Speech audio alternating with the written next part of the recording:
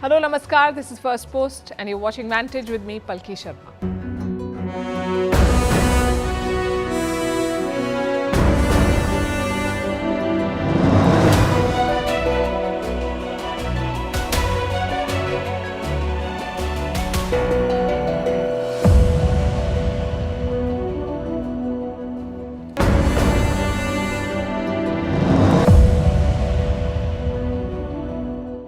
We begin tonight with India's biggest security challenge, which also happens to be India's biggest business partner, China. After years of border tensions and a relentless search for alternatives, India is still hooked to Chinese imports. And the Make in India initiatives are yet to meaningfully mitigate our dependence on Beijing. So what New Delhi needs is a clearer policy, because the cost of not having one is too high. Industry leaders are knocking on the government's doors. They want a more flexible trade policy in India. They want more visas for Chinese workers because their losses are mounting. Consider this. India's electronic manufacturers have prepared a report. They have shared it with various government ministries. Now, this report talks about border tensions between India and China and how it is hurting their business. They say that they've lost some $15 billion in the past 4 years. These are production losses, $15 billion. Plus, there have been layoffs. A total of 100,000 jobs have been cut since 2020. Now, we must also point out that this was also the year when the pandemic began, 2020, and that too would have hit businesses. But the industry here is specifically pointing to tensions with China, and they've underlined two pain points. One, curbs on visas for Chinese workers, and two, scrutiny of Chinese companies. India has been investigating China's business interests and limiting the entry of Chinese workers. Now the industry in India says that this is hurting their business expansion. The electronics industry has lost potential export deals. This loss is said to be around $10 billion. So trade is a clear casualty of the border standoff. But this is a price that India will have to pay, because the alternative is letting China have its way without any action. You see, the latest round of problems began in 2020 when China escalated border tensions with India. And since then, the PLA, the Chinese army, has ramped up troop presence. They've expanded border infrastructure and committed unprovoked acts of aggression against India. So New Delhi had no choice but to respond. Cutting trade dependencies was part of a broader strategy against China, and the plan did work for a while. For at least 2 years, the US beat China to become India's largest trade partner. But this strategy seems to have run its course, because China is now back on top. In the last financial year, Chinese imports to India crossed $100 billion. And what is driving these imports? Critical sectors like technology. This includes smartphone and telecom parts, personal computers and laptops, pharma products, machinery, chemicals, and metals like iron and steel. More than 98% of India's imports were major industrial products. And these are essential imports. Factories and manufacturers need these items to produce goods. So finding alternatives for this supply is going to be challenging, and this dependence on China may last for the foreseeable future. Let me show you another report. It says that India could be rethinking visa rules.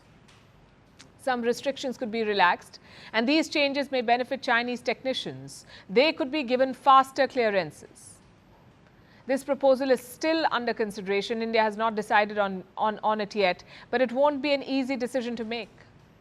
You cannot overlook the needs of the industry.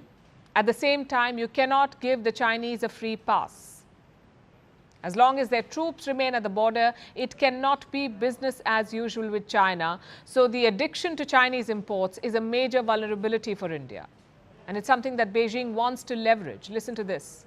In fact, in recent years, the bilateral trade volume between China and India has continuously exceeded $100 billion, showing a trend of increasing year by year, proving the resilience and potential of trade cooperation between the two countries. Now, this is something that China often highlights, that border tensions have not affected the overall India-China relationship. They love saying this. So what should New Delhi do? Work on its strategy, set clear rules of engagement, and limit China's involvement in India's economy. In fact, a new policy is being considered.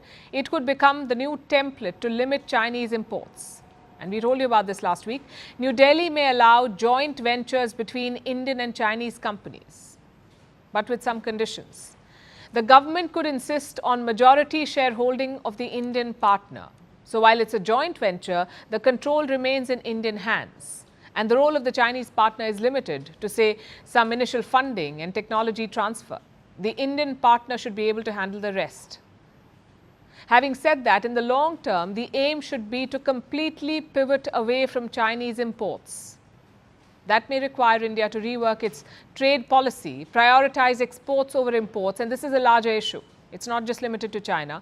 Today, India has a trade deficit with its top 9 trading partners. So clearly, a lot more needs to be done on this front to address the larger trade imbalance. And within this, trade ties with China need urgent attention because it has become a key strategic challenge for India.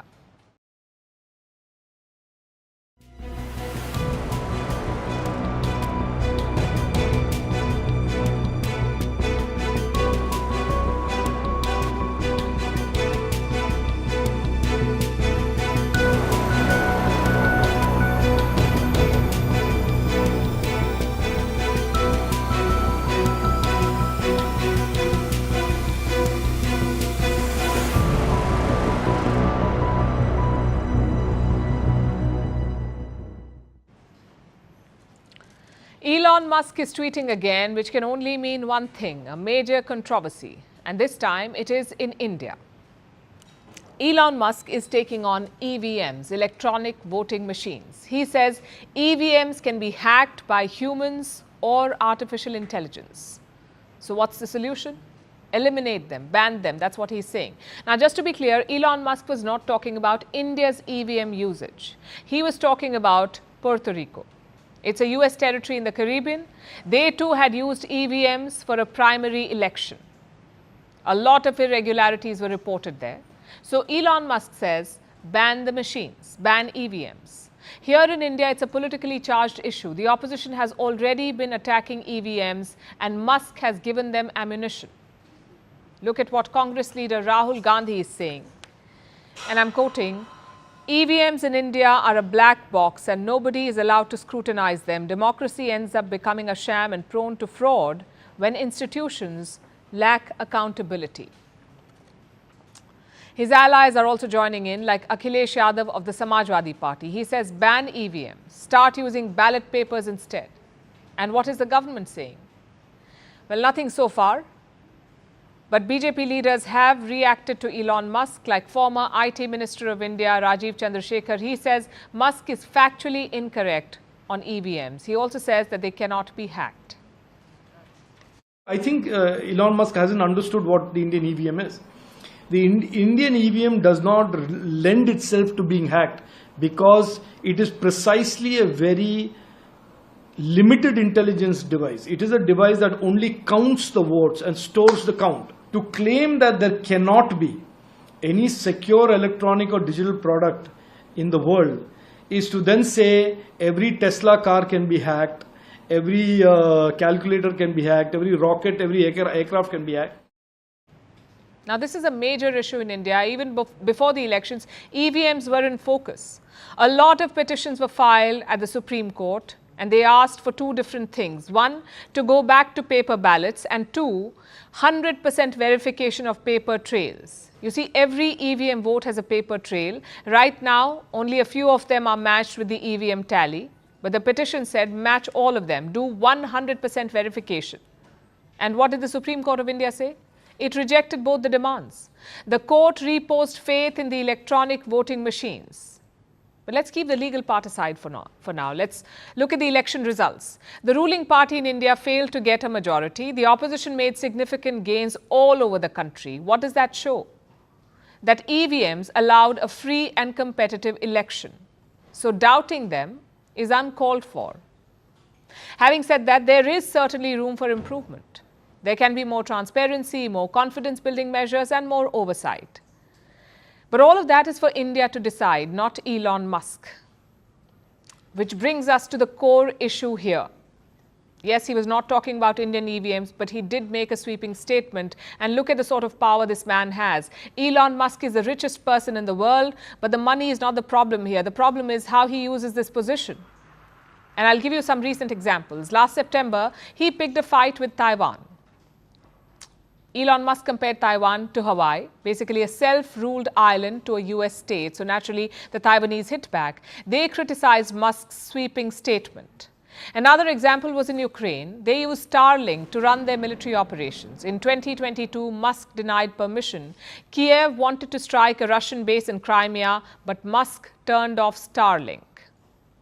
You can argue with Ukraine's strategy and policy, but what happened here was basically Elon Musk sabotaging a Ukrainian attack, and that is again too much power for one man. Recently, he also fought with a Brazilian judge. The judge had blocked far-right X accounts in the country. In response, Elon Musk called him Darth Vader. You can imagine what happened next. Brazil's far-right rallied around Musk. Something similar happened in Australia. The government asked Musk to take down videos of a church attack, but Musk said no. Even the Prime Minister of the country got involved then. He called Elon Musk an arrogant billionaire. Now, do you see the trend here? A, Musk is a loose cannon who fires at will, and B, his words carry heft.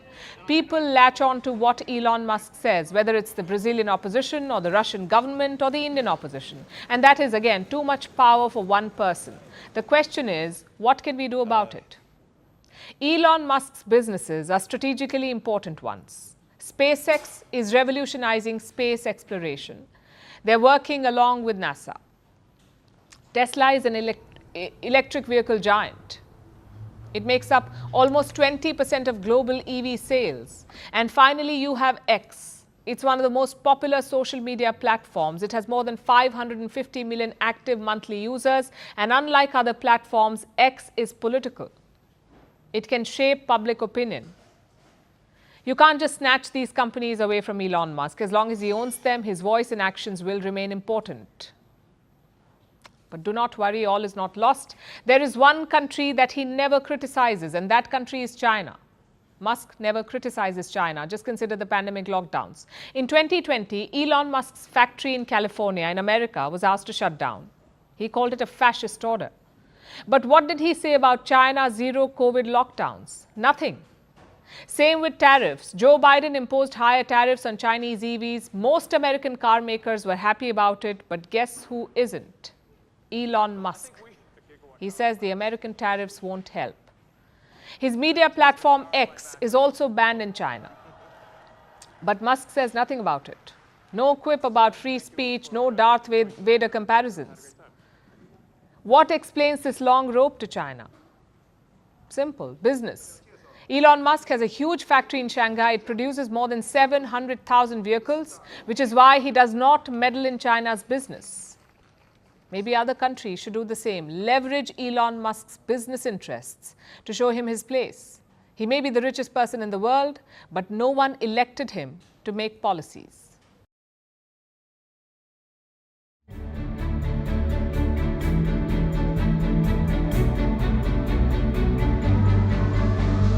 Volodymyr Zelensky by a summit discussing the basic principles involving Russia. Putin put forward a proposal. Not dividing the circle.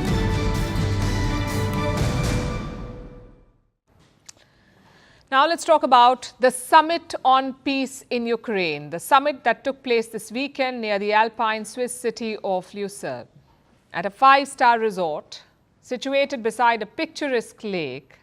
Looking at the venue, it seemed like a holiday destination, not the place to find the solution to a war that has dragged on for almost 2.5 years. And in the end, that's what it proved to be.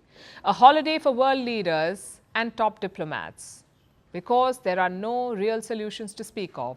The Swiss president gave the closing statement. She mentioned the 3 major points that were agreed upon. Any use of nuclear energy and nuclear installations must be safe, secured, safeguarded, and environmentally sound. Secondly, food security must not be weaponized in any way. Thirdly, all prisoners of war must be released by complete exchange. all deported and unlawfully displaced Ukrainian children and all other Ukrainian civilians who were unlawfully detained must be returned to Ukraine. Those were the three major talking points. Ukraine's nuclear power plants must be kept safe, Kiev should be allowed to export food, and all Ukrainians who are in Russia must be sent back home. Most of the countries who attended the summit agreed to these broad points.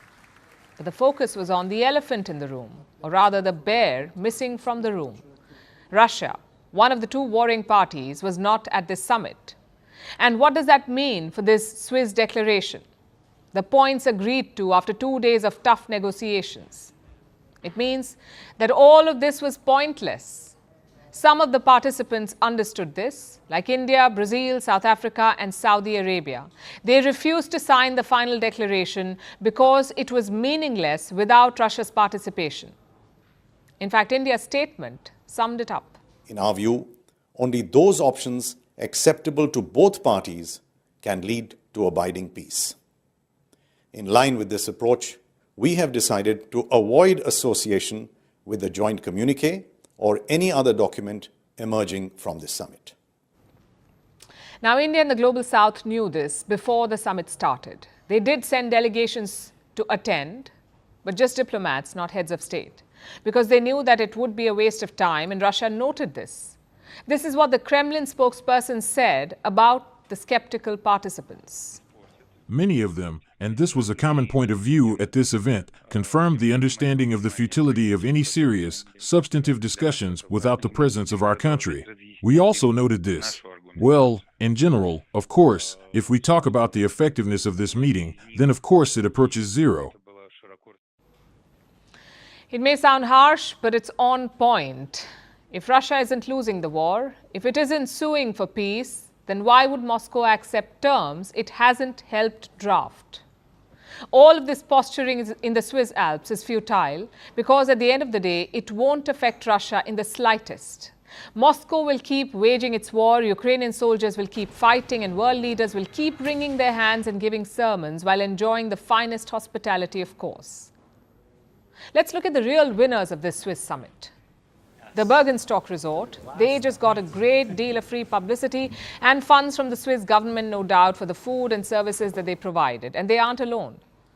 There are also Swiss artists who came up with this little installation. It says, Ukraine. Excellent use of taxpayer money. The whole event seems to have been about two things: boosting Swiss tourism and sending a message. Not to Russia, because they couldn't care less. The message was for a different audience. And the Swiss president let the cat out of the bag. Here we are sending a clear signal to the people of Ukraine and to all those directly affected by the consequences of the war. A large part of the international community has the desire to bring change. So the event was to boost Ukrainian morale, to convince them to not throw down their arms. You know what this looks like? The people of Ukraine being used as cannon fodder and the West cheering them on. If they really wanted peace, they would stop with these theatrics and instead bring Russia to the negotiating table. Unless that happens, these summits are just a waste of time and money.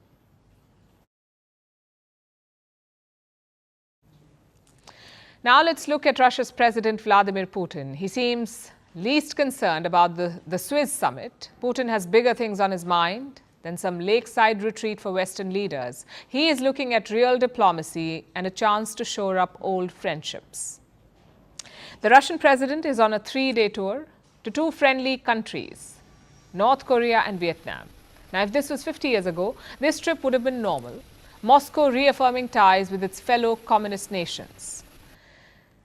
But in 2024, the visit is raising eyebrows. North Korea is a pariah state. No one visits Pyongyang. Even Putin last went to this country 24 years ago.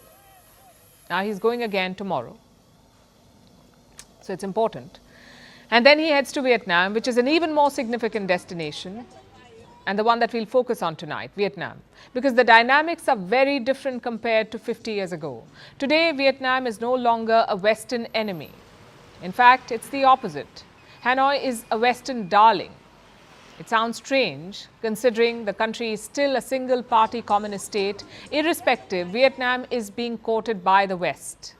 Last year, US President Joe Biden went to Vietnam. He upgraded US-Vietnam ties to the level of comprehensive strategic partnership. And remember, this is the same Vietnam that the US went to war with, the same ruling Communist Party that Washington tried so hard to crush. So what brought about this U-turn? You could say China.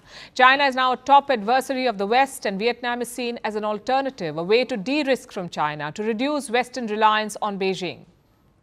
It won't be easy to do because labor is cheap in China. For decades, the West exploited this. They outsourced their manufacturing jobs to China. They benefited from Beijing's lack of labor laws. It seemed like a win-win. Western companies saved money and China saw rapid growth. But now it has become a threat.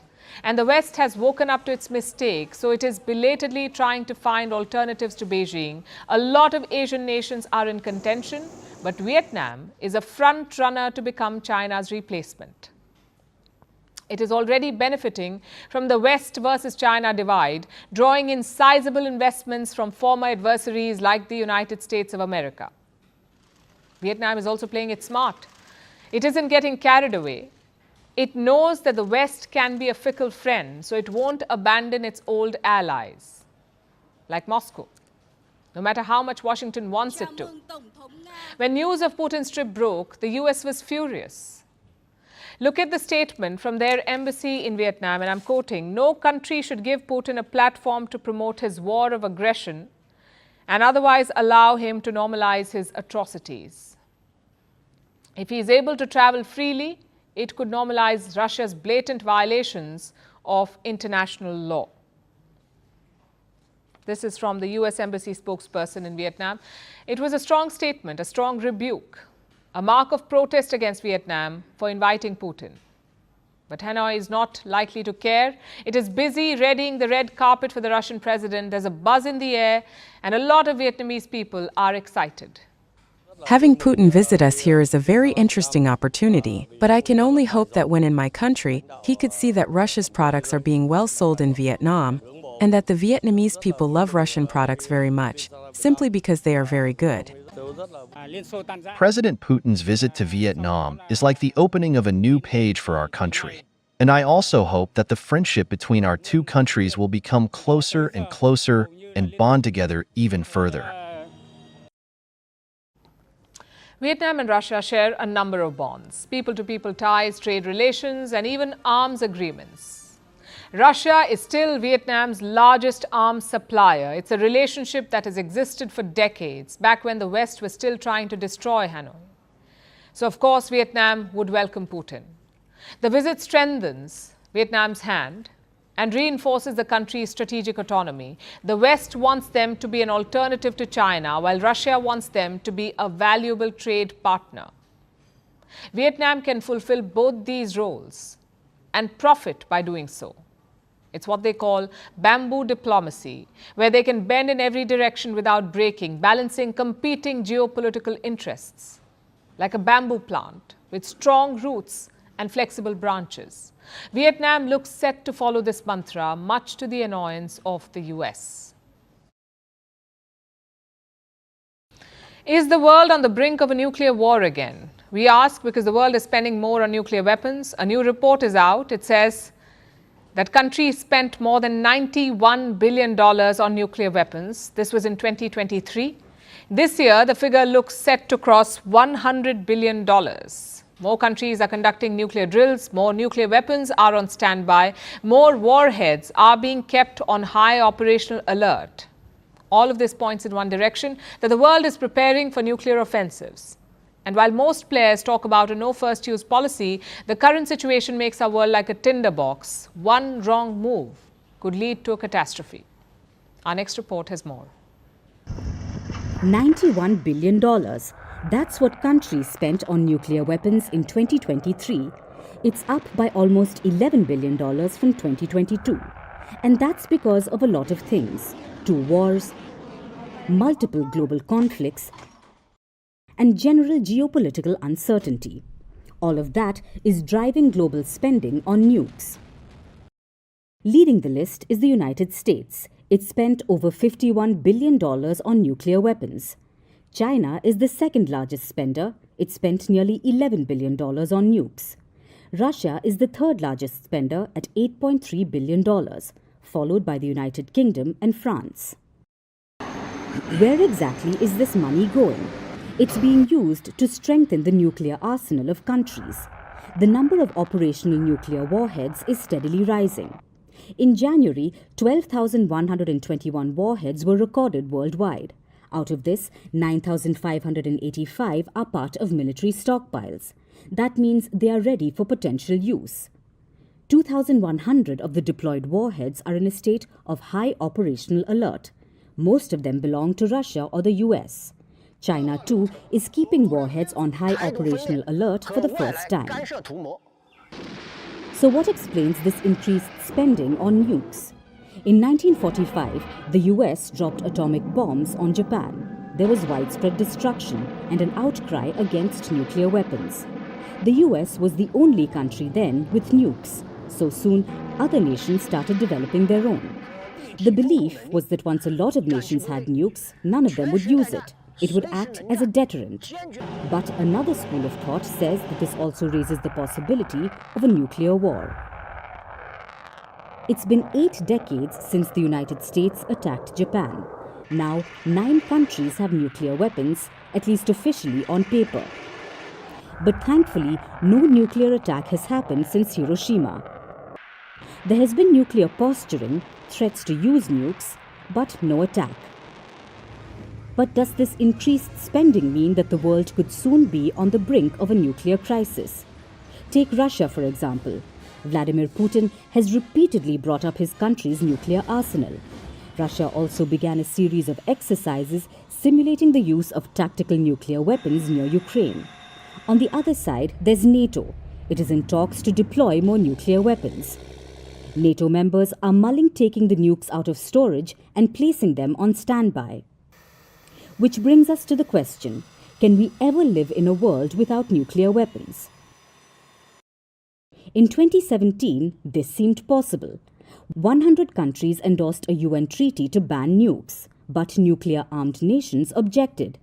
And since then, the spending on nukes is only growing. In the last 5 years, global spending on nuclear weapons is up by 34%. By the end of 2024, the world would have spent over $100 billion on nukes. Earlier this year, the United Nations chief said, "A nuclear war must never be waged because a nuclear war can never be won." But are some countries looking to wage one? Or is this just mere posturing? We don't have an answer for it, but one thing is certain. The goal was to ensure a world without nukes. But as countries spend more and more money on them, that's unlikely to happen anytime soon.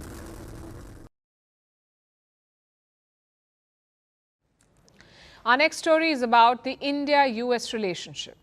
Is there trouble in paradise? They've had a fabulous run in the last decade. The relations went from strength to strength. But is there a slowdown now? I'll tell you why I ask. The Pannu assassination case has a new development. And we've covered this story before. Gurpatwant Singh Pannu is a Khalistani separatist. He's based in the city of New York. The US says there was a plot to assassinate him. By whom? Well, according to them, India. Last year, they charged an Indian citizen in this case. His name is Nikhil Gupta. Gupta was arrested in Prague last year. He's now been extradited to the United States. Right now, he is in a jail in Brooklyn.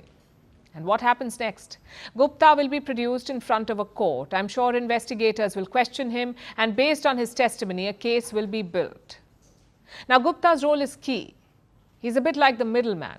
The US says that Indian officials used him to hire a hitman.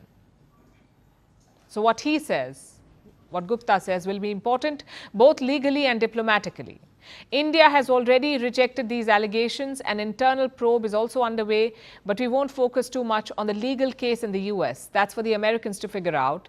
Tonight, let's focus on the politics. How will this case impact relations? Well, a senior US official is visiting India as we speak. His name is Jake Sullivan, the US National Security Advisor. Sullivan held some important meetings today. He met his Indian counterpart Ajit Doval, External Affairs Minister S. Jaishankar and finally Prime Minister Narendra Modi. He met all of them. Now Sullivan is like Biden's troubleshooter. He gets the difficult stuff done. In fact, Jake Sullivan was the first to raise this issue with India. It happened back in August 2023. Saudi Arabia was hosting a summit on the Ukraine war. Some 40 countries attended this summit. Doval and Sullivan met on the sidelines. That's the first time when Washington raised the issue of Pannu, the assassination plot. And now Jake Sullivan is back. So just look at the timeline. On June 14th, Nikhil Gupta was extradited to the US. On June 17, Jake Sullivan landed in India. The question is, what happens next? Will this episode affect India-US relations? Let's put this whole thing in context. 2023 was a great year for this relationship. Biden invited Modi to Washington for a state visit. The US also agreed to share strategic technology with India, like jet engines and killer drones. But beneath the optics, some issues remained. One was India's ties with Russia, its refusal to criticize Moscow's invasion. And second, the lectures. The US has repeatedly commented on India's internal matters, like the violence in Manipur or the arrest of Delhi's chief minister. But India was not swayed. The government confidently brushed the lectures aside. In that context, the Pannu plot is a gift for Washington. They can use it to put pressure on India. Of course, a lot of this is conjecture. Whether the US is actually doing it is a different question. Nonetheless, how should India deal with this case? Well, there are two parts to it. The first is containing this particular case, whether it's coordinating with the Americans or sharing information or keeping the investigation low-key, not making a spectacle out of it. And leadership will matter in this effort. Prime Minister Modi did have a meeting with Joe Biden in Italy. It was not a full-fledged bilateral. It was a short pull aside, not enough to discuss such major issues. And another key meeting may not materialize anytime soon because Biden is now entering campaign season. His full focus will be on domestic US politics, which brings us to the second strategy: better messaging on Khalistan. Indians know how dangerous this movement is. Unfortunately, the rest of the world does not know, or if they do, they don't agree or acknowledge, especially countries in the West. They have become breeding grounds for Khalistanis. So India must combat it smartly. Sharp and loud reactions have not helped very much. So maybe India should try some quiet diplomacy now, like sharing more information on Khalistani terrorists. Also narrative building, raising the issue at UN bodies, and educating foreign citizens on this threat. It certainly won't be easy. The West thinks that Khalistanis are dissidents or critics. India must show them that Khalistanis are not dissidents, they are violent separatists and terrorists, and this should be a major priority for the new government. If not, the gains of the last decades could be lost. Our next story is about Benjamin Netanyahu. His country is at war, and so is the Israeli Prime Minister. He's fighting on multiple fronts. And today he's making headlines for his political battles. Netanyahu has dissolved the war cabinet. It was a multi-party group that was formed when the Gaza war began to hold wider consultations on how to fight the war. But a few days back, opposition leader Benny Gantz quit. He left the war cabinet. Others wanted to join, like Netanyahu's allies. There was a lot of push and pull, but the Prime Minister disbanded the cabinet. This gives him more room to exercise control. It also exposes his isolation in Israeli politics and the divide in his country. So much so that Netanyahu is now publicly criticizing the Israeli army. Our next report tells you what this means for Israel. It was the 11th of October 2023. Israel was united. Its leaders enraged. An attack whose savagery I can say we have not seen since the Holocaust. Just days ago, Hamas had attacked the country. Its citizens were taken hostage. The government, the opposition, the army, they were all on the same page. They wanted just one thing: bring back the hostages and end Hamas. Israel was at war. So its leaders joined hands across party lines. They formed what was known as the War Cabinet.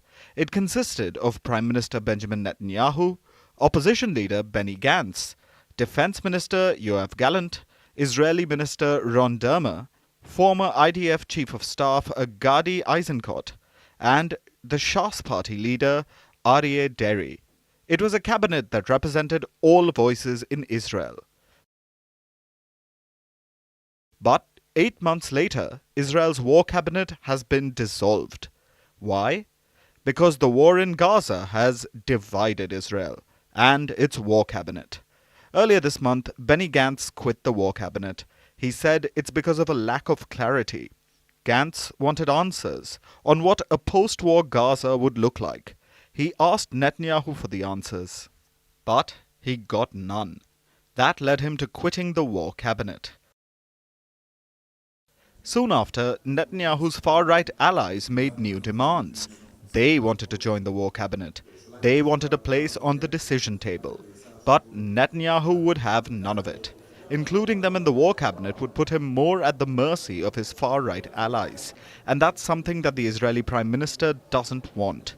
So he decided to dissolve it altogether. It's clearly a snub to his far-right allies, especially Itamar Ben-Gvir, Israel's security minister. But will this impact the war in Gaza? It's unlikely. Instead of the war cabinet, Netanyahu will now consult his group of ministers. Decision-making will happen at the security cabinet. Key decisions will most likely be taken by Netanyahu and his own advisors. So it will be business as usual. But it's not the only problem the Israeli Prime Minister has. On Sunday, Israel's military announced a daily pause in fighting. It would take place in the Rafah area. The pause would begin at 8 a.m. local time and would continue until 7 p.m. Why? To facilitate the passage of aid to the area. So it was an 11-hour humanitarian pause. But it did not go down too well with Benjamin Netanyahu. He apparently criticized the decision, calling it unacceptable.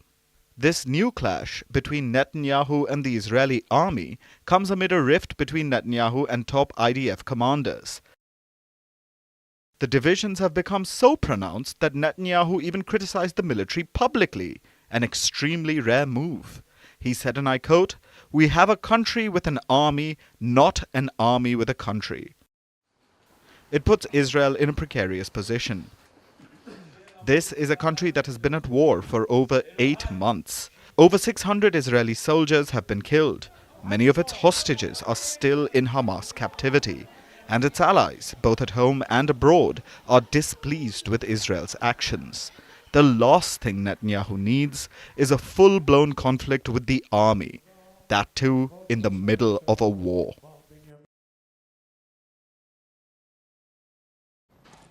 Our next story is about the news. We report it, you consume it. That's been the equation for decades. But now people are turning away from the news. Apparently, they find it boring and depressing. Says who? A new study. It was conducted by the Oxford University. More than 90,000 adults were surveyed from 47 countries, so a fairly good sample size. And what did they find? 39% people actively avoid the news. 39%, this number was just 29% back in 2017. So it's risen by 10% in 6 years. Let's look at some other numbers as well. 46% people are extremely interested in the news. This number was 63% in 2017. So the big picture is quite clear. More people are turning away from the news. The question is why? Apparently it's too boring, relentless and depressing. Now, at the outset, let me say this. We understand the sentiment. We also respect the feedback. But tonight, we are putting these numbers in context. Basically, telling our side of the story. Now, we can't deny that news is depressing. There are 2 major wars in the world. Wealth inequality is rising, food insecurity is surging, and civil wars are hurting daily lives. That is not a propaganda spin. That is the reality of our planet. Yes, the pictures and numbers are depressing. But what else should the news media do? Should we not report all this? Well, the culprits would love that. Israel would love it if the media stopped covering the war in Gaza. No reportage, no outrage. China would love it if we stopped talking about Xinjiang. The US would love it if we don't talk about Libya or Afghanistan. But that is not the solution. If the news is depressing, it's a reflection of our world. Blaming or challenging or cancelling the messenger won't help. Now we come to the boring part of it. Is news really that boring? The report says it is. Apparently, there is too much politics in the news, and we agree to some extent. News media does focus too much on politicians. It becomes a who said what situation. Maybe other genres can be explored, like emerging technologies or feel-good stories or even science and health. Things that trigger conversations and impact our lives. Having said that, you cannot eliminate politics. And that's where leaders also matter. How do you make an 81-year-old president interesting? How do you make parliamentary logjam less boring? Perhaps the answer lies in packaging. News has not really changed since the 2000s. The same old format, the same old style of graphics, and the same old stories. Compare that to other forms of media, like music or movies. The packaging has improved a lot more, and there's a reason why. The money. News media is not exactly a money spinner. Let's look at the US market, which is the biggest in the world. They have lost 1/3 of their newspapers since 2005. 1/3. Last year, more than 2 newspapers shut down every week. And shutdowns also mean layoffs. America has lost 2/3 of its newspaper journalists since the year 2005. What explains this? A big reason is dipping advertisement revenue. Just look at the New York Times. Their ad revenue fell 8.4% last year. And still the New York Times managed to make some profit. But the Washington Post did not. They lost around $100 million. Same with television channels. CNN lost 39% of their ad revenue in the first half of 2023. Fox News lost 36% of their ad revenue. So my point is quite simple. Even the biggest media companies are struggling the world over. If money doesn't come from ads, where will it come from? Paid subscriptions are one option, but how many of you pay for news? According to the same survey, very few people. Only 17% people paid for their news. It's barely changed from the last survey. 55% people say they will not pay for news. Only 2% will pay the actual subscription amount. Most others want steep discounts. So where will expansion come from? Where will new ideas come from? You pay for Netflix. You pay for Amazon. Yet very few of you want to pay for the news. Unless this changes, there is no scope to expand, to try new things. So while we take the feedback from the viewer, we also have a request. Don't avoid the news. Tell us how to make it better. Which stories do you want to see? How do you want to see them? And how much will you pay for them? Because news cannot be a one-way street.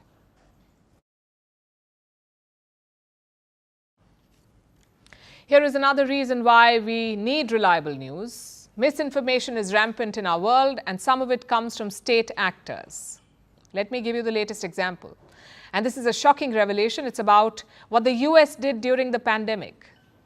The Americans ran a secret campaign in the Philippines. They created fake social media accounts, and they amplified misinformation against face masks and vaccines. It was a coordinated campaign. The US military was behind it. The aim was to discredit Chinese supplies, but in the process, the Americans ended up putting a lot of lives in danger. Our next report has more details. Just like the rest of the world, the Philippines was hit hard by the pandemic. Its people endured one of the world's longest lockdowns and the loss of countless lives. While the health workers were waging a tough fight against an invisible enemy, another silent threat was rearing its head. On social media, posts like these began to pop up. It says, China is the virus, COVID came from China, and the vaccine came from China. The post dates back to July 2020. There were more like these. At least 300 accounts were sharing more disinformation about China's pandemic supplies. The US military was running these accounts. They were a part of a clandestine operation. It began during the presidency of Donald Trump in 2020. His successor Joe Biden extended it till spring 2021. The operation was designed as a psychological campaign. It purely aimed at discrediting the supply of face masks, testing kits and vaccines from China. Here's how it was executed. The operation was planned at the Pentagon, the headquarters of the US Department of Defense.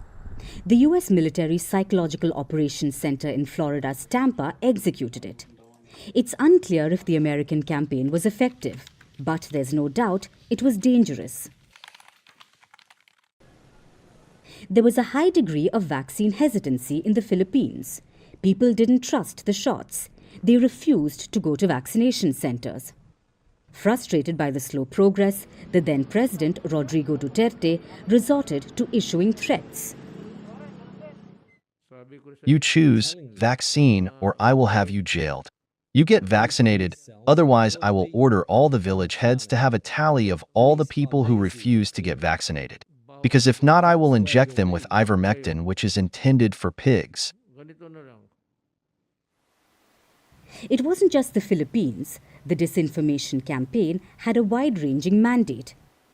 The US military was authorized to target the Chinese social media in a similar fashion. A series of fake accounts were created to influence public opinion against the Chinese government. The American military expanded their PSYOP against the Chinese in West Asia and Central Asia as well. In one instance, they targeted the Muslims in these regions by pushing this theory. China's Sinovac shot was made with pork gelatin, and taking it could be considered haram or forbidden under Islamic law. Ultimately, the Chinese vaccines were proven to be ineffective, but America's campaign has given fresh ammo to Beijing. We have noted the relevant reports. Facts have repeatedly proven that the US has been manipulating social media to spread false information, influencing public opinion to smear the image of other countries. This is a consistent practice by the US, and China is firmly opposed to it. Despite this, the US remains defiant. Reports say the Pentagon has no plans to end its propaganda efforts. In fact, it plans to double down.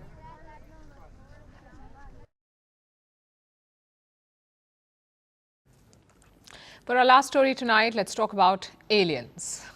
They live among us, and they have been doing so for years. They are an advanced species. They're highly intelligent, and they hide in a secret base here on Earth by disguising themselves as humans.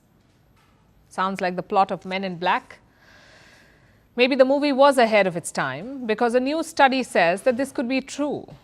We're not making this up. A study has been conducted by researchers at the Harvard University, and they say aliens may be walking among humans as humans. Researchers have three hypotheses. First, aliens have come from a different time period or planet. Second, they have evolved on Earth but separately from humans. And third, they come from an ancient civilization that was not completely destroyed. The study also says that aliens possibly function out of a secret location. They could be living underground or in multiple regions on Earth that Gen Z would probably call sus, meaning suspicious. Like the Alaskan Triangle, which has been dubbed Alaska's Bermuda Triangle. Some experts claim that it has been ground zero for unexplained events, including more than 20,000 disappearances since the 1970s. Yes, it all sounds like a conspiracy theory at best, so understandably, the study is raising a lot of eyebrows. And the researchers get it. They concede that these theories are hard to sell, especially in the scientific community. And the paper has yet to be peer-reviewed, so take it with a pinch of salt. But the goal here is not to unsettle scientists. It is to ask questions, because aliens are having a moment. Over the past few years, pilots say they have seen extraterrestrial beings. The Pentagon has a new office to look into sightings. Governments have held hearings. NASA has gotten involved, and UFOs have been rebranded. They're no longer called unidentified flying objects or UFOs. They're now unidentified anomalous phenomena. So far, so complicated. But the thing is, despite the shebang, we still don't know enough about aliens. So the study means to take the discussion forward. It wants to ask questions about unidentified observations made around the world every year. After all, just last year, a former Pentagon official went public. He made an explosive allegation in the US Congress. He said that the government had been keeping crashed UFOs and dead aliens. It was a wild accusation. And this year, the Pentagon quashed the claims. No surprise there. Now, not to sound like a conspiracy theorist myself, but doesn't all of this stir doubts? Modern obsession with UFOs goes back to 1947, to the famous alleged UFO crash in the US. The government quickly claimed that it was a weather balloon. But in 1997, they admitted to lying, to conceal that it was actually debris from a top-secret Air Force project. It was called Mughal. And it was designed to detect Soviet nuclear tests. And the US is not alone here. Governments across the world have been accused of ridiculing the study of UFOs. And this is strange because these are legitimate questions. So decades later, trust has eroded. There are 10 to 50 billion potentially habitable worlds in our galaxy.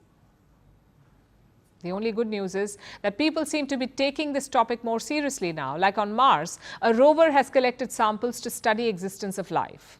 There are probes on some moons in our solar system, and scientists are actively using artificial intelligence for a little help. NASA recently assembled a team to study UFOs. They say a rigorous, evidence-based, data-driven scientific framework is essential, and they're right. But we say, what is scientific framework without some questions? Tell us what you think about this. And now it's time for Vantage Shots, images that tell the story. From Gaza to Indonesia, Muslims across the globe celebrate Eid. Pandas in Beijing, in a Beijing zoo, receive ice cubes to beat the heat. And 3D printed houses help address the housing crisis in Kenya. Finally, we're taking you back in history. On this day in 1885, the Statue of Liberty arrived in New York City. It was a gift to America from France. The statue arrived in 350 different pieces in more than 200 boxes. Then it was reassembled and displayed as a symbol of freedom and democracy in the United States. We're leaving you on that note. Thanks for watching. We'll see you tomorrow.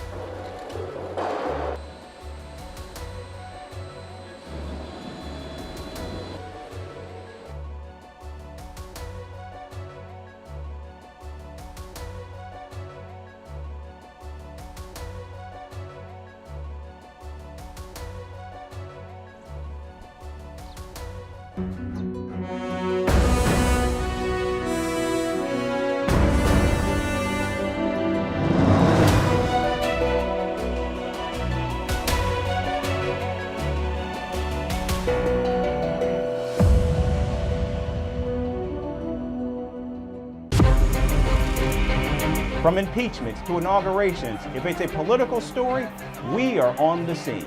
The race for the White House is heating up. We're beating Biden. How dare he say that? If it's breaking news, we're live with the latest coverage. From the White House, the State Department, and Capitol Hill, we know the issues, but above all, we know the players to bring you the latest in-depth analysis on all the key stories that we're covering.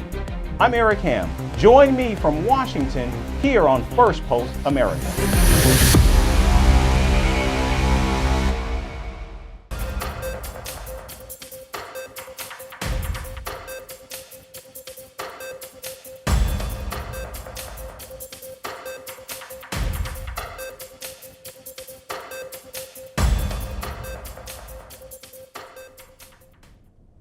We begin in the Middle East. The Israeli army announced a daily tactical pause for Gaza on Sunday. The pause will take place between 8 a.m. in the morning to 7 p.m. in the evening every day. The Israeli army says this will ensure the delivery of humanitarian aid into Gaza. Now, to be clear, this is not a full-fledged ceasefire, and the pause will only be applied in a small portion of northern Gaza. The Israeli forces say they will continue to fight Hamas in central Gaza and in the southern city of Rafah.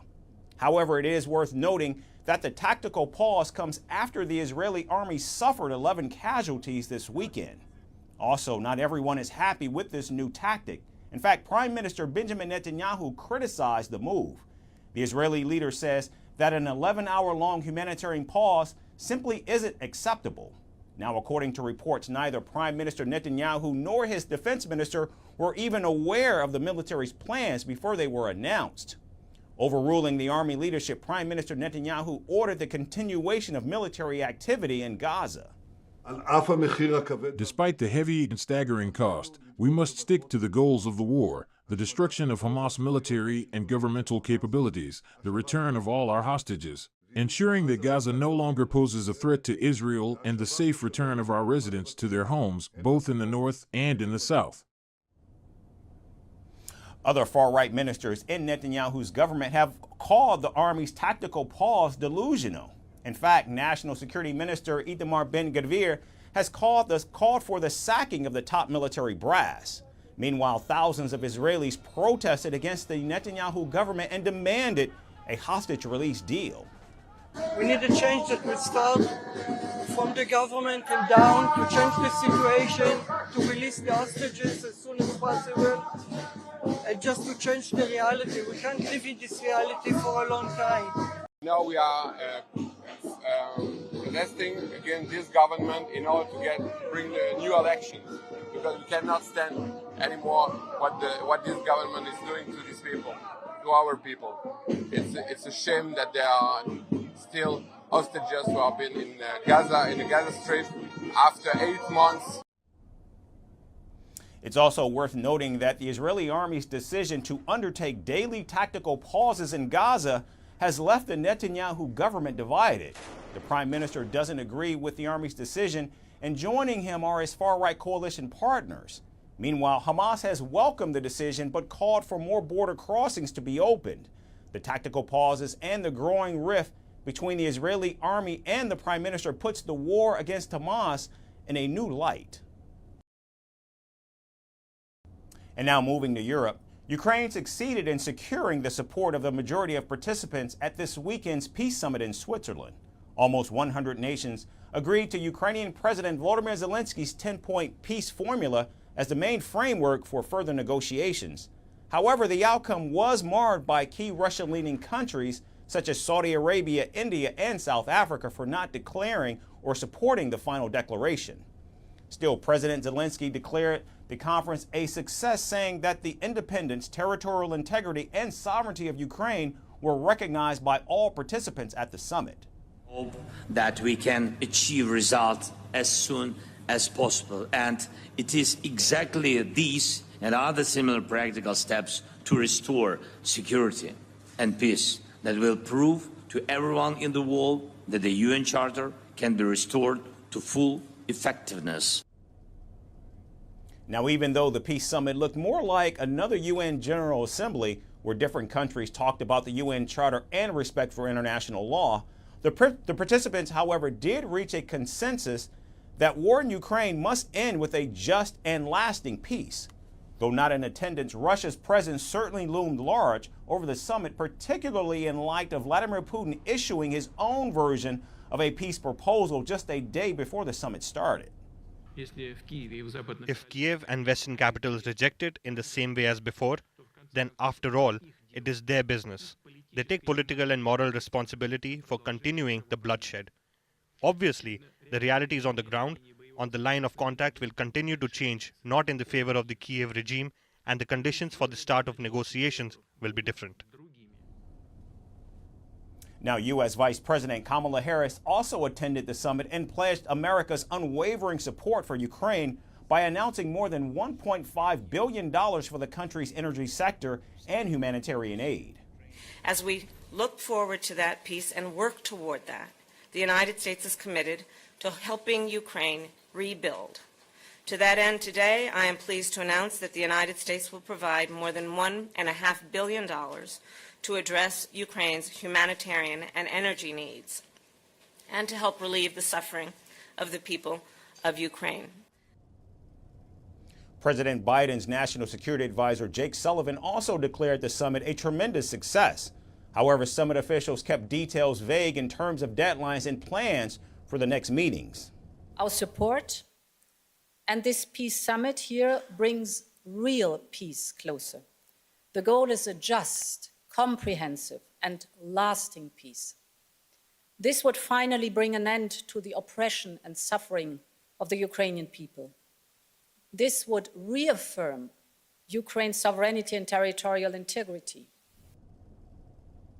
Now, it's also important to note the front lines in Ukraine have barely moved since the end of 2022. This despite tens of thousands dead on both sides in relentless trench warfare, the bloodiest fighting in Europe since World War II. President Zelensky insisted that Ukraine would talk to Russia only after Putin withdraws all of his troops. However, Moscow did not in fact rule out future talks with Kyiv, but did say guarantees would be needed to ensure the credibility of any negotiations. Still, while the summit was deemed a welcome pathway to peace, follow-up steps remain murky and unclear.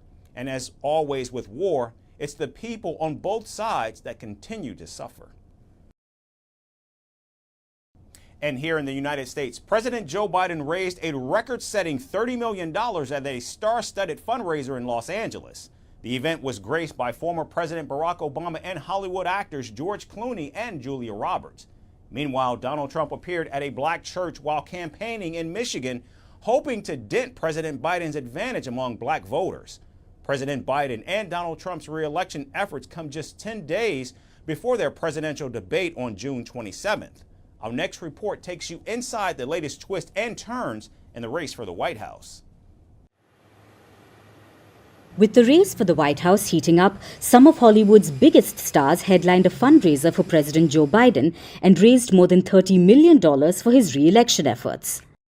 The star-studded night saw actors George Clooney, Julia Roberts and Barbra Streisand taking the stage at the 7,100-seat Peacock Theatre in Los Angeles, while Jack Black, Jason Bateman, Kathryn Hahn and Sheryl Lee Ralph also entertained the crowd.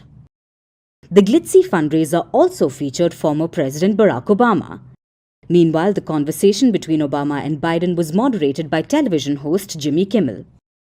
During more than half an hour of their discussion, both the Democrats stressed the need to defeat former President and presumptive Republican nominee Donald Trump in a race that's expected to be exceedingly close.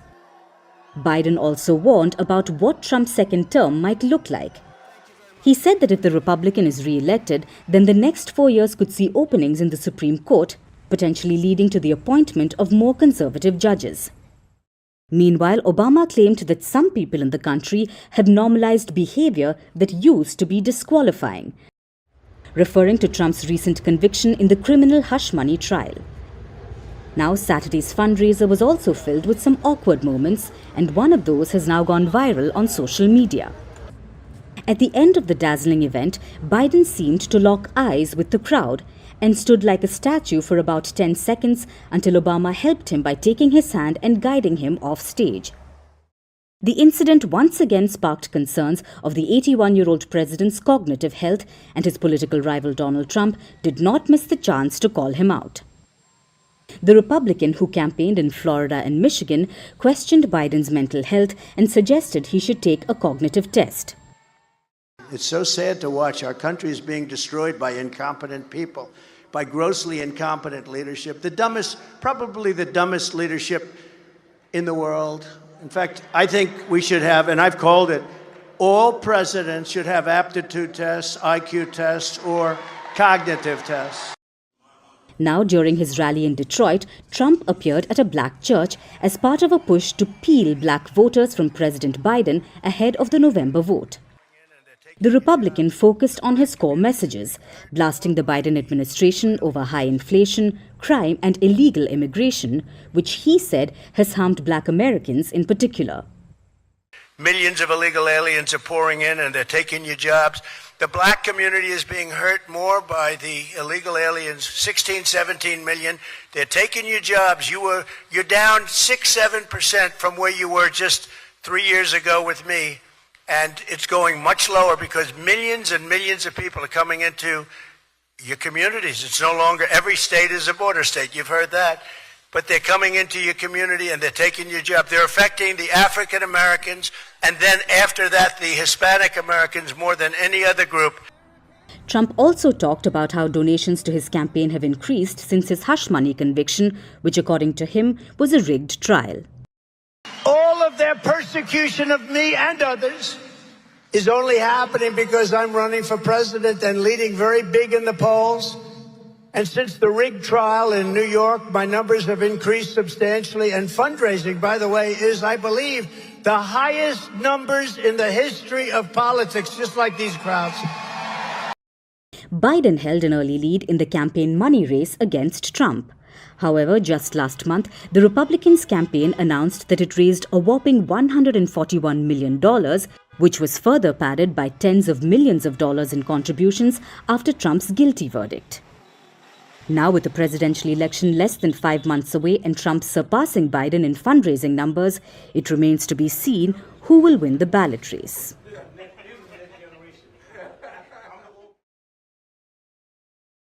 And now in South America, El Salvador's President Nayib Bukele has proposed establishing a Bitcoin bank in the country.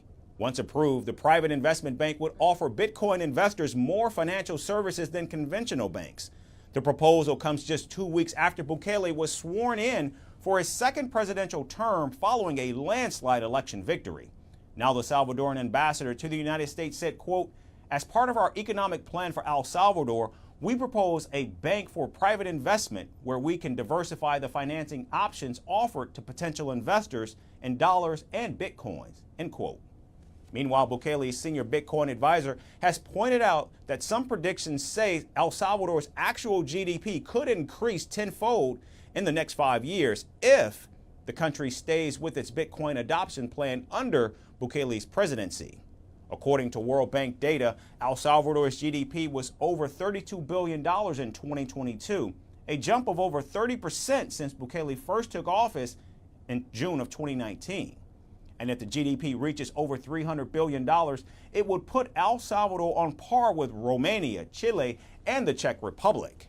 Now, Bukele's embrace of Bitcoin has been a bumpy ride since he made it a legal tender in 2021, making El Salvador the world's first country to do so. Since then, he's planned a Bitcoin city that is still far from reality, and Bukele has reportedly invested millions of taxpayer dollars in the cryptocurrency. Bitcoin ATMs have popped up across the country, and the government has been using geothermal power from a volcano to mine the digital currency. However, despite its best efforts, nationwide adoption of Bitcoin remains low as citizens still prefer transacting in cash.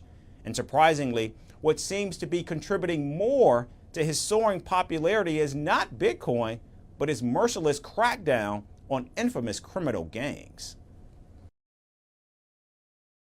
And our final story is from Italy. If your dream has been to own a home in Italy, well, now's your chance.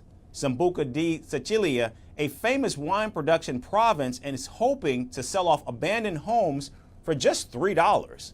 In fact, more and more Americans are now traveling across the Atlantic to Italian towns in southern Sicily to grab some serene real estate. With prices in the real estate market skyrocketing in the United States, the deal across the pond seems too good to be true. Our final report shares more about Italy's famous dollar homes. There's a place on the Italian island of Sicily where you're most likely to hear an American accent wafting down its narrow streets. Sambuca di Sicilia, which gained a reputation as one of the first places in the country to sell off houses for $1, is now becoming something of an Italian Little America. Years after selling their €1 home deals, Sambuca is gearing up for a third round of sales with houses starting at just a little over $3. There are 12 homes available for purchase in the historic Saracen district, and the residences range from 1 to 3 stories and feature 2 to 3 bedrooms constructed with golden brown stones. While these houses require some work to become livable, they are described as structurally stable as those so far sold. According to the newly elected mayor Giuseppe Cacioppo, at least 250 homes have been sold so far. And this too good to be true strategy has even attracted buyers from as far away as the Middle East, pumping around $21.8 million into the local economy. Sambuca di Sicilia has not yet announced the start date of the auction, but it's not the only town in the country attracting new residents. Currently, there are at least 9 other municipalities offering houses under the €1 house program. Depending on the condition of the property, renovations usually start at $32,500 for a simple makeover, but can rise to over $200,000 if the buyers plan to turn the house into a luxury retreat. Locals eager to cash in on the demand are also selling off garages and old attics. And in this latest auction, homes will be sold to the highest bidder, with bids placed in sealed envelopes and opened in front of a judge. An over $5,400 deposit is required to participate. If you lose the bid, your money is returned immediately. If you win, the deposit becomes your guarantee. With these low prices and the promise of a rejuvenated lifestyle, Sambuca in Italy continues to attract interest from around the world, making it an appealing destination for people who dream of owning a piece of Italian history. That's it for the show today. We certainly thank you for tuning in. We hope to see you right back here again tomorrow. Thanks so much for watching.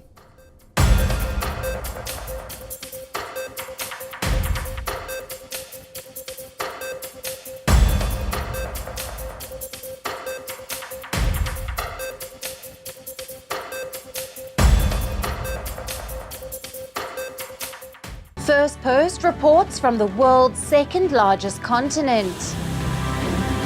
Hello, I'm Alison Lagrange. A very warm welcome from Durban, South Africa. We get you the news and the newsmakers from Africa. From elections to climate change to innovations and opportunities. As the world's attention shifts, we report from Africa, the heart of the global South. Join me every weekday live on Firstpost.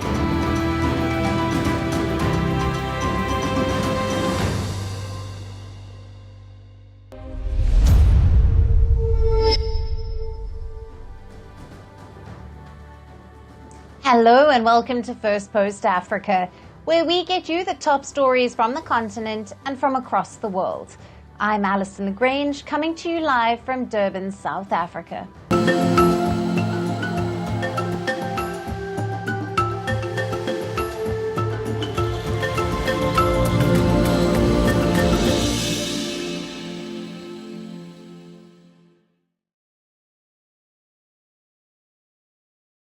Hello and welcome. We begin with the latest from South Africa.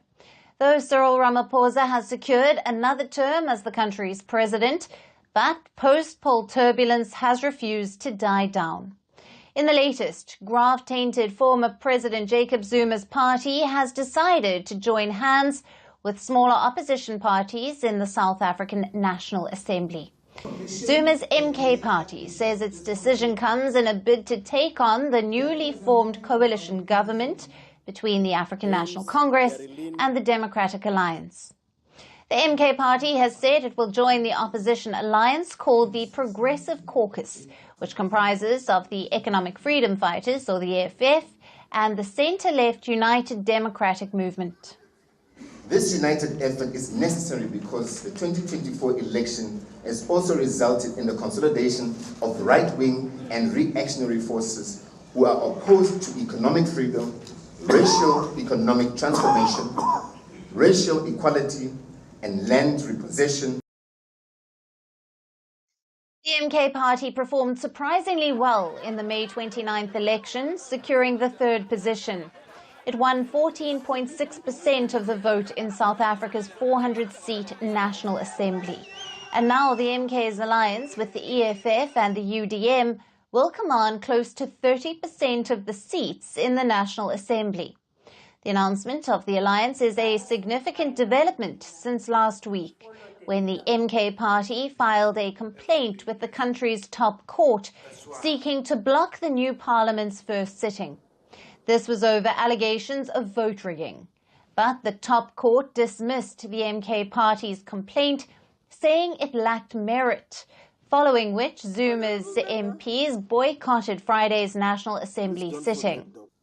Now, MK has decided to take up its seats in the National Assembly after receiving legal advice, and the party says they will continue to raise their concerns in the courts and the parliament. The Jacob Zuma-led party registered grave objections to the lack of law and order during the May 29th polls. It alleged that over 9 million votes have not been accounted for, and accused the electoral process of being deeply flawed with serious voting irregularities. The party asserts that it would have won the elections had they been conducted in a free and fair manner. Now that's despite the Independent Electoral Commission saying that the election was indeed legitimate. We are going to the International Court so that this country does not have the South African judges doing so. Judges who get angry and sentence you because they hate you. We are going to the judges that look at things, look at issues. We are going there. It's fine that people are in government now, and I hope they did not commit anything wrong, because we are going to dig and dig and dig until the truth comes through. Zuma also criticized the unity government, calling it meaningless and a white-led unholy alliance. Meanwhile, his party has asked the Electoral Court to declare that the May 29th elections as invalid. It is now seeking an order from the court directing the president to call for new elections. Let us see the votes properly. We've got many stories about votes, some banned. You don't even need to listen to what people have to say. There must be a repeat. No. There must be an elections. Now, although the re-election of Cyril Ramaphosa as president has ended South Africa's political deadlock, but it has certainly opened a new chapter of rivalry between friends turned foes, Zuma and Ramaphosa. For more on this, we have with us a writer and political analyst, Kim Heller, who is joining us live from Johannesburg. Hello to you, Kim. Thank you for being with us on Firstpost Africa. Thank you. It's a pleasure. Now, Kim, what are the main objectives and policies that the proposed opposition alliance, the Progressive Caucus, aims to achieve? The Progressive Caucus, which, as you said, the MK party is now joining, is an alliance between what we'd call the black political parties that are sitting to the left of the ANC, especially now that the ANC has taken a very centrist approach and joined the DA in an alliance, a coalition of sorts. And the Progressive Alliance will be seeking probably the antithesis of what the Government of National Unity will be doing. That is, they'll be looking at the matters of land injustice, of the lack of economic transformation. They'll be focusing on pro-Black policies at a political time where the government is moving certainly to a centrist, white-orientated ideology and program. So the parties on the left will be pursuing what they believe should have been pursued fully in 1994, which is the agenda of Black liberation. That includes economic liberation, land restoration, and cultural and constitutional review. Right. Zuma has called the National Unity Government a meaningless and white-led unholy alliance, and is seeking another order from the court wanting the president to call fresh elections, saying that the 29th of May elections were rigged. What is your assessment of his statements? Well, to comment on the first part, I think Jacob Zuma is completely correct in saying that this is a white-led government, because the DA, which is an apartheid-based organization, which has always put white interests at the center of its policies, is now almost leading the ANC. Whilst the ANC still has a higher percentage, we're seeing an adoption of a lot of the EFF-type policies and a move away from policies that will serve the ordinary Black South African and favor white business and white Western markets in the main. So he is correct in that. I think in his legal bids to bring the election results under scrutiny, Jacob Zuma, as has any citizen in this country, has the right to pursue legal recourse. However, he has yet to bring what I believe is a heap of evidence to support his claims. So whilst he has the right to protest the election results, which to me by all accounts seem reasonably fair, he also has a responsibility to bring evidence to back his claims, which are quite alarming and could have dire consequences for South Africa. So yeah, in summary, let him back up what he's saying as he enters the court system to query the results. Right, and has there been any response from other opposition parties or political figures regarding Zuma's statements? I have yet to see official comments from either the EFF or any of the other smaller parties, but I would imagine that they would welcome this initiative because, as you said, it takes them from a 13% based opposition party formation of parties to just over 30%, making that far more formidable. Whether the different personalities in this assortment of Black political parties will work together is something that we're still going to see unfold. But I think the development of policies, leadership, and the like are all work in progress. What's very interesting, I found, was the initiative to take this alliance outside of Parliament, to fight battles in other domains. And I think that's very powerful and could really shift the power dynamics, both inside Parliament and outside. Kim, thank you very much for being with us and for your valued insights, as always. Thank you so much.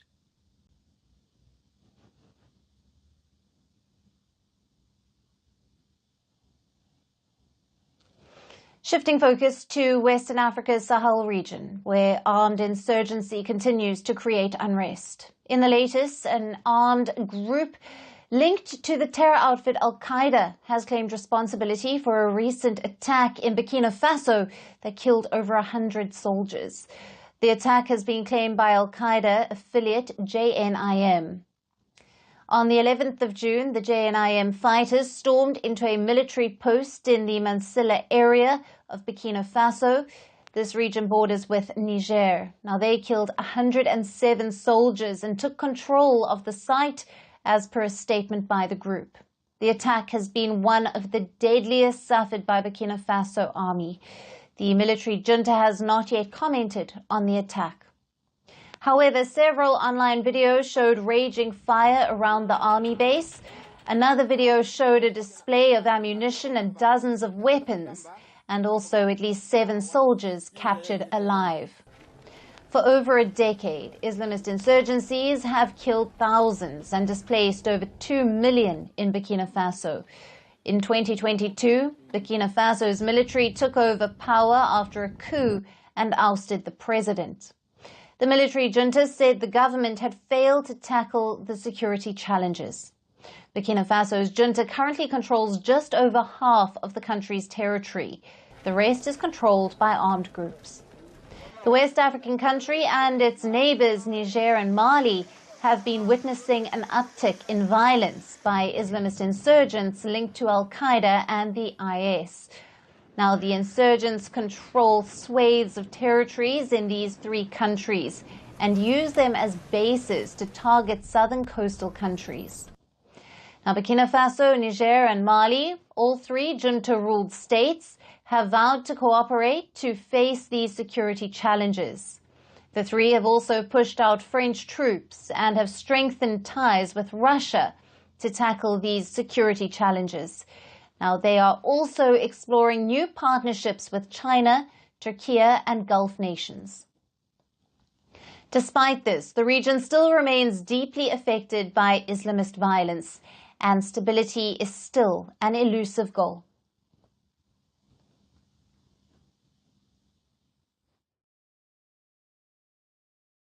Shifting focus to Kenya, where the killing of a court magistrate in the broad daylight has taken the country by storm. Monica Kivuti, a magistrate at the Makadara Law Courts in Nairobi, succumbed to her injuries after being fatally shot last week. She was shot by a policeman at the court after she cancelled his wife's bail plea. The policeman's wife had applied for bail after pleading guilty to obtaining 2.9 million shillings illegally. After the convict's bail plea was quashed, her husband entered the court through the magistrate's door and fired shots at her, wounding her in the chest and her left hip. The policeman, identified as Samson Kipruto, was shot dead by other police officers following the attack. 3 of those officers were also wounded in the attack but are in stable condition. Kenya's Chief Justice Martha Kekume took to the microblogging platform X to inform of the magistrate's demise, expressing solidarity on behalf of the country's judiciary. Following the shooting, the Chief Justice had initially announced the closure of the courts in the Makadara until the 17th of June. However, the closure has now been extended until the 24th of June to assess the security situation. The Justice also ordered that all matters in the Makadara courts will be heard virtually, and cases requiring physical attendance have been shifted to other courts. Meanwhile, the judiciary has promised to enhance security measures. It also assured judicial staff and other court users of their safety and security.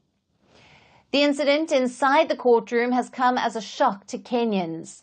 Although crimes against lawyers are not unusual, an incident inside the court has never been reported. The Law Society of Kenya has condemned the attack. It said that the incident was not an isolated event, but was in fact part of a troubling trend. The Law Society condemned the increasing threats and attacks against judicial officers and advocates. The latest case is a stark reminder of the 2016 murder of human rights lawyer Willie Kimani and 2 others.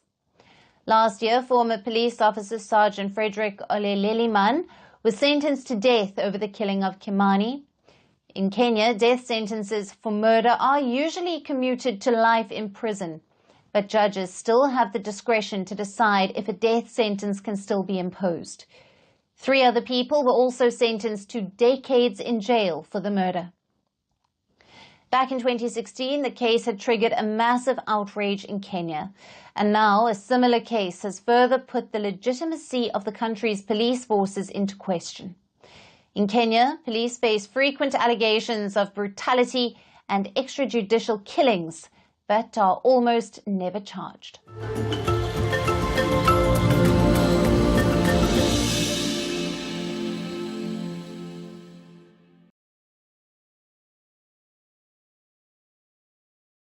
And finally, to our special segment, Resurgent Africa. Amid reports of coups and crises that dominate the headlines from the continent, we get you positive stories that often get overlooked. Our story from today is from Somaliland, where until recently, social stigma stopped several women from participating in sports. Somaliland has now got its first all-girls basketball team. But these young girls want to do more than just play ball. They want to become agents of change. More in our next report. Somaliland, the breakaway territory, claimed independence from Somalia in 1991. It's unrecognized across the globe, but its young women definitely deserve recognition. The society in Somaliland is very conservative. Women participating in sports is a big taboo. But these young women fought all of that. This is Somaliland's first all-girls basketball team. The young players are the winds of change as they follow their passion to play for their homeland.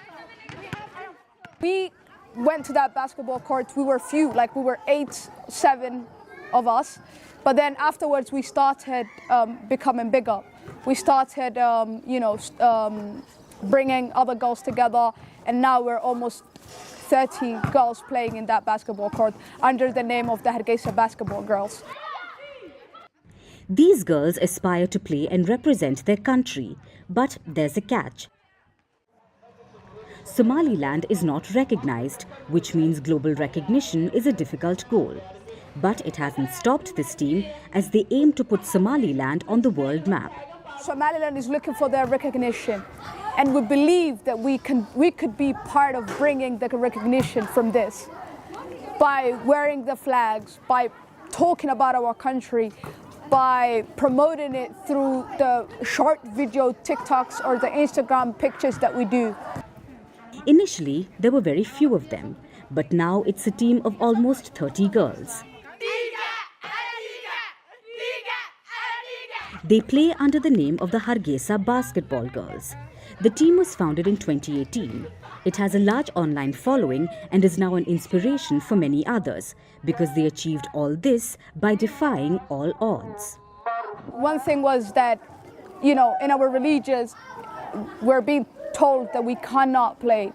Girls are not supposed to be playing, not only basketball, but any kind of sports.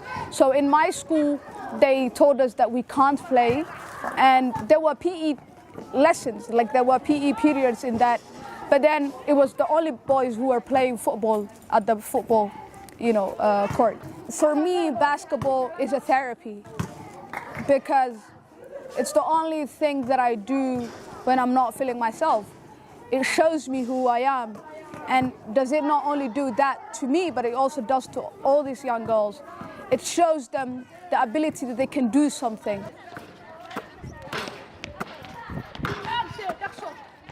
Their success has led to the formation of other female teams in Somaliland. These women might be young in age, but the change that they are bringing about is anything but that, one dunk at a time.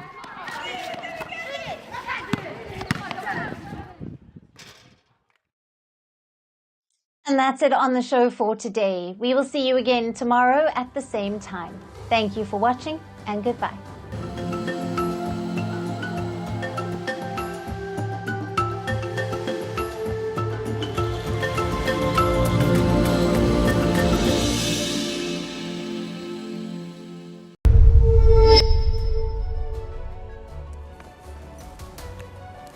Hello, Namaskar. This is Firstpost, and you're watching Vantage with me, Palki Sharma.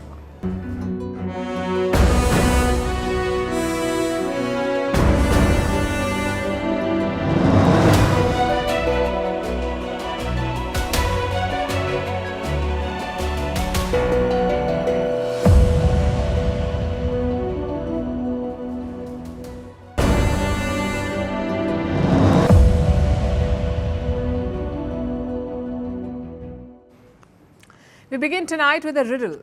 What can prevent wars but also destroy our planet? The answer is nukes, nuclear weapons. They have changed the dynamics of geopolitics. They've made our world safer and more dangerous at the same time.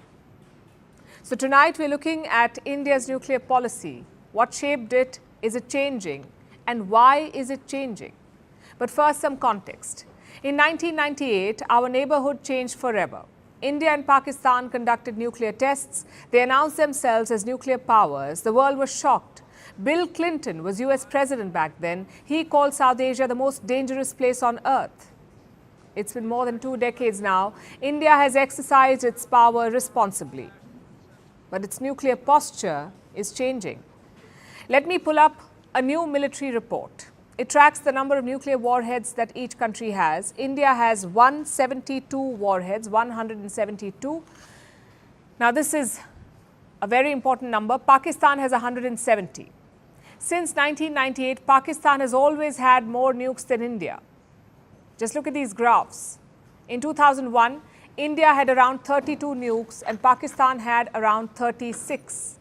By 2005, Pakistan's arsenal increased to 40. India was at 35.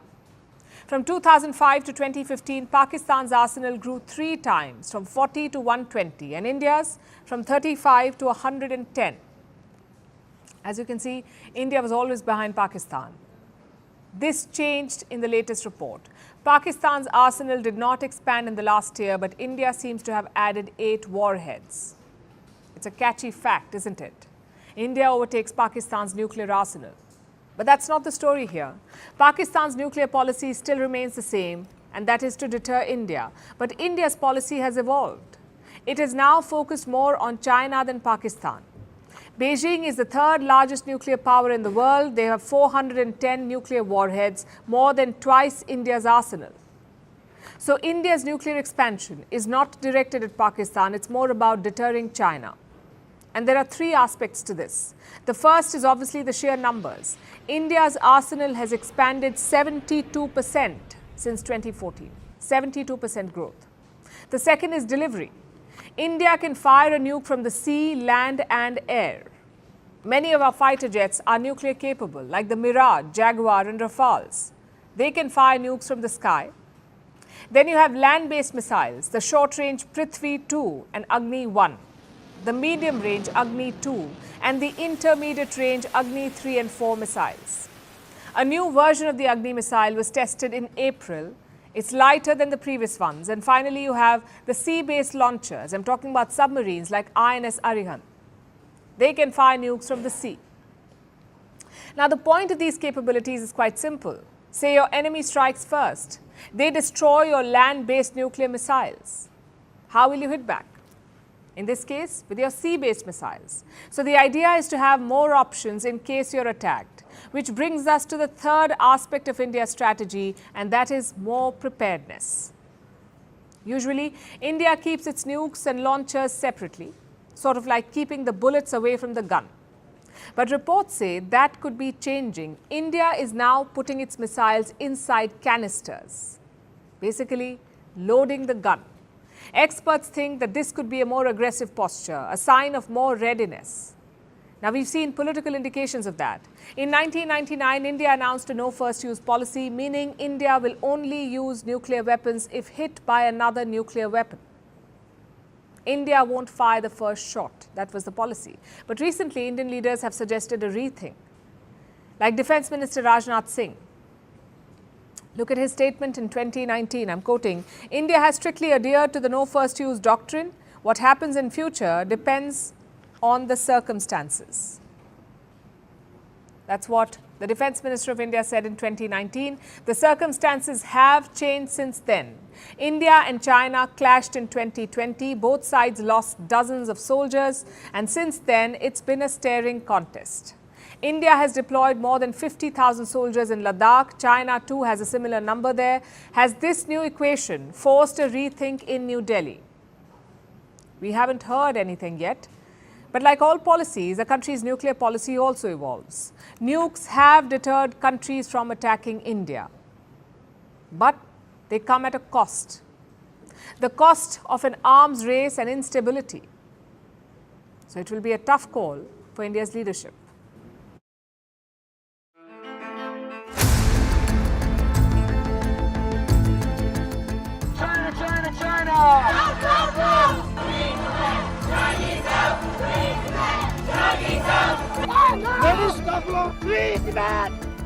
The Deng Xiaoping right now in Beijing, that he will take his troops and take the Chinese away from Tibet.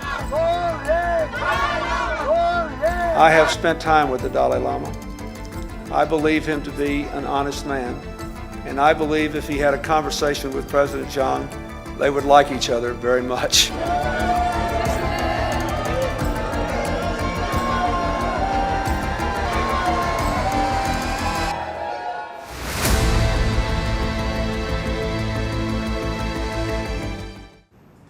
An old political issue is back in the news. It was quite the rage in the 20th century, but then it lost traction. I'm talking about Tibet. In the last few years, most countries appeared to have moved on from it. But now they are back. Today, a US delegation arrived in the Indian city of Dharamshala. That's where the Dalai Lama lives, in Dharamshala. Now, this delegation is bipartisan, meaning it has both Democrats and Republicans. Among them is Nancy Pelosi. She's a former Speaker of the US House of Representatives. She's also a top Democrat. First, this delegation met with officials of the Tibetan government in exile. Then they visited the Tibetan parliament, and tomorrow is the main event, a meeting with the Dalai Lama. But why now? Listen to what the delegation had to say. Our purpose of our visit is to reinforce the resolution that we signed and to visit His Holiness the Dalai Lama. I am very excited to see His Holiness, to get some of his wisdom, to show that the United States of America is with him and that we, with our joint resolution, are together. It's all about solidarity. Earlier this year, the US Congress passed a new law. It's called the Resolve Tibet Act. And what does it do? This law puts pressure on China to hold talks with Tibetan officials to basically sort out this issue, an American law to force China. Now, just to be clear, that doesn't mean Tibetan independence. The Dalai Lama has given up on that demand. He now seeks a middle path. No independence, but more autonomy. That's what he wants. But will China agree? Well, the talks have been stalled since 2010. Xi Jinping came to power after that, after 2010, and his position has been even more radical. So do not expect any breakthroughs. As for this visit, China obviously is not happy about it. They have criticized any US contact with Tibetan officials. As we all know, the 14th Dalai Lama is not a pure religious figure, but a political exile who engages in anti-China separatist activities under the guise of religion. We urge the US to fully recognize the anti-China and separatist nature of the Dalai Lama group, abide by the commitment on Tibet-related issues, refrain from any form of contact with it, and stop sending wrong information to the outside world. What's the larger picture here? What do we make of the US policy on Tibet? Well, this visit is not unprecedented. Nancy Pelosi herself has met the Dalai Lama before. She visited Dharamshala in the year 2008. Back then, she was also the House Speaker. But since then, Tibet has taken a back seat in Washington. Yes, US presidents have met the Dalai Lama, but the activism was missing. Instead, Washington focused on China's atrocities elsewhere, like Hong Kong and Xinjiang. So why is the focus back on Tibet? Well, one reason could be the Dalai Lama himself. He's 88 years old. He's clearly the most visible symbol of the Tibetan movement, and it's not clear who will succeed him. Normally, the Dalai Lama is said to reincarnate. That's what the Tibetans believe, that he will reincarnate. But the current Dalai Lama does not want to discuss it. He says he's not considering reincarnation yet. Meanwhile, the Chinese have hatched their own plans. They want to appoint their own Dalai Lama. Basically, usurp the Tibetan legacy. So this movement is facing an existential challenge. You cannot keep delaying the question of leadership. Maybe that explains the renewed focus. And it's not just the US. Other democracies are also speaking up, like India and the European Union. We told you about this last week. India is planning to rename 30 places in Tibet, like rivers, cities, and bridges. The plan is to give historical Indian names to these places in Tibet. Same with the European Union. Last week, an EU delegation visited Tibet. It was a rare move by the European Union. They flagged human rights concerns in the region. They also had a message for Beijing. Don't meddle in Tibet's religious affairs, especially in selecting the next Dalai Lama. Another example is Australia. They sent a parliamentary delegation to Dharamshala in March. Again, quite a rare move, but all of this could be a trailer because the main event has not happened yet, a meeting between the Dalai Lama and the US president. It hasn't happened in a long time. Bill Clinton had met the Dalai Lama, George Bush met him too, so did Barack Obama, but Donald Trump did not. In fact, the Dalai Lama was quite critical of Trump. Biden too hasn't met the Dalai Lama as president, but he could have a chance this month. The Dalai Lama is traveling to the US for a surgery. His aides have not announced a meeting yet, but it's certainly possible. And all of this makes one thing quite clear. Tibet is back on the global agenda. Yes, it's a humanitarian and moral cause, but it's also a tool to put pressure on China. Unlike Xinjiang or Hong Kong, Tibet has recall value. It also has a rallying figure in the form of the Dalai Lama. Let's hope India also takes a cue from this. Prime Minister Modi has not met the Dalai Lama after taking office. The last such meeting was in 2010. That's when the Dalai Lama met the then Indian Prime Minister, Dr. Manmohan Singh. So should Prime Minister Modi also take the plunge? If the policy is tit for tat, we do not see why not.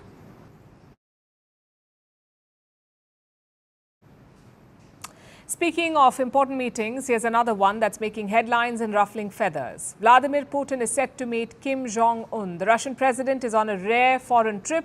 He is visiting North Korea. Not for the first time though. Putin has been there before, way back in the year 2000. So his last visit was 24 years back when Kim's father, Kim Jong-il, was in charge. Putin was the president of Russia then too, in the year 2000. And now the junior Kim is at the helm in Pyongyang, and Putin is still the president of Russia, and he's on a trip that the world is watching closely. North Korea is going all out to welcome Putin. Reports say a large parade has been planned. And here's something that we must tell you here. North Korea is a hermit kingdom. It is disconnected from the world, and it has tight controls on the press. So the world relies on satellites to track what's happening in North Korea. And in the past few days, these satellites have captured some activity. In Pyongyang's Central Square, apparently a grandstand has been built there, and North Koreans have been practicing marching formations. This is what the satellites picked up.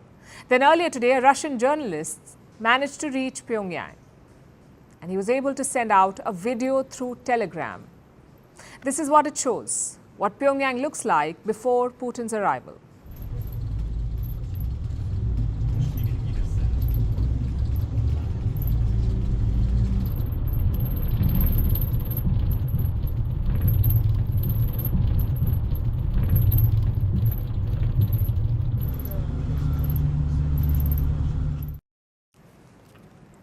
So Putin is set to receive a grand welcome. The picture should be worth looking at. What about the conversations? What's on the agenda? What are the expectations? There's been a fair bit of speculation on this. Russia and North Korea are expected to sign a new treaty of friendship, and Kremlin has been dropping hints. Listen to this. North Korea is our neighbor. It is a friendly country to us, with which we are developing bilateral relations.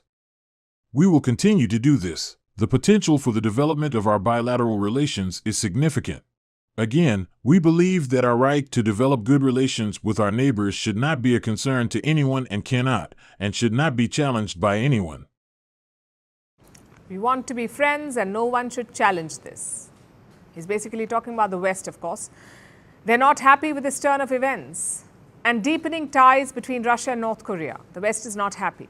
You see, Pyongyang has supported Russia's war in Ukraine. In 2022, they made a deal. Russia wanted North Korean artillery. Pyongyang wanted food in exchange. So both sides agreed to a barter. And Pyongyang has kept its word. It sent more than 6,000 containers to Russia. They were filled with munitions. Earlier this year, South Korea released an estimate. It said that the North may have sent more than 3 million artillery shells or 500,000 122 rounds. These are shells that are used in howitzers usually. In return, Pyongyang got food, also some raw materials to keep its weapons factories going. So it was a win-win deal. Now a deeper partnership is on the horizon. And at the core of this will be military supplies. Russia wants 3 things from North Korea: more ammunition, construction workers, and soldiers to fight the war in Ukraine. In return, North Korea could ask for more food supplies from Russia and more support for their military plans, specifically North Korea's missile and satellite programs. They've been working on these for years now, and any kind of support from Russia would help them. But is Putin willing to go that far to help North Korea with military and tech transfers? Well, it's very much a possibility because Putin's list of friends is short at the moment. He counts North Korea as an ally. He wants stronger resistance against the West, and for that, he's ready to work with Pyongyang. Earlier this month, Russia took an aim at South Korea. We observe with regret and concern the situation around the Korean peninsula that is escalating and degrading day by day. This step by South Korea leads to escalation and a significant increase in the risk of dangerous incidents. You heard that. Moscow blames Seoul for the recent tensions on the Korean peninsula. This region has been on the edge. In fact, shots were fired as recently as today on the border between the two Koreas. The north is building anti-tank barriers. They are reinforcing roads and planting landmines. North Korean soldiers are involved in this construction activity, and South Korea says that they crossed the demarcation line this morning. That's the de facto border between the two Koreas. Soldiers from the north are said to have crossed it today, so the south fired warning shots, forcing them to retreat. The North Korean military is carrying out various types of activities at the frontline area, including making barren land, planting landmines, reinforcing tactical roads, and installing unidentified structures which appear to be anti-tank barriers. That's not all. Pyongyang has indulged in psychological warfare as well. It's been sending trash-filled balloons to the south. It's also using loudspeakers at the border to blast propaganda messages. So the biggest provocations, I must say, are the missile tests. North Korea has been upping its game. In 2023, they test-fired more than 30 ballistic missiles. This year, they've conducted 5 tests so far, and these tests raise the threat of a conflict. The US and South Korea have responded with military drills, but Pyongyang remains undeterred. Now imagine what happens if Russia steps in and provides military aid to Kim. It will completely change the power dynamics, not to mention the security situation in the Korean peninsula. Needless to say, the West is not enthused by the prospect. We're not concerned about the trip. What we are concerned about, Trevor, is the deepening relationship between these two countries.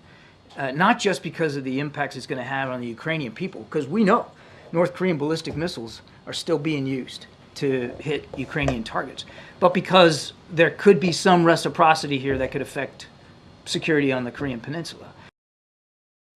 A war on the Korean peninsula, the last thing that the world needs and the very last thing that the West can afford. They're already struggling to pay the bills for Ukraine. Putin's visit to Pyongyang is forcing them to consider all such scenarios.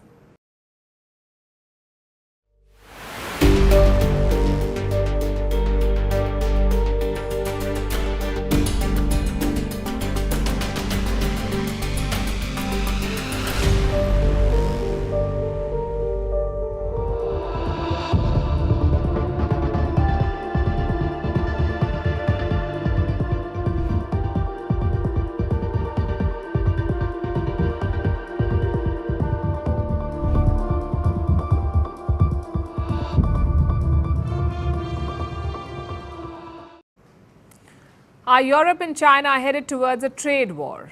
It increasingly looks like that. Europe fired the first shot last week. It imposed tariffs on Chinese electric cars. Now China has fired back. Its target is pork supplies from the EU. Beijing has launched an investigation into them. So it's EVs versus pork. Beijing has opened what it's calling an anti-dumping investigation. On what grounds? The same as Europe's complaints against Chinese cars. Here's what China says. Europe is dumping cheap pork into the Chinese market, and this is hurting domestic suppliers. The complaint has been filed by the China Animal Agriculture Association. Sounds like a nondescript body, but clearly they serve a political purpose because China's Commerce Ministry has responded swiftly to their complaint. The ministry says it will look into last year's pork imports from the EU. The investigation could take up to 1 year to finish. And it could be extended by another 6 months if the Chinese investigators want to. 根据中国相关法律法规 In accordance with the relevant Chinese laws and regulations and World Trade Organization rules, Chinese domestic industries have the right to file an application to open an investigation into European dairy and pork imports to maintain normal market competition and order and safeguard their own legitimate rights. This is obviously not a coincidence. It comes less than a week after Brussels made its move to limit the imports of Chinese EVs into Europe. They're grappling with an oversupply. Electric cars from China have been piling up at European ports. Some of them have been stuck there for as long as 18 months. Manufacturers are struggling to sell these cars now. So Europe wants to slow down imports. And how will they do that? By slapping a duty of up to 38% on Chinese cars. Beijing has been livid about this. It threatened to fight Europe with a lawsuit. 欧方的做法 The actions by the European side are suspected of violating WTO rules and are naked protectionist behavior. China reserves the right to file a suit to the WTO and take all necessary measures to resolutely defend the rights and interests of Chinese companies. So first, China talked about a legal battle. Now it has launched a probe into pork from Europe. It's a tit-for-tat move. The probe makes little sense otherwise. In 2023, China imported $282 billion worth of goods from the EU. $282 billion. Do you know what was the value of the pork imports? Less than $2 billion. And most of the supply came from just 3 countries: Spain, Denmark and the Netherlands. So pork is just a fraction of their overall trade, and targeting pork imports will not really hurt the EU financially. So this probe is about making a statement, a pressure tactic of sorts from Beijing to force European states to oppose the tariffs on Chinese cars. And Beijing has a small window of opportunity to do this. EU states get a vote on these tariffs. There are 27 countries in the European Union. If 15 of them oppose the plan, if 15 of them vote against the plan, it could be shot down. Perhaps that's what China is aiming for, to exploit divisions and political fault lines in Europe. And it's not unachievable, because there are already rumblings of dissent. Take Germany, for instance. It opposes EV tariffs on China. Spain, too, sounds concerned. It is one of the major sellers of pork to China. Yesterday, Madrid issued a statement. It said Spanish officials are working with the EU to avoid any counter tariffs on pork sales. The car industry, too, is pushing back against the plan. The industry also made quite clear statements that tariffs, as suggested now by the EU, will not increase the competitiveness of the automotive industry. And therefore, we rather advocate for investing into the competitiveness of the European Union rather on trying to protect the auto industry. And I mean, you cannot protect the automotive industry only in the European Union if they are all over the world in all global markets. It's a tricky challenge for Brussels. China's influence on Europe's automobile market runs deep. I'll give you another example. BYD is the biggest seller of EVs in the world. BYD is a Chinese company. It is also a sponsor for the Euros, the continent's premier football tournament. It's being sponsored by a Chinese car maker, not European auto giants, and that should tell you something. China plans to fight this back. It will challenge European tariffs, and if Europe fails to respond like a union, it will be a losing battle.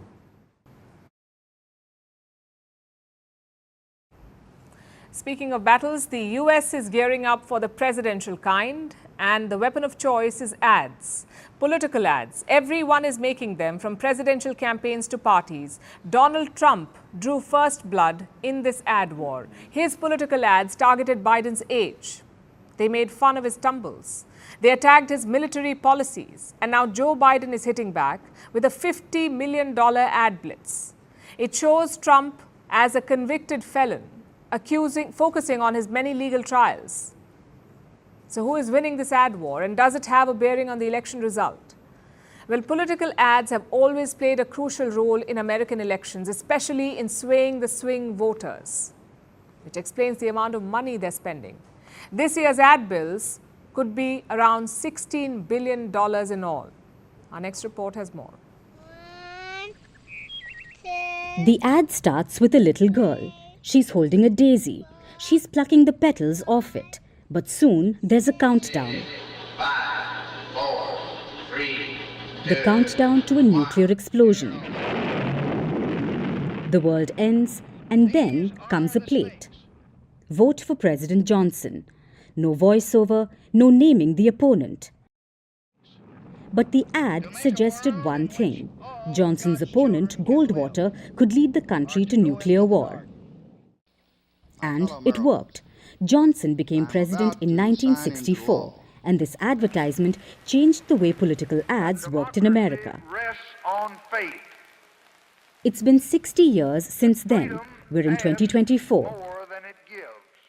America is facing another presidential election, Joe Biden versus Donald Trump, and political ads are more important than ever. Both the candidates know that, which explains Biden's new advertising blitz. In the courtroom, we see Donald Trump for who he is. He's been convicted of 34 felonies, found liable for sexual assault, and he committed financial fraud. Meanwhile, Joe Biden's been working, lowering healthcare costs and making big corporations pay their fair share. This election is between a convicted criminal who's only out for himself and a president who's fighting for your family. I'm Joe Biden, and I approve this message. Character matters. That's what it's called. The 30-second ad highlights Trump's many legal woes. It shows him in the courtroom. It talks about the multiple cases against him. The message is quite simple. It's that Donald Trump is a convicted felon. Now, this is new for Joe Biden. It's his most aggressive campaigning against Trump and his criminal status. But it looks like Joe Biden had no other choice. He and Trump are tied in the latest poll. Both received 49% support. That puts the onus on the undecided voters, those who haven't decided who they'll vote for. Polls suggest Trump's conviction could play a huge role among the undecided voters. 21% say it's likely to make them not vote for Trump. 43% believe the verdict will only help Biden. On January 6th, Looks like the US president wants to drive that point home. And he's spending a lot of money on it. This new ad is part of a $50 million advertising onslaught. It will focus on the swing states. Those are the states that can either vote Democratic or Republican. The new ads will target Black, Hispanic, and Asian American voters. There is nothing more sacred than our democracy, but Donald Trump's ready to burn it all down. I'm Joe Biden, and I approve this message. But it's not like Biden is the only one spending on ads. So is Donald Trump. Carry yourself with dignity and pride.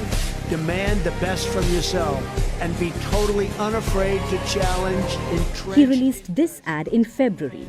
He calls himself an outsider. He even asks his supporters to embrace being one. That it can't be done, the more you should be absolutely determined to prove them wrong. So both sides are coming up with scathing ads, which means a lot of money is being poured into these campaigns. Whether you vote early, absentee, by mail, or in person. I'm Joe Biden, and I approve this message. This year, nearly $16 billion will be spent on advertising. It's almost 30% more than what was spent in the 2020 elections. So the ad wars will only escalate this election season. So who will win it, Biden or Trump? Well, the jury is out. But the winner could very well bag the White House as well in November. Are you ready to win this election?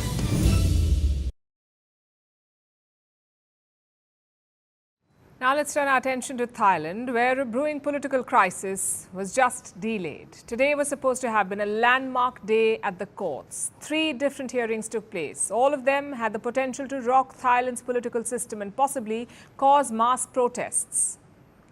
3 Thai leaders were facing a reckoning. The sitting Prime Minister, Srettha Thavisin, a former Prime Minister, Thaksin Shinawatra, and the leader barred from becoming Prime Minister, Pita Limja Ruenarat. All 3 were in the crosshairs. The Thai courts were in fact hearing cases against all of them. Let's start with the case of Srettha. the sitting Prime Minister. He's a former real estate tycoon. He entered politics very recently, just last year. That's when he became a candidate for the Pheu Thai party, the party that came second in the last general election, the one that happened last year. Sretha was the leader of this party. He was, in fact, not the leader of his party, but he was chosen as Prime Minister. He helms a coalition government comprising the populist Pheu Thai party and a host of other pro-military and royalist parties. It's an uneasy arrangement because historically the Pheu Thai party has been at odds with the Thai military. The military has orchestrated multiple coups in the past to oust Pheu Thai party governments. So the current ruling coalition is a marriage of convenience, and the cracks are starting to show. Sretha's prime ministership is being challenged in court because he appointed a questionable advisor to his cabinet. The appointment sparked a political row, and 40 senators appointed by the military are seeking the prime minister's dismissal. The Thai courts heard the case today. The next hearing is scheduled for the 10th of July, so the current prime minister is still at risk. But he's in a better position than one of his predecessors, that's Thaksin Shinawatra. Thaksin has been indicted on a charge of royal defamation. Prosecutors say that he insulted the Thai monarchy back in 2015. That's when he's said to have insulted them. And the prosecutors want to imprison the former prime minister for this alleged slight. Now, Thailand is notorious for this, for its lèse-majesté law. Any perceived insult of the royal family can fetch a prison sentence, extending for up to 15 years per insult. 15 years per insult. People have been given decades in prison over this, just for making fun of the Thai royal family. And now Thaksin Shinawatra faces the same prospect. But the royal insult charge seems to be an eyewash, a convenient excuse to put pressure on Thaksin and by extension on the Pheu Thai party, the same party that the current prime minister belongs to. Thaksin Shinawatra is the Pheu Thai party's founder. His family still controls it. So the Shinawatra clan is said to be the real power in Thailand, not the current prime minister. And it seems that their opponents are not taking any chances. So both Sretha and Thaksin are fighting cases. It looks like a strong-arm tactic. The case is lacking in various evidential aspects, which we have tried to point out to prosecutors to consider. However, they have decided to overlook those missing parts and move forward with prosecuting us. Well, we're here to fight the case. The courts have confiscated Thaksin's passport. He's out on bail, but he's not out of danger. His next hearing is on August 19th. Now we come to the third case, the one against Thailand's biggest opposition party. It's called the Move Forward Party. Now this is the party that won the election last year. They won about 30% of the vote. They were about to form the government with other non-military, non-royalist parties like the Pheu Thai. But Thailand's Senate intervened. The Senate is appointed by the military. They vetoed the winning party's bid. And they set off a chain reaction. Coalition partners were forced to break up. The current coalition was then formed with pro-military parties in power. Meanwhile, the winner, the Move Forward Party, now faces dissolution. Its very existence is being challenged. Today, Thailand's Constitutional Court set a hearing date, that is July 3rd. And this means that Thailand's largest opposition party has a few weeks left. Now, throughout this story, you would have noticed some common threads, a pattern. That the military and the royalists are pulling the strings and they're using the courts to crush their opposition. This has historically been the case in Thailand. Their military has always had an outsized say in the government, and they have backdoor channels of influence, like the Senate, which the military selects. It's been instrumental in crushing opposition. But this overreach also has consequences. This is subversion of democracy. It could trigger mass protests, like the ones that rocked Thailand in 2020. And all this instability is bad for business. Thailand is a country with a lot of potential, but the constant power struggles, the military versus democracy tussle, weakens Thailand's prospects. If there were political stability, Thailand could do better. Focus on boosting its economy and bettering the lives of common citizens. Hopefully, the Thai military realizes this and decides to work with opposing political parties instead of trying to oust them at every turn.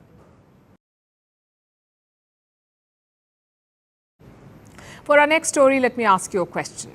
How many subscriptions do you have?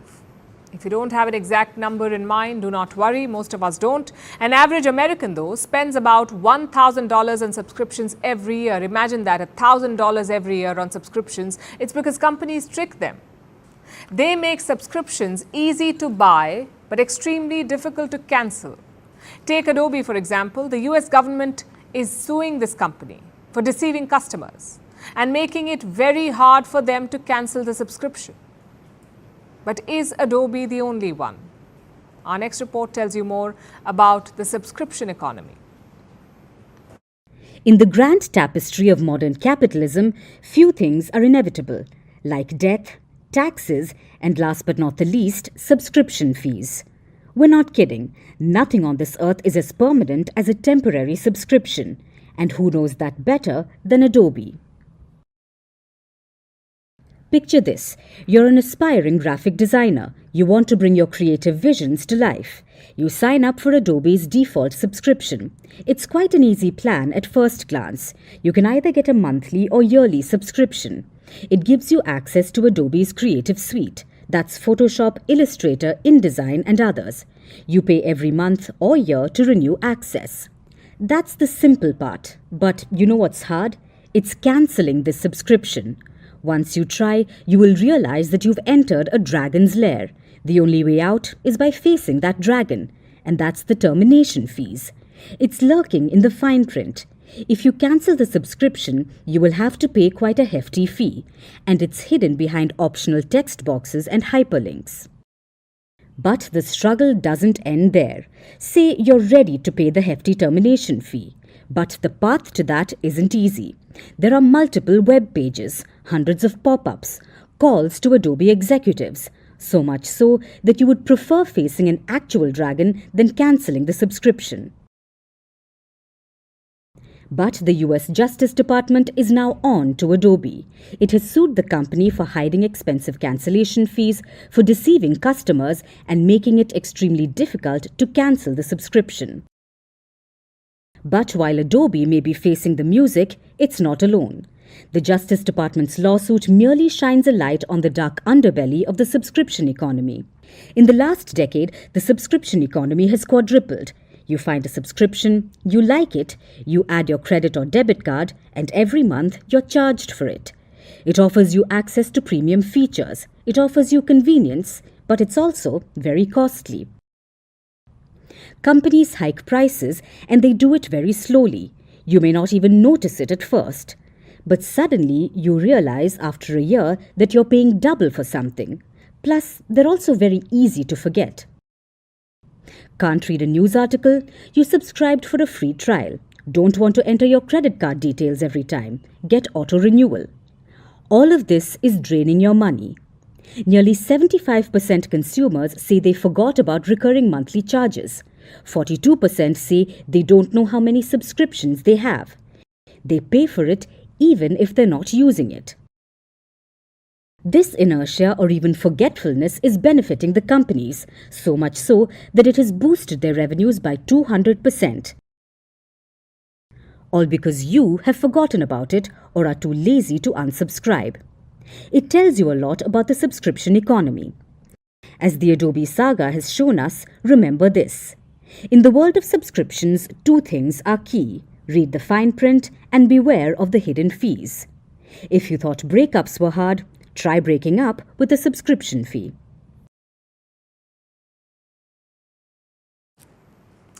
Building something from scratch is tough. But you know what's tougher? Reviving lost glory. And that's what India is aiming to do. On Wednesday, Prime Minister Narendra Modi will inaugurate a new campus building, that of Nalanda University. This name is steeped in history. Nalanda is located in modern-day Bihar. It was the world's first residential university, a fountain of knowledge. We'll get to the history in a bit, but first let's look at the new building. It spans around 100 acres. It mixes two important building ideologies. One is carbon reduction. The new campus will be net zero. And the second is Vastu, an ancient Indian system of architecture. Tomorrow's event is not just an inauguration, it is also an announcement, a declaration of India's ambition to become a learning hub. And the guest list reflects that. Around 17 ambassadors are expected to attend the event. Even at the G20, India showcased Nalanda. You may remember the ceremonial dinner after the summit. Prime Minister Modi and President Murmu welcomed all the world leaders. Behind them was this backdrop, that of the ancient Nalanda University, which brings us to the history. Nalanda was founded in the year 427 by Emperor Kumaragupta. It had around 2,000 teachers. Also 10,000 students from all over the world, China, Korea, Japan, Tibet. Students came from all over. Some of India's brightest minds taught there, like Aryabhat. He is believed to have headed Nalanda in the 6th century. The university's crown jewel was its library. It had some 9 million manuscripts. They covered religion, science and medicine. But tragedy struck in the 12th century. An invader named Bakhtiyar Khilji destroyed this university. He also burned down the library. Thus, Nalanda was lost. But after independence, India began rediscovering its lost glory. Nalanda's revival was first suggested by Dr. APJ Abdul Kalam. He was India's president from 2002 to 2007. Upon his suggestion, the Indian government re-established Nalanda, and tomorrow the university will get a brand new campus. Like I said, it is part of India's grand plans. But grand plans often start at home.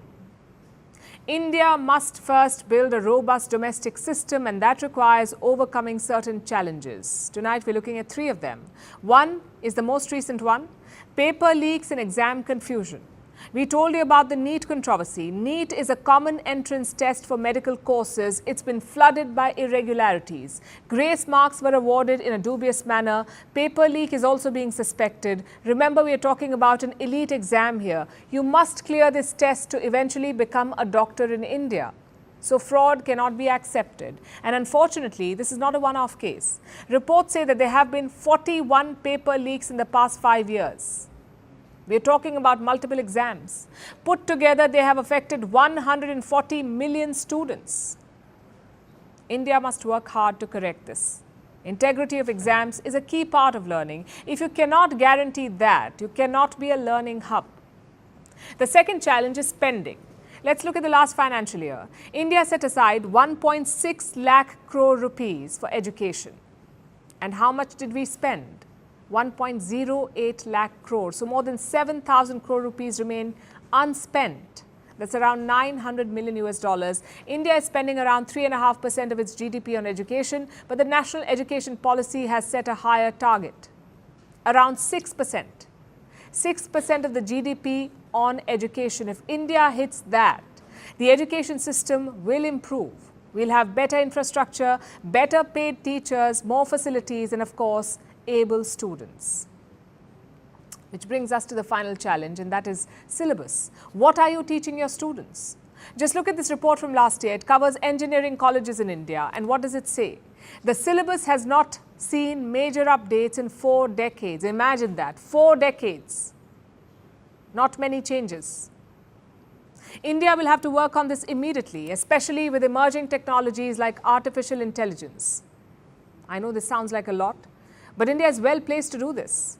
Other countries are quite impressed by elite Indian colleges like the IITs or the Indian Institutes of Technology. India is working to set up 2 IITs abroad, one in the UAE, the other in Zanzibar. Plus, India is a free society, so foreign students can confidently come here to study. Some 46,000 of them already do that. They come from 170 countries. So like I said, India is well placed to become a learning hub. Yes, there are challenges, but India's intentions are genuine to once again become a global center of learning.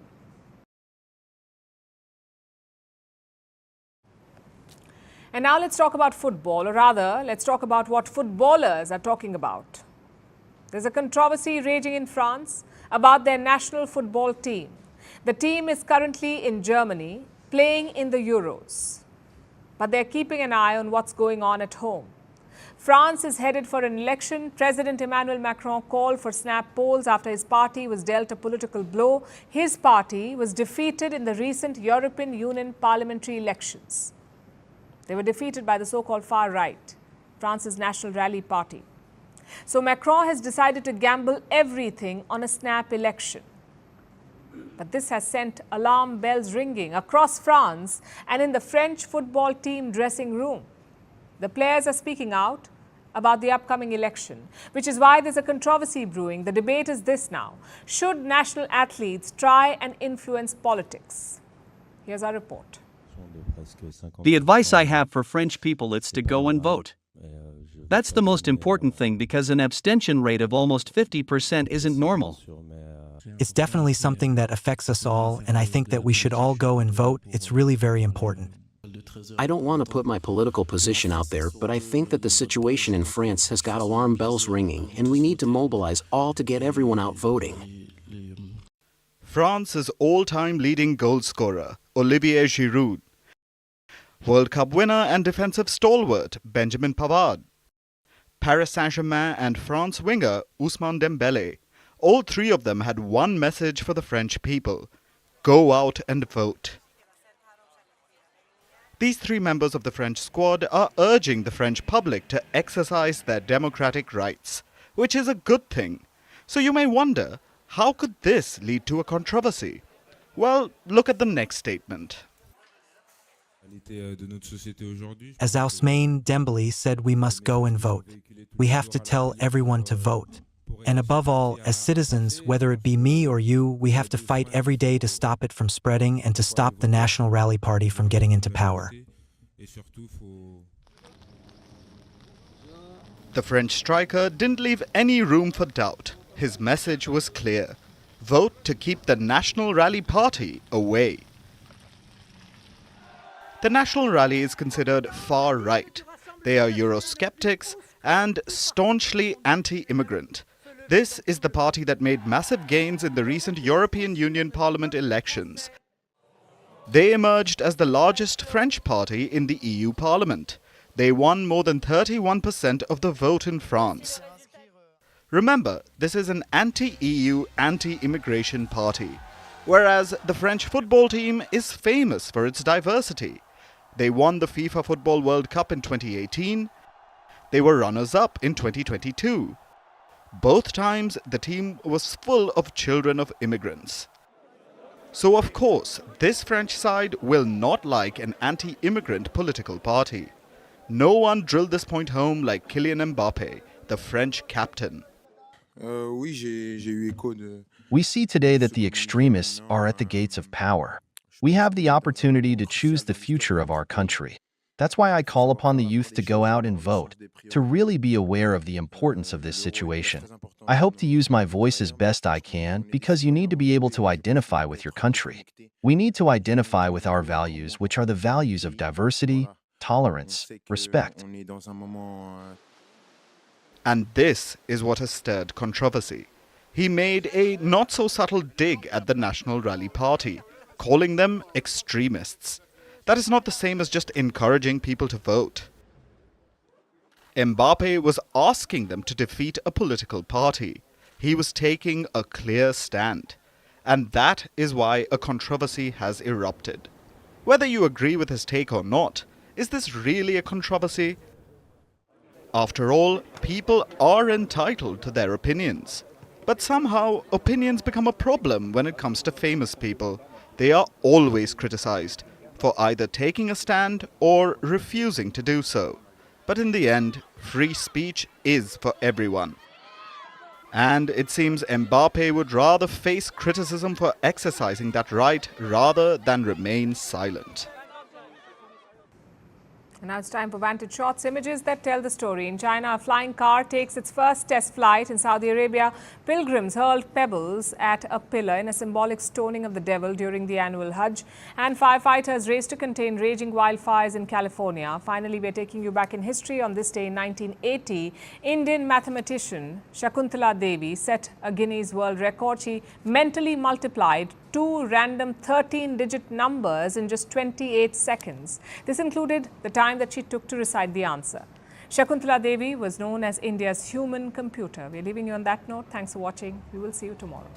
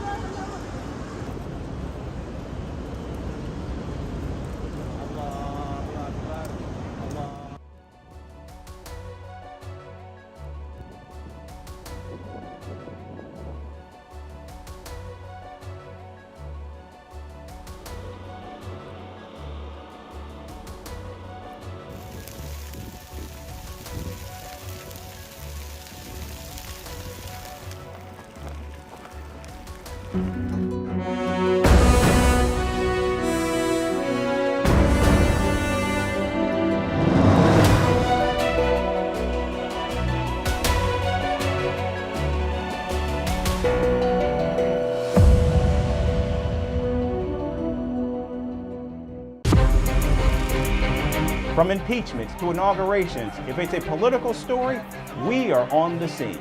The race for the White House is heating up. We're beating Biden. How dare he say that? If it's breaking news, we're live with the latest coverage. From the White House, the State Department, and Capitol Hill, we know the issues, but above all, we know the players to bring you the latest in-depth analysis on all the key stories that we're covering.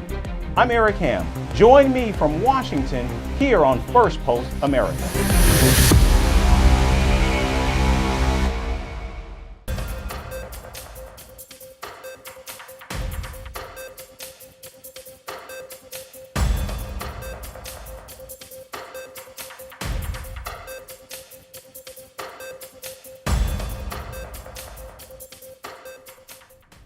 We begin in Asia. Russia's Vladimir Putin is visiting North Korea for the first time in 24 years. Putin will meet North Korean leader Kim Jong-un in Pyongyang in a bid to boost bilateral ties. The two leaders last met in September of 2023 when Kim Jong-un traveled by train to Russia's Far East. Now ahead of his visit to Pyongyang, Putin interacted with North Korean media and praised Kim Jong-un. Putin also thanked Kim for supporting Russia in its war against Ukraine. Now, according to reports, the two leaders will sign a partnership agreement which includes issues like security, space cooperation, and trade. Putin reportedly wants North Korea to send construction workers to Russia to fill the void left by so many deployed on the front lines in Ukraine. North Korea says it's also planned a military parade in honor of the Russian leader. Now, Putin will be joined by his defense and foreign ministers who will meet their respective North Korean counterparts. Meanwhile, the White House says that it's concerned about growing ties between Russia and North Korea. We're not concerned about the trip. What we are concerned about, Trevor, is the deepening relationship between these two countries. Not just because of the impacts it's going to have on the Ukrainian people, because we know North Korean ballistic missiles are still being used to hit Ukrainian targets, but because there could be some reciprocity here that could affect security on the Korean Peninsula. Now, Putin's trip comes at a time when relations between North Korea and South Korea remain on edge. In fact, just hours before Putin was to land in Pyongyang, 20 to 30 North Korean soldiers attempted to cross the demilitarized zone that separates the North and the South. Seoul's military says that North Korean troops even managed to breach the border momentarily, but were sent back after South Korean troops opened fire. Seoul claims that several North Korean soldiers were wounded in a landmine explosion after they were forced away from the border. South Korea has also accused North Korea of carrying out a military buildup along the border. The North Korean military is carrying out various types of activities at the frontline area, including making barren land, planting landmines, reinforcing tactical roads, and installing unidentified structures which appear to be anti-tank barriers. Our military is closely monitoring the activities of the North Korean military and closely cooperating with the United Nations Command while maintaining a firm military readiness. Now, just last month, Putin visited Beijing and met Chinese President Xi Jinping. Now he's in Pyongyang meeting North Korean leader Kim Jong-un, and it appears as if Putin's friends list has been cut down to just his two Asian neighbors. And in Peru, hundreds of children from the Navajo indigenous group have accused their teachers of sexual abuse. The alleged crimes took place at public schools in northern Peru, and a total of 524 cases of rape and abuse have been reported by both boys and girls, which date as far back as 2010. The incidents came to light after a representative from the Navajo community publicly revealed the troubling allegations last month. The community's representative says 60% of the victims likely have been infected with AIDS and that many of the teenage girls are either pregnant or single mothers. There are 524 reports to teachers for raping female students with 60% of probability of AIDS infection to teenagers. We also have a lot of pregnant teenagers and single mothers with AIDS. It must be intervened now, it's urgent. I am outraged because we don't see justice. If the state doesn't provide justice, we will apply it on our own. Now, Avahun representatives say that men getting married to a teenager or a child is accepted in their culture. However, sexually abusing them as children is not tolerated. In the Awajan culture, you could get married to a teenager or a child that was born and grew up, but they waited until she was mature to marry them. But not raping them when they're minors. This has happened. Never have children been raped because of a cultural thing. This hasn't happened. We've defended boys and girls. Now, the Peruvian government has launched an investigation into the alleged crimes. However, the announcement of a probe came only after two government ministries provoked widespread anger by equating the alleged abuse with the culture of the indigenous community. Even the Prime Minister of Peru said it was a cultural practice before making clear that he was against it. We said abuse to minors is in no way justifiable. But we should also bear in mind, I don't know how to put it so that my answer is not inappropriate, but it's a cultural practice that also happens within these communities. Yet, I want to be clear with that.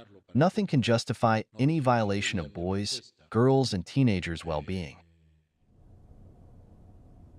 Now, the government has said that all the victims will in fact receive psychological help and HIV treatment. And Peru's Human Rights Grievance Department has called for the accused teachers to be immediately removed from the schools where they teach. And in China, German apparel brand Adidas has launched an inquiry into allegations of compliance violations. The key market for the sportswear apparel company came under scrutiny after senior staff members were reportedly involved in large-scale bribery involving millions of dollars. The investigation opened after the company received a whistleblower complaint. And the anonymous letter, which claims to have been written by employees of Adidas in China, accused several senior workers in the company of receiving kickbacks from service providers other than the ones it was doing business with. A senior manager from a different division also reportedly received millions of dollars in cash from suppliers along with physical items such as real estate. Now Adidas has acknowledged the anonymous complaint and said it was investigating the matter along with external legal counsel. The company also added that it takes corruption allegations very seriously. Shares of Adidas fell 3.7% on Monday after the bombshell whistleblower letter went public. Adidas is the world's second largest sportswear retailer. The Greater China region, which includes mainland China, Hong Kong, and Taiwan, contribute 15% to the company's sales. And in mainland China alone, Adidas is the second largest international sportswear brand behind the American firm Nike. However, the market share of Adidas has significantly decreased due to competition from local competitors. Adidas also lost market share after deciding not to use cotton grown in China's Xinjiang province over human rights violations. In 2021, Adidas, along with Nike and other prominent Western apparel brands, faced a boycott in China due to their stance against the alleged use of forced labor in the production of cotton in Xinjiang. And just last year, Adidas slowly recovered from the 2021 boycott after reporting increased profits in the first quarter, boosted by demand for classic sneakers like the Samba. However, with the recent allegations of corruption among senior Chinese managers, Adidas is staring at a credibility deficit in the sneaker-hungry Asian market. And here in the United States, the summer is coming in hot. 1 in 5 Americans, or 75 million people, are under extreme heat warnings. The National Weather Service forecasts that this will be the first significant heat wave of the season, expanding from the Midwest and into the Northeast. Here's our report with more. Most Americans are flocking to water parks to escape the heat, while others are lining up for cold drinks. As individuals attempt to stay cool, experts warn it's not the heat wave that they should fear, but the heat dome. This weather phenomenon has pushed over 70 million people, that's 1 in 5 Americans, under some level of heat alert. Meteorologists estimate about 150 million people will experience temperatures above 90 degrees Fahrenheit or 32 degrees Celsius. And readings could rise over 100 degrees or 38 degrees Celsius for around 9 million people. Numerous cities in the Midwest and the Northeast will experience multiple days of extreme heat. And as such temperatures aren't unprecedented, their duration in many locations will be unusually long. I looked at the forecast, I saw, all right, it's going to be toasty on Monday. That's why we came here. We knew there was like some water relief. Electric grids and wholesale prices will be stressed as demand rises with the rising temperatures.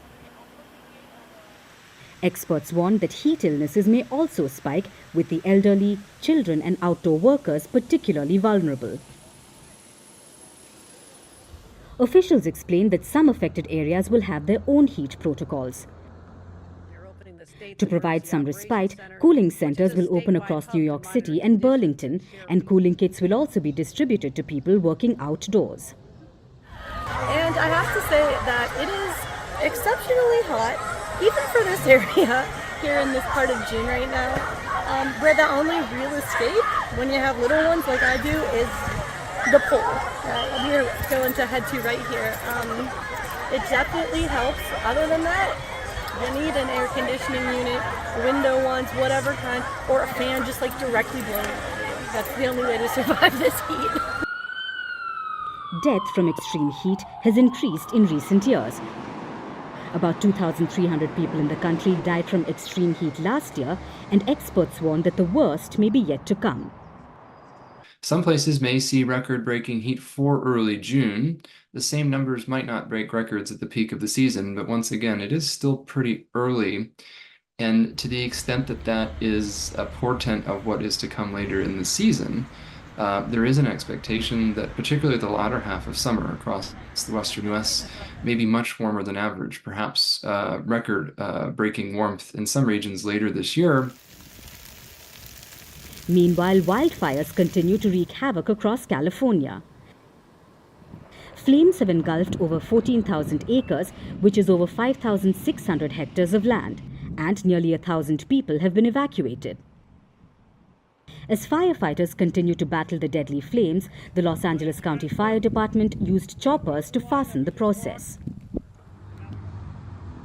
Apart from California, wildfires also continue to engulf New Mexico. Officials in Ruidoso ordered local residents to immediately evacuate as flames threatened the village. Eyewitness footage and photos captured the severity of the South Fork fire, which since yesterday has grown to over 4,000 acres. Human-caused climate change is visibly affecting all parts of the world. Hot extremes have become more frequent and mercury levels tend to reach record highs. An intergovernmental panel on climate change warns that as long as human existence continues, the globe will continue to warm. The consequence will be even more severe for cities where the combination of buildings and concrete pavements creates an urban heat island. And finally, questions about Biden's health persist. This after a video went viral on social media suggesting that President Biden has been replaced by a doppelganger who wears a mask designed to resemble the president. The video was posted by a conspiracy theory account on X, which is also followed by Donald Trump Jr. Now, MAGA supporters are backing the claim, and some of them actually believe that the commander-in-chief has multiple clones as well. Our final report gets you more details about this bizarre conspiracy theory. US President Joe Biden's awkward welcomes and zoned-out appearances have once again sparked discussions about his age and cognitive health.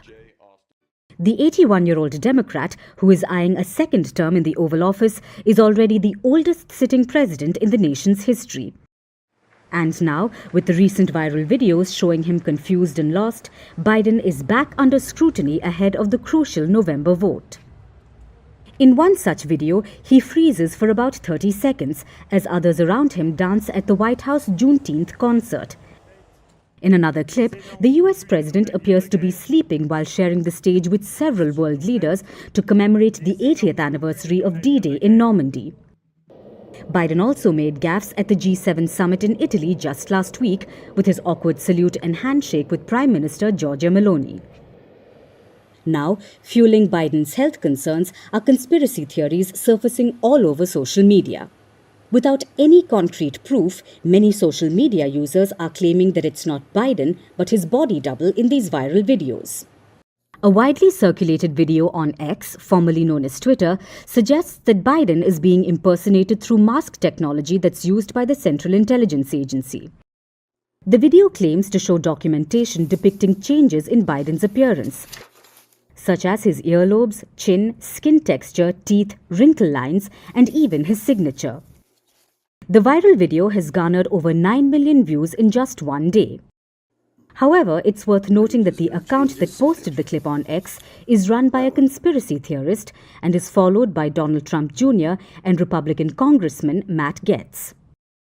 Meanwhile, netizens have also weighed in on the theory and have given mixed reactions. Some say Biden has undergone a bad surgery and Botox, while others claim it's not the president but his clone. One user said Biden's changed appearance could be explained by different lighting, expressions, and camera angles. Now, this is hardly the first time that suspicion about Biden's body double has surfaced. Last year, a similar absurd claim went viral on social media that suggested the Democratic leader had been replaced by a man who wears a mask designed to resemble the president. This was after a news clip of Biden's return to the US from Israel gained significant attention. But now, with the presidential election less than 5 months away, the doppelganger conspiracy theory has taken center stage in a bid to weaken the Democrats' re-election campaign. That's our show for today. We certainly thank you so much for tuning in. We hope to see you right back here again tomorrow. Thanks again for watching.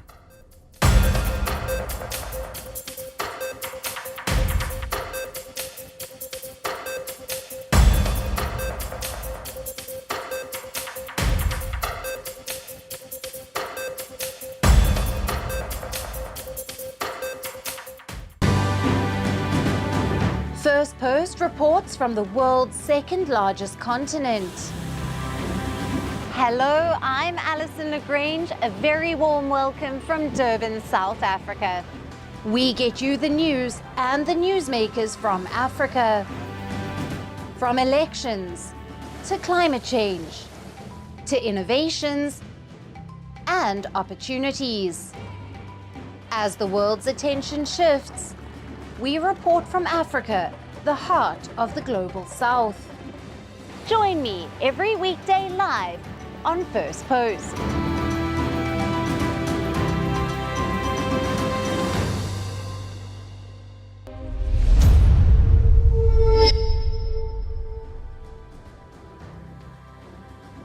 Hello and welcome to Firstpost Africa, where we get you the top stories from the continent and from across the world. I'm Alison Lagrange, coming to you live from Durban, South Africa.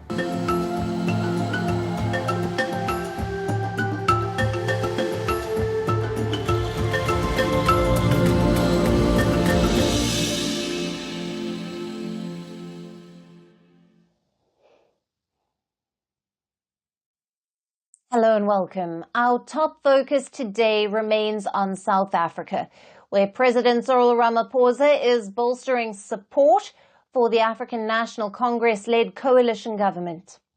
Ramaphosa claims support of 5 parties, after which the government of national unity represents more than 2/3 seats in the National Assembly. Now, Ramaphosa is set to be sworn in at an inauguration ceremony on Wednesday. He will preside over the 7th administration of South Africa since the end of apartheid. Cyril Ramaphosa also found voices of support from across the globe as world leaders congratulated him for his second term as president. And the biggest voice of support was from Russia. On Monday, Russian President Vladimir Putin dialed Ramaphosa to congratulate him on his re-election. Putin and Ramaphosa discussed further strengthening of partnership between Russia and South Africa, in quote-unquote all aspects. The telephone call between the two leaders reflects on continued good relations between Moscow and Pretoria, despite uncertainty over Russia's more than two-year-old invasion of Ukraine. Since then, both Russia and Ukraine have jostled for support from African nations. Foreign ministers of both countries have embarked on several tours of the continent. Why? Because 54 African Union member states are together a strong voice at the United Nations. Both Russia and Ukraine seek to lobby African allies for favorable votes at the UN. South Africa, like a number of African states, has shared long-standing links with Moscow that date back to the Soviet times. Back then, Moscow was a prominent supporter of liberation movements and the fight to end apartheid, which was spearheaded by the African National Congress.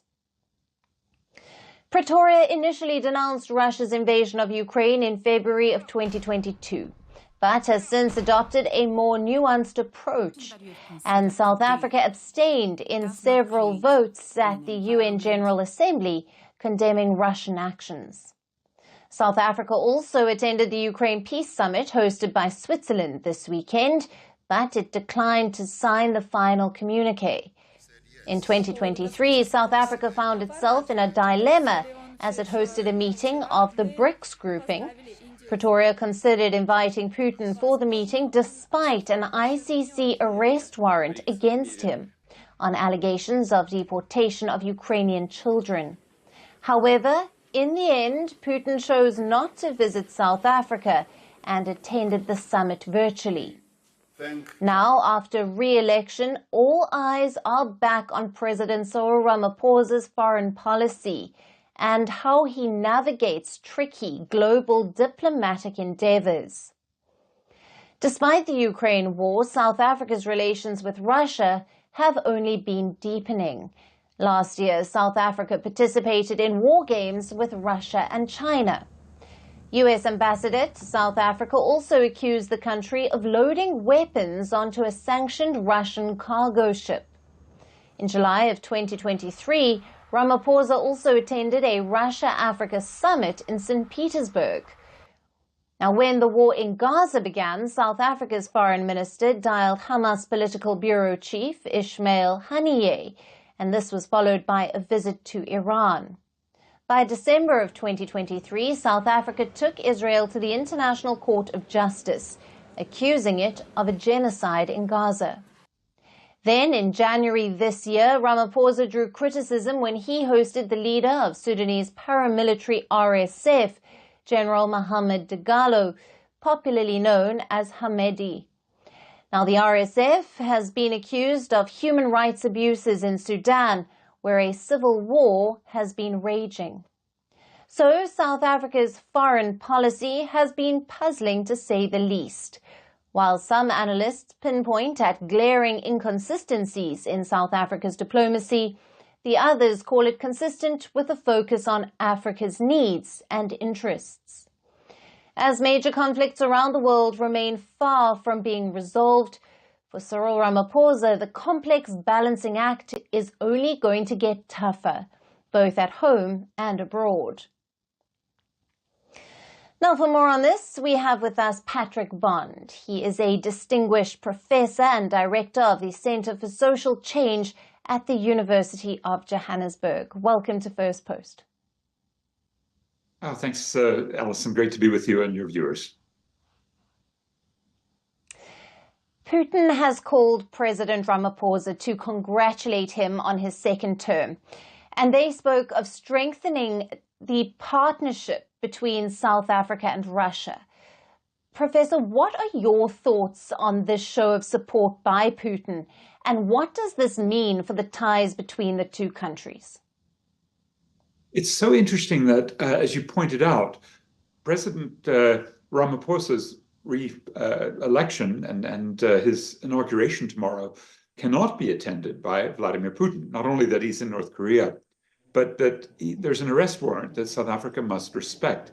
If not, there's a constitutional crisis because the judiciary would enforce that International Criminal Court order from last year, in which Putin and one of his colleagues are accused of the kidnap of 20,000 children from Ukraine. And that's been a source of enormous friction, partly because the United States is using that. And if Donald Trump is elected in November, would use it even more to threaten South Africa with removal from the Africa Growth and Opportunity Act, which is mainly for the export of steel and aluminium and automobiles and petrochemicals. So it would affect multinational corporates. And that's one of the great sticking points associated with this conflict between whether Ramaphosa looks east and to the BRICS or west and to the US and Europe.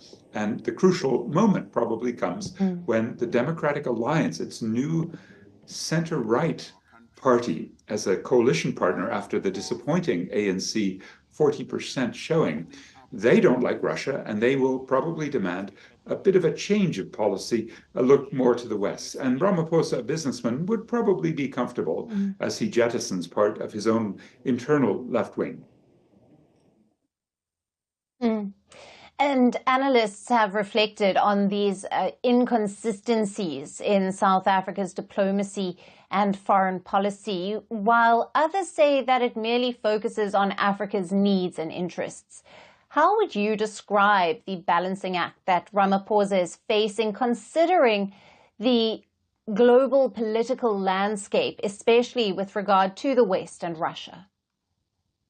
Well, as I say, the cynics might see this as talk left, walk right, because most of the business dealings and when, there's a de-dollarization move here, when we hosted the BRICS in Johannesburg last August, the South African business and banking community and the finance minister and Reserve Bank governor just said, no, we don't want to move in that direction. So there tends to be radical rhetoric, and that's most clear with solidarity with Palestine.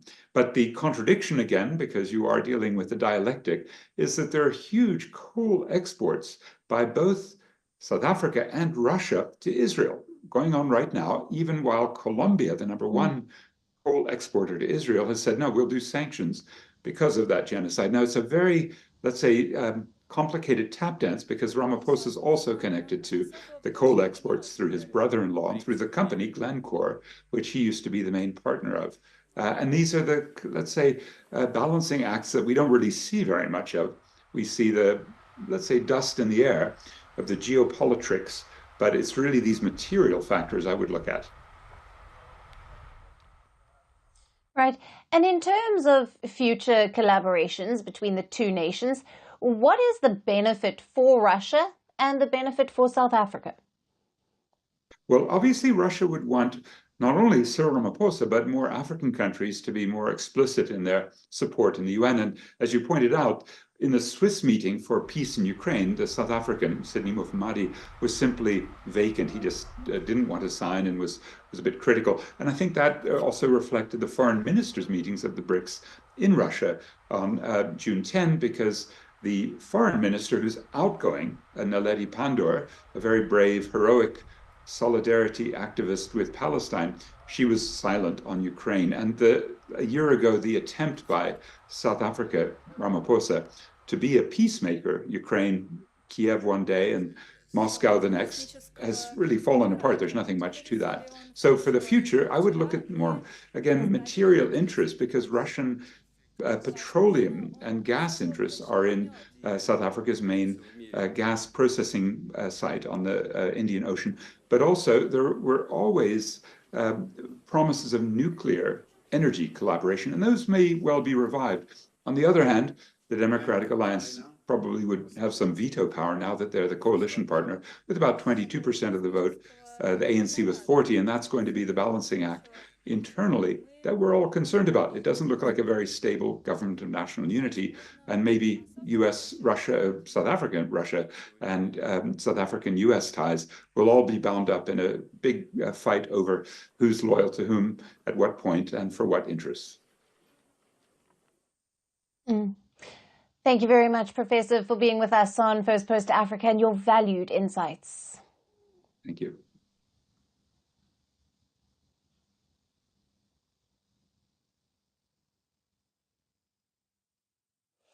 Moving on to Zimbabwe now, where opposition leader Jamison Timber has been arrested by the police, along with around 80 youth activists. Timber and his supporters have also been charged with disorderly conduct over a private meeting held at his residence. The police say Timber's supporters pelted stones at officers and that the meeting organized was an unauthorized one. Those arrested also include Timber's son. Jamison Timber is the interim leader of the Opposition Citizens Coalition for Change, or the CCC.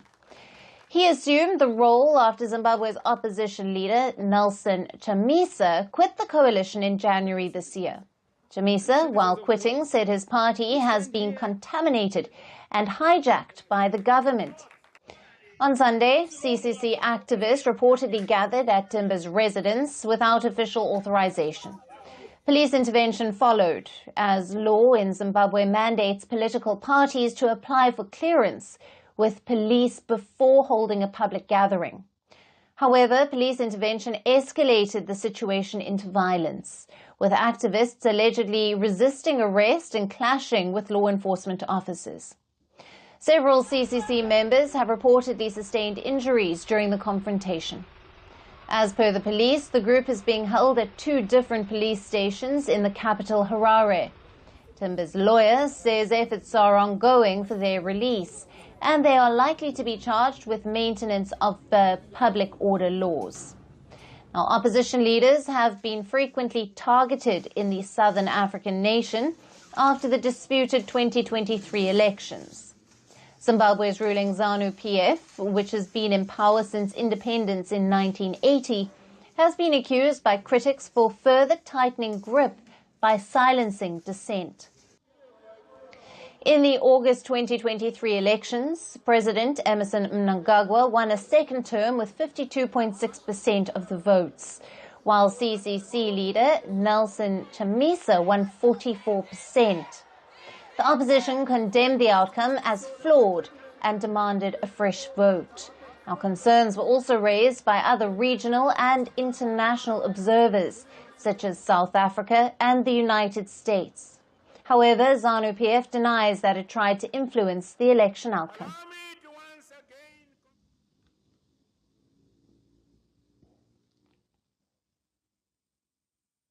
Shifting focus to Western Africa, where the rift between neighbors Niger and Benin is deepening. And in the middle of this face-off is China. Niger's military government has decided to suspend its oil exports to China. These exports were routed via a China-built pipeline through Benin.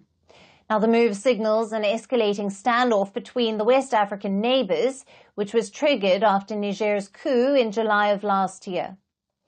At the heart of the row is a nearly 2,000-kilometer pipeline. This pipeline runs through the oil fields in Niger to the port of Seme in Benin. Without Benin's port support, landlocked Niger cannot export oil. The pipeline was also meant to transport oil to China as a part of a $400 million agreement. However, things changed after a coup in Niger in July of 2023, when the country's democratically elected president, Mohamed Bazoum, was ousted.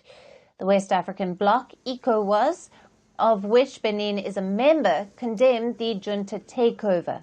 The bloc imposed sanctions on Niger, while Benin threatened a military intervention against Niger's military junta. Niger's military leaders responded promptly by closing the borders with Benin. In May of this year, Benin blocked the Niger's oil exports through its port as the border closure started to impact its economy.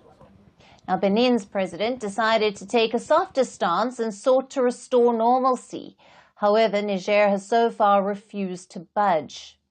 Benin has used the pipeline to pressurize the junta. On Monday, a Benin court handed an 18-month suspended jail sentence to 3 out of 5 Nigerians who were arrested last week for allegedly entering Port Seme under a false identity. Niger rejected the accusation, stating that the group was supervising crude loading as per their agreement with Benin. Now, the ongoing rift between the two neighbors also threatens Chinese efforts of making inroads into West Africa. China is the second largest investor in Niger after France. In the last 2 decades, it has pumped in billions of dollars into the landlocked nation. After the coup, China has also made efforts to forge ties with the military leaders. However, amidst the dispute with Benin, Niamey might not be able to put Beijing's interest at the center.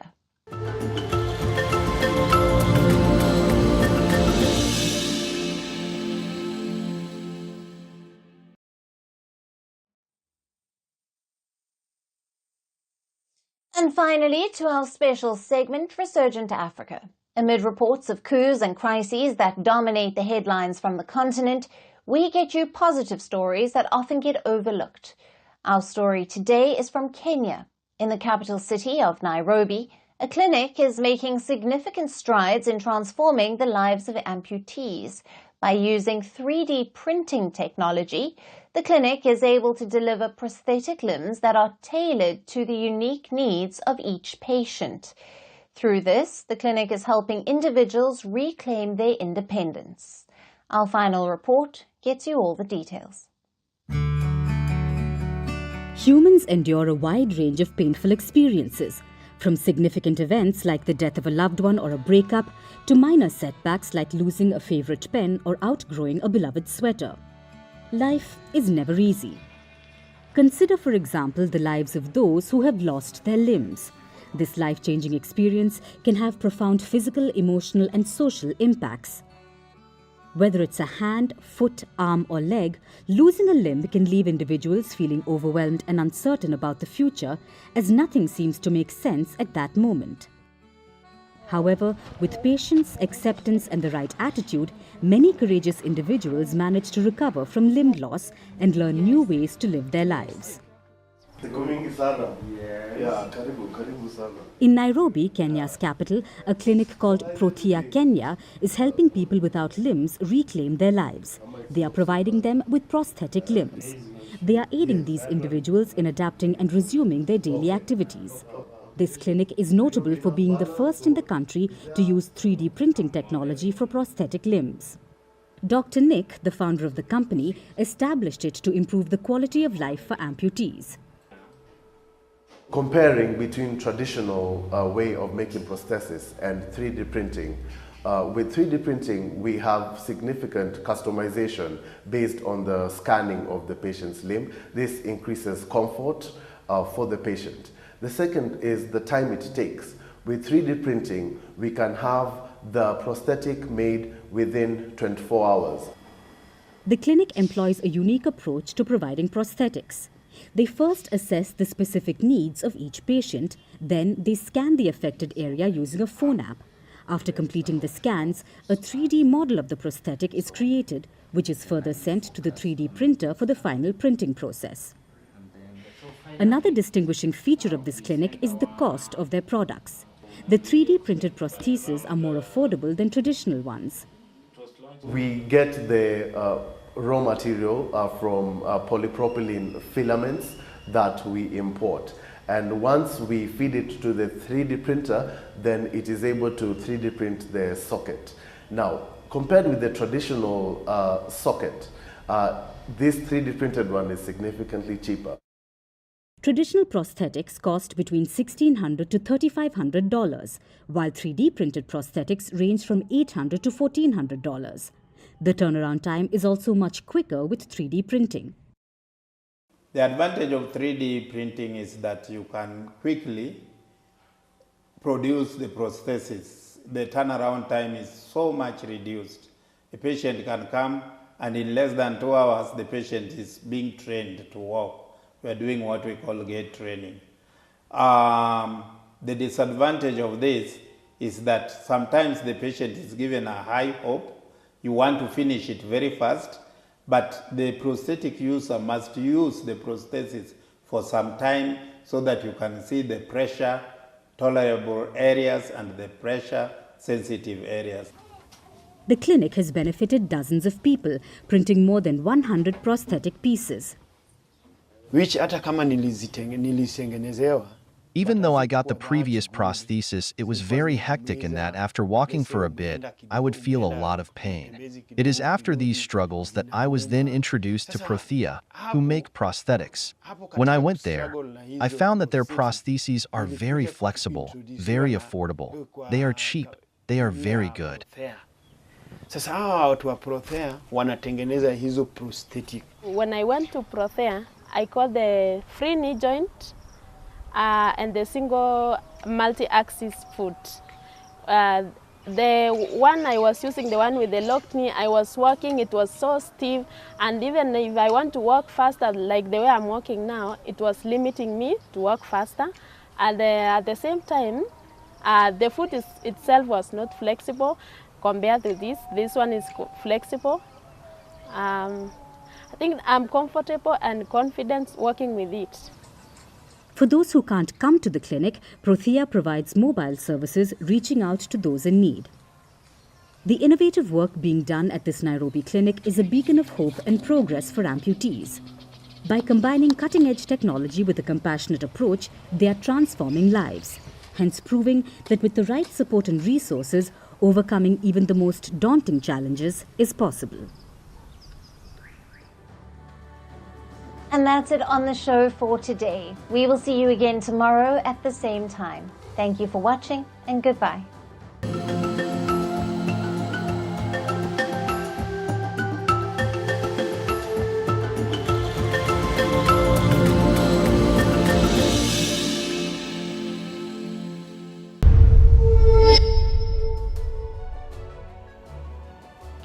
Hello, namaskar. This is Firstpost and you're watching Vantage with me, Palki Sharma.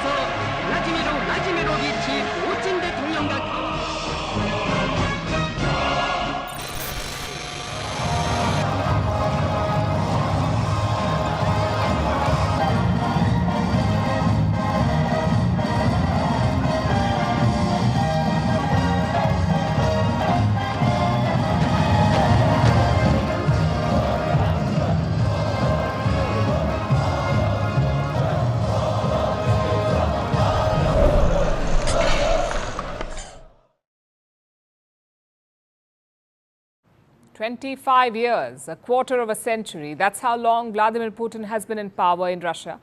In this time, he's visited around 70 countries. He's walked many red carpets, but this one beats all of it. I'm talking about North Korea. Vladimir Putin landed in Pyongyang on Tuesday night. The city was all decked up to welcome him. We are talking the whole shebang. Portraits of Putin, flags of Russia, even Russian music on state television. Take a look. I guess it was to be expected. North Korea does not get many visitors, certainly not world leaders like Putin. So Kim Jong-un rolled out his fanciest red carpet. He was at the airport himself. He greeted Putin with a handshake followed by a semi-hug. Now this visit is very important.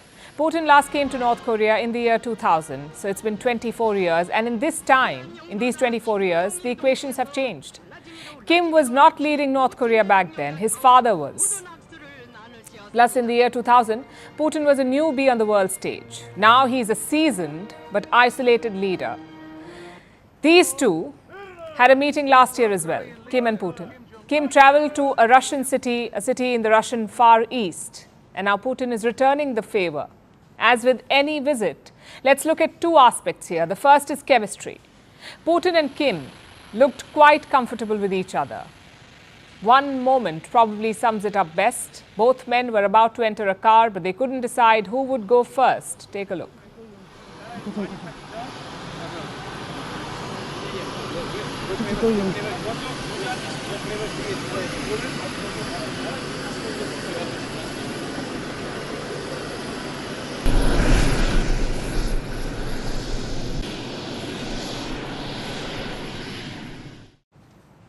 pomp wasn't over yet. This is a two-day state visit by the Russian president, so the official welcome was still pending. It was organized at the Kim Il-sung Square. Again, the pictures were stunning.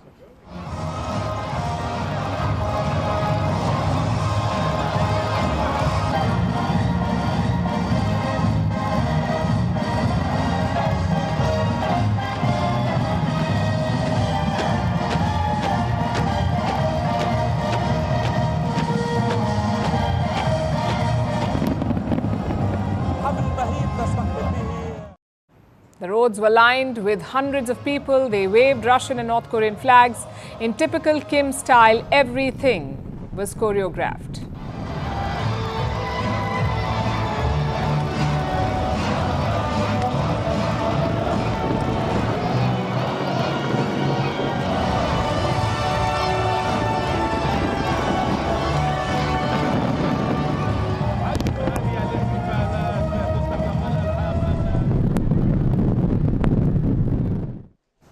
Later in the day, there was more bromance. Putin gifted a Russian limousine to Kim Jong-un. He also drove Kim around Pyongyang. Look at this.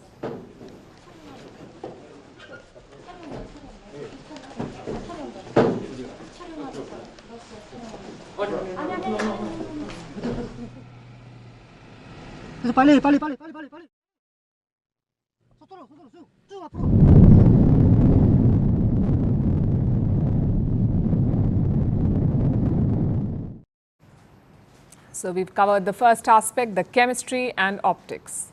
Now we come to the second, the substance. Putin and Kim held a long bilateral meeting. It lasted for nearly 2 hours. After that, they signed a new bilateral agreement. They upgraded their relationship to the next level, that of comprehensive strategic partnership. What does that mean? Well, it means a lot of things. Putin and Kim hinted at multiple areas of cooperation: military technology, mutual assistance in case of aggression, coordination on healthcare, and also education and science. Now, two of these stand out: sharing military technology and mutual defense. Very significant. Putin is saying that he may defend North Korea if it is attacked. And that's a big promise to make. Same with military technology. Sanctions prevent countries from selling technology to North Korea, especially strategic ones. But Vladimir Putin is saying he may do it anyway. Which brings us to the statements. What did Kim and Putin say? Kim offered full support for Putin's invasion of Ukraine. Meanwhile, Putin slammed US efforts to isolate Kim. Listen in. The government of the Democratic People's Republic of Korea expresses full support and solidarity with the Russian government, army, and people in carrying out a special military operation in Ukraine to protect their sovereignty, security interests, as well as territorial integrity. We highly appreciate your consistent and unwavering support for Russian policy, including the Ukrainian strand. I am referring to our fight against the hegemonic policy imposed for decades, the imperialist policy of the United States, and its satellites against the Russian Federation. That was Putin's day in Pyongyang, eventful and colorful. But what will be the impact of this visit? How should the world see it? This visit symbolizes a revival of ties between Moscow and Pyongyang. Time for a short history lesson. In the 1950s, Kim's grandfather was ruling North Korea. His name was Kim Il-sung. He was supported by Soviet dictator Joseph Stalin. Back then, ties were great. Pyongyang was a satellite of Moscow, but Stalin died in 1953, and after that, the ties changed. Kim Il-sung purged pro-Soviet forces in his regime. He began consolidating power. Thus, Moscow and Pyongyang grew apart. Cut to 2024. Things are on track again. Putin and Kim have revived the 1950s romance. The question is, will it last? Well, there is nothing organic about this relationship. It is based on common enmity towards the US. Having said that, there is scope for expansion. Let's look at what each side stands to get. First, Kim Jong-un. He needs food and fuel for his people, and Russia can help him. It is the largest wheat exporter in the world, also one of the biggest sources of energy, one of the biggest energy producers. So clear synergy there. Kim also needs advanced military technology, especially on ballistic missiles. Again, who can give him that? The Russians. Also sanctions relief. Russia is a permanent member of the United Nations Security Council. It can shield Kim from further sanctions. So the North Korean leader has a lot to gain. Which brings us to Putin. What does he stand to gain? A useful supplier of military goods like bullets. In fact, North Korean equipment has already been spotted in Ukraine, plus a new deterrent. Someone who can keep the US busy in the Pacific. And Washington knows this. They're concerned about this new partnership. The deepening cooperation between Russia and the DPRK is something that should be of concern, especially to anyone that's interested in maintaining peace and stability on the Korean Peninsula, but also supporting the people of Ukraine as they continue to fight against Russian aggression. There are two ways of looking at this. The West says, look at how isolated Putin is. So isolated that he's meeting Kim. But that's not how Putin sees it. For him, it's a strategy to counter the West. And for that, optics don't matter.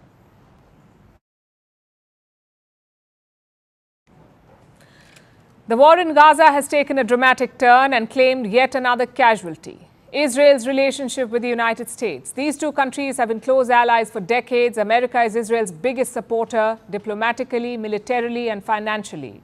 But now there's a rift and it is widening. So much so that the Israeli Prime Minister is accusing Washington of withholding weapons, and Washington is said to have scolded Netanyahu.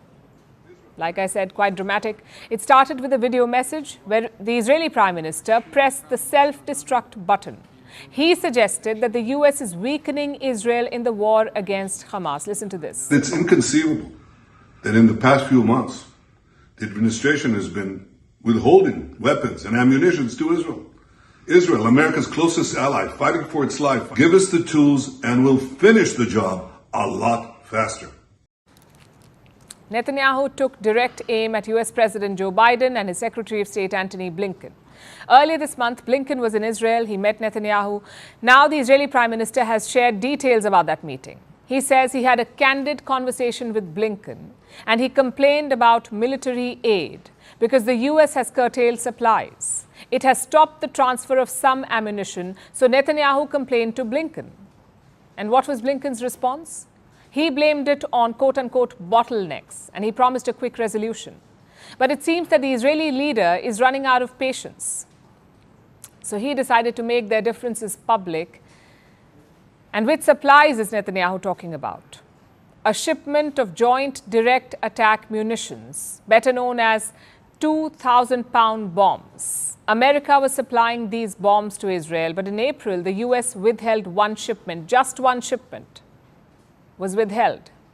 And now Netanyahu is making a big deal about it. We have one case that the president's talked about publicly, about the 2,000-pound bombs and concerns that we have about them being used in densely populated areas.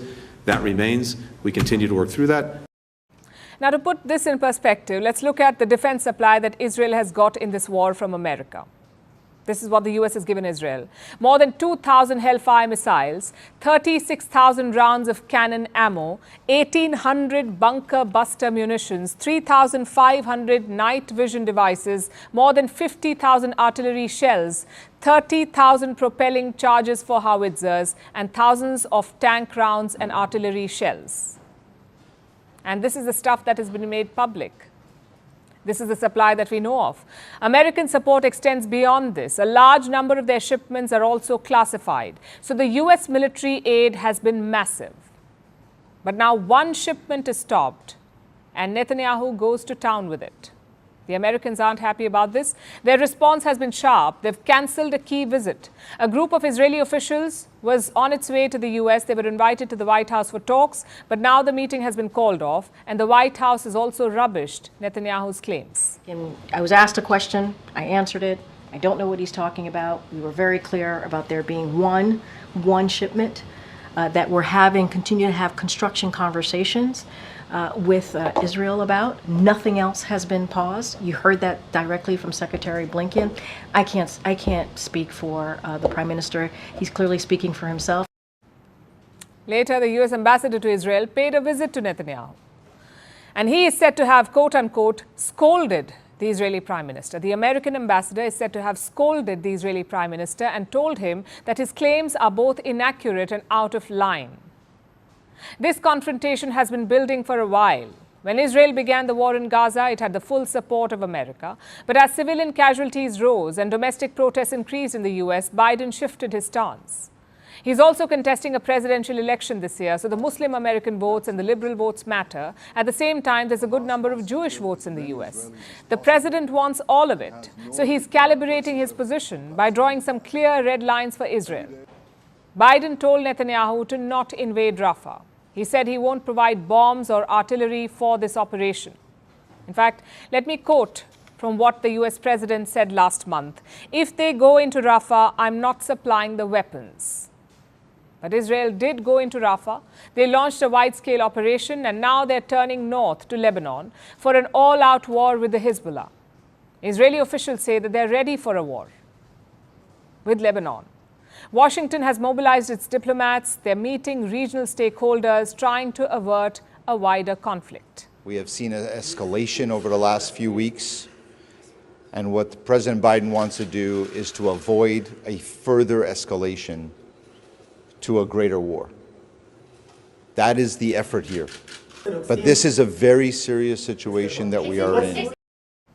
The US envoy says the situation is serious, but Netanyahu may not pay heed to America's appeals because it suits his politics. To openly take on Joe Biden, it boosts domestic support for Netanyahu, especially his conservative base. So what can the US leader do? Biden's options are limited. He could cut military aid. The US gives a lot of it to Israel, $3.8 billion every year, and even more during the war. Last month, the US Congress passed a bill for another $14 billion of military support to Israel, and one more proposal is on the table, a new weapons package worth $18 billion, including the transfer of F-16 fighter jets, around 50 of them, 50 jets. The deliveries won't be immediate. They could take several years, but the numbers are significant. And earlier this week, reports said that Washington may clear this package. But now Netanyahu is openly accusing Biden of sabotaging his war. Will this force a rethink in the White House? It's going to be a tough one for the US president. Despite the differences, Israel is a critical ally for the US, plus there will be domestic repercussions. Like I said, Jews are an influential vote bank in America. If Biden cuts support to Israel, it may benefit the Republicans. The other option is to keep supporting Israel and ignoring Netanyahu's outburst. But this could trigger a broader regional conflict, and that's the last thing anyone needs right now. So Joe Biden only has bad options, and he must pick one sooner rather than later.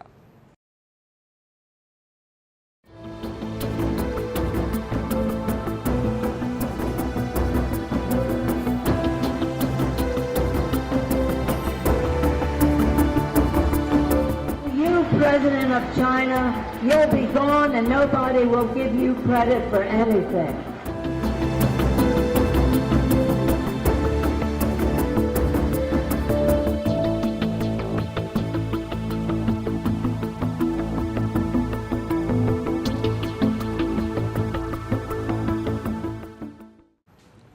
Suppose you want to poke China.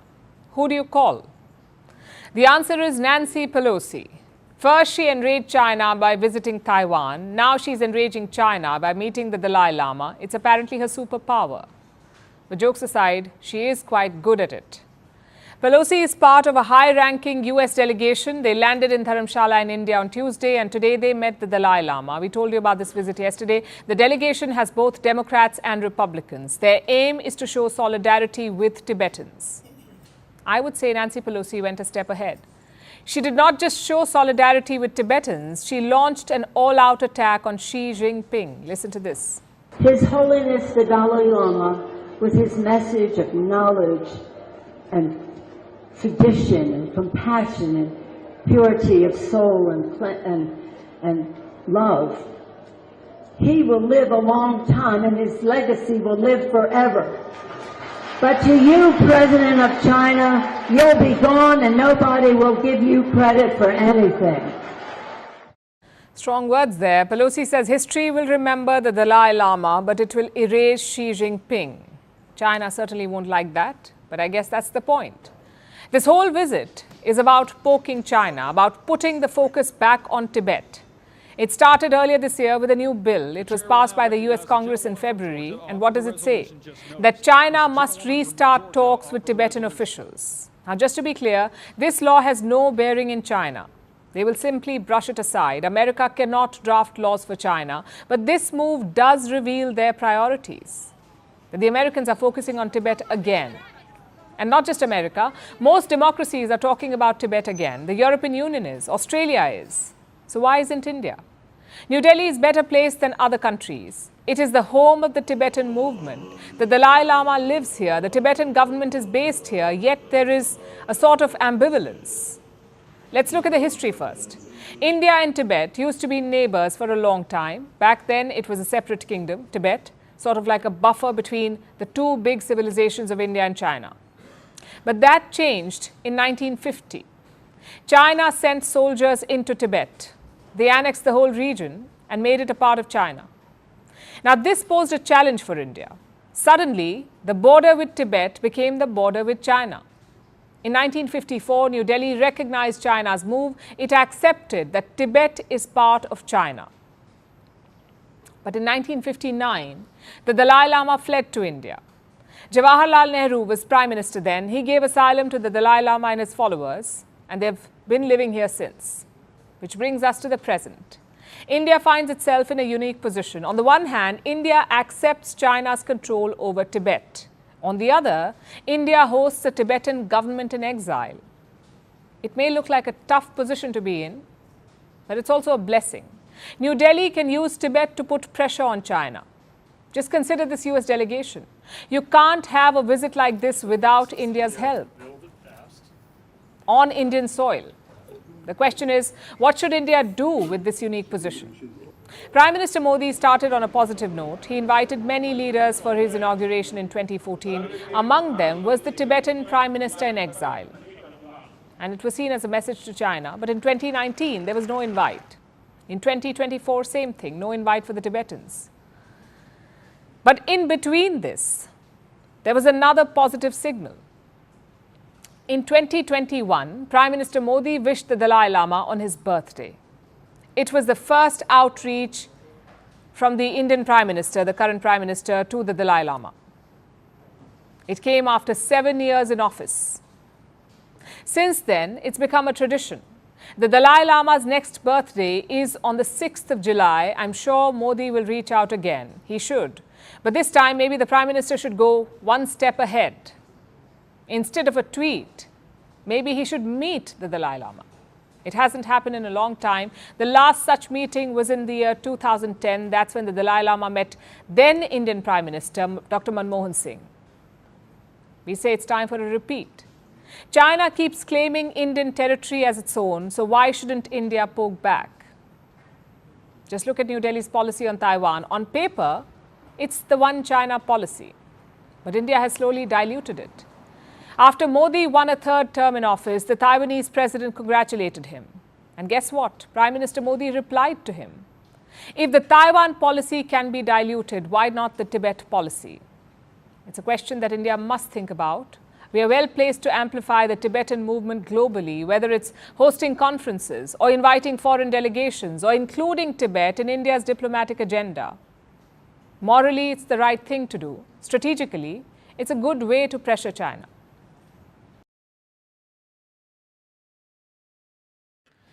Let's turn to Canada now. Their parliament started on a solemn note yesterday. With a moment of silence, all the lawmakers joined in. They stood in silence with their head bowed. It was quite a sight. Such gestures are not uncommon in parliaments. Usually they are done to mark a tragedy or to remember victims of terrorism. But not this one. Canada's moment of silence was for a terrorist. Following discussions among representatives of all parties in the House, I understand that there is an agreement to observe a moment of silence in memory of Hardeep Singh Nijjar, assassinated in Surrey, British Columbia, 1 year ago today. I now invite honourable members to rise.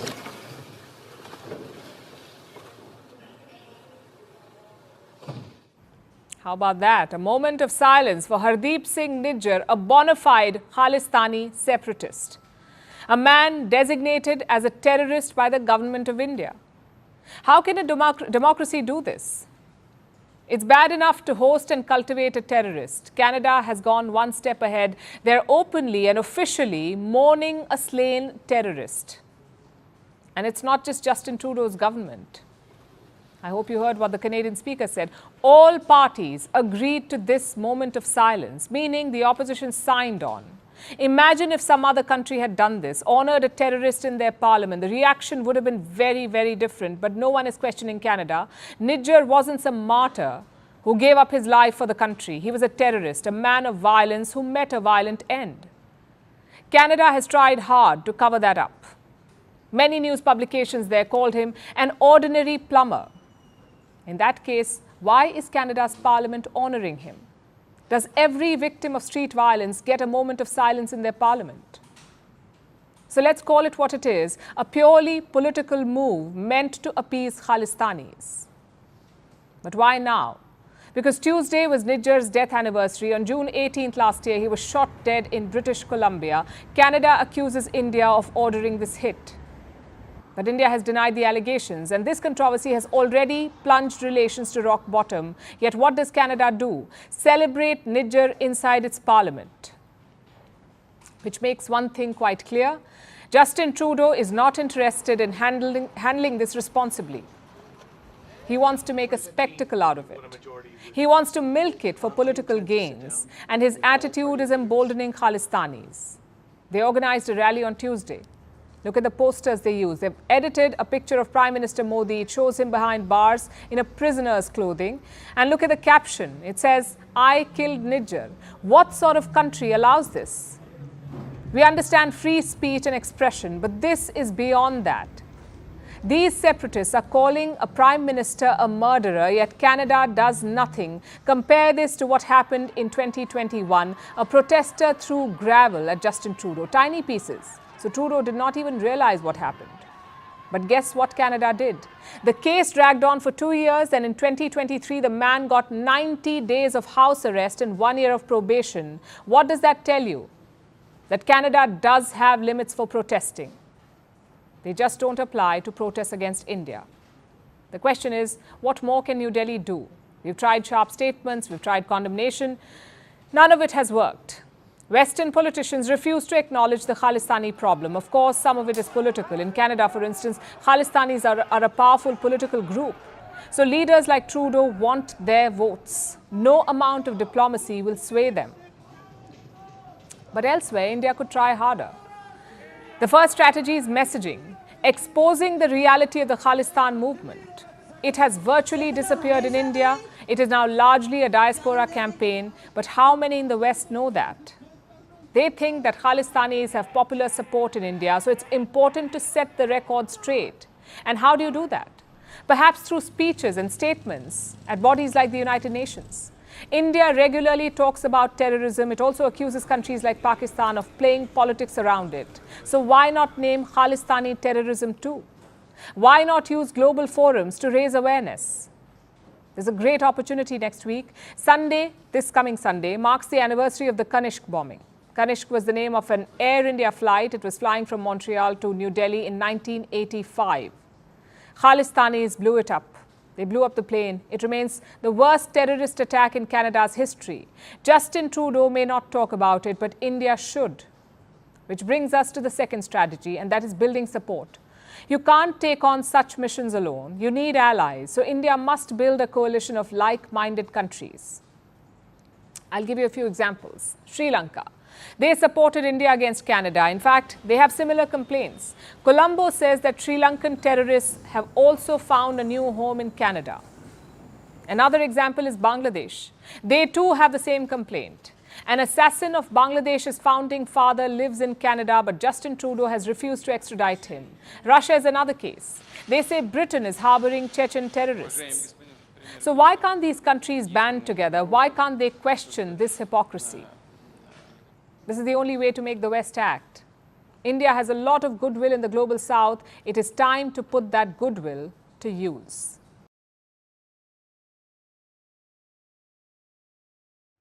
Where would India's next big security challenge come from? Most likely the high seas. The indications are all there. The recent conflict in the Red Sea made it quite clear. Protecting shipping lanes is more important now than ever before, especially for a country like India, which is surrounded by water on three sides. Chinese ships are frequenting these waters. China has built ports all around us, and their presence is a matter of concern. So in recent years, India has also tried to boost its capabilities to build deterrence on the high seas. And this story tonight is about one such plan. It centers on an island called the Great Nicobar. It is part of the Andaman and Nicobar Islands, located in the Bay of Bengal, a small patch of land, just 910 square kilometers, mostly covered with tropical rainforest. New Delhi plans to redevelop this island. It's an ambitious project worth $9 billion, and infrastructure development is a big part of it. The plan is to build a transshipment terminal for ships, an international airport, and a gas and solar-based power plant on the island of Great Nicobar. The project could transform the island, turn it into a shipping hub, also a tourist destination. As of now, Great Nicobar is sparsely populated, but post-development, as many as 650,000 people could end up living there. 650,000 people, that's the estimate. And this project has clear advantages for India. The island is strategically located. It sits on the intersection of key shipping routes. It is close to key regional hubs like Colombo in Sri Lanka and Port Klang in Malaysia. Further east, you have Singapore. So developing this island, Great Nicobar, also makes economic sense for India. It could unlock a lot of potential. Plus, it would have strategic advantages, like keeping China in check. Let me explain with the map again. There are 3 choke points near Great Nicobar: Malacca, Sunda, and Lombok. Chinese ships transit through these straits. So this is a vulnerability for Beijing. By gaining a foothold in Great Nicobar, India can keep an eye on Chinese ships and their movements. And Beijing knows that it's a weakness for them. So in recent years, the Chinese have tried to increase their presence in this region. They've taken control of the Hambantota port in Sri Lanka. They're eyeing another port in Myanmar on the Coco Islands. It's barely 55 kilometers away from the Andaman and Nicobar Islands. Apparently, China wants a military facility there. So for India, having a presence in Great Nicobar is a strategic necessity now. But the plan has met with opposition from the Congress party, that is India's main opposition party. They want the project to be scrapped and the permits to be withdrawn. Why? The Congress party has expressed 2 concerns. The first one is about the environment. They say this project poses an environmental threat, and they cite a government report to make their case. Last year, the government had told the parliament that more than 900,000 trees would be cut for this project. Now, the Congress argues that this mass deforestation threatens the ecology of Great Nicobar. Their second concern relates to the local tribes. Great Nicobar is home to the Shompen. It's an indigenous community. India classifies them, and I'm quoting, as a particularly vulnerable tribal group. Reports say there are about 100 to 400 Shompen people in Great Nicobar. They are nomadic hunter-gatherers. They live in the island's rainforest. Very few of them have had contact with the world outside. The Congress says this project would violate their rights and that the tribals were not consulted about it. Will this force the government to step back? There are no indications as of now. Earlier this year, India's President Draupadi Murmu had paid a visit to Great Nicobar. Reports say that she was given a presentation on the importance of the island. And this visit was also seen as a sign that New Delhi is serious about the project and it will move ahead.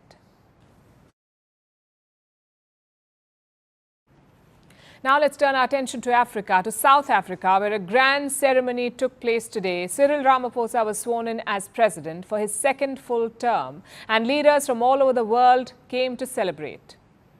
But it wasn't business as usual in Pretoria, because this isn't the same Ramaphosa. He's now a humbled figure. His party, the African National Congress, or ANC, lost its parliamentary majority in last month's general election. So Ramaphosa now helms a coalition government. Today he acknowledged this fact. He acknowledged that South Africans have been disappointed by his party and he's promised to do better. Here's our report. the people of South Africa have stressed that they are impatient with political bickering and the endless blame game amongst politicians and political parties. They want us to put their needs and aspirations first, and they want us to work together for the sake of our country. Today, I stand before you as your humble servant to say that we have heard you. The formation of a government of national unity is a moment of profound significance. It is the beginning of a new era. Cyril Ramaphosa is back. Once again, he has taken oath as South Africa's president. It was a grand ceremony. You had marching bands and cannons being fired. There was also an air show. And of course, Ramaphosa's supporters were there, singing and dancing, celebrating their president's return. I'm happy that the African National Congress Party won regardless of what people were saying. Forward with our president, we love him very much. We are all here filling up this place for our president. We are excited that he is being sworn in today. It's his day today. To our president we say, Viva President Ramaphosa, viva. Normally, that would have been the common sentiment. The ANC has won every election in the last 30 years. But it is different this time around. The party didn't get an absolute majority on its own. So, it was forced to form a coalition government with its biggest rival, the Democratic Alliance Party. No one knows how this coalition government will perform, especially amid growing opposition. Some of Ramaphosa's opponents chose to skip his inauguration, as though to send a message that he should expect a tough fight during this presidential term. It's a reality that Ramaphosa must accept, but that reality will set in tomorrow. Today was about celebrating his return. There was almost a festive spirit in the South African winter air. It wasn't a public holiday. The government was clear about that. But arrangements were made for visitors, for supporters who wanted to attend Ramaphosa's swearing-in ceremony at Pretoria's Union buildings. Free shuttle rides had been arranged to draw in the crowd. It seems that Ramaphosa wanted a packed house. After all, he had friends to impress. Leaders had flown in from around Africa. The presidents of Nigeria, Namibia, Tanzania, Zimbabwe, Mauritius, Angola, and the DR Congo were all present. They were all present on the main stage, next to Ramaphosa. Then you had South African royalty, who graced the inauguration with their presence, and also issued a warning. My biggest wish, one Uguti president, be honest. Honest, nothing else, be honest. Politicians, be honest. Don't gamble with the lives of South African citizens, because next time, they will not tolerate it. That may be the biggest takeaway from the whole inauguration. Beyond the pomp and ceremony lies a warning for the ANC. They barely managed to retain power this time, so they need to do better. They need to earn the people's trust back. Or this grand oath-taking ceremony could be the last for the ANC.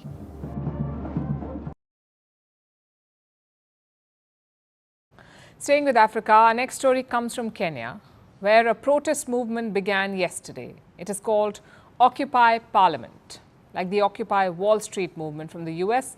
Now, Occupy Wall Street was a protest against corporate avarice. Occupy Parliament is a protest against government greed in the form of back-breaking taxes. The protests were against Kenya's finance bill for 2024, their annual budget. Kenyans have been facing a mounting tax burden for years now. since President William Ruto came to power in 2022. Last year, there was a controversial housing tax and an increase in fuel levies. This year's finance bill was slated to bring more hardship.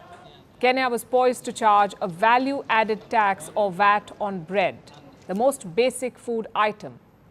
The VAT on bread was going to be 16%. And that's not all. Ruto's government wanted to tax car owners as well, a recurring tax of 2.5% every year. Then there were taxes that just seem unethical. Listen to this. Taxes are high. My mom just died from cancer, and we can't keep raising taxes on cancer treatment. You had they're raising taxes even on donations. Women have no taxes are being taxed. We can't even afford diapers for the kids anymore. There are no vaccines in the hospitals for the children. Ruto wanted to tax or raise taxes on cancer treatments, which are already unaffordable for most people. Disposable healthcare items like diapers and sanitary pads were also going to be taxed.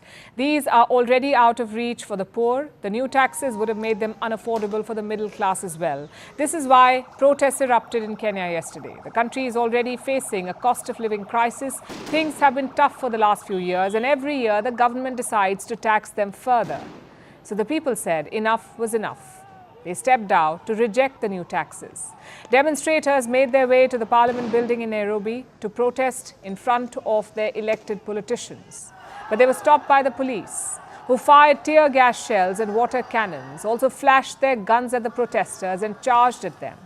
Undercover officers infiltrated the demonstrations to get their hands on the protest leaders. It was complete chaos. Hundreds of people were arrested, but it seems that the protests had an effect, because the government has decided to roll back some of the taxes, the most controversial ones anyway.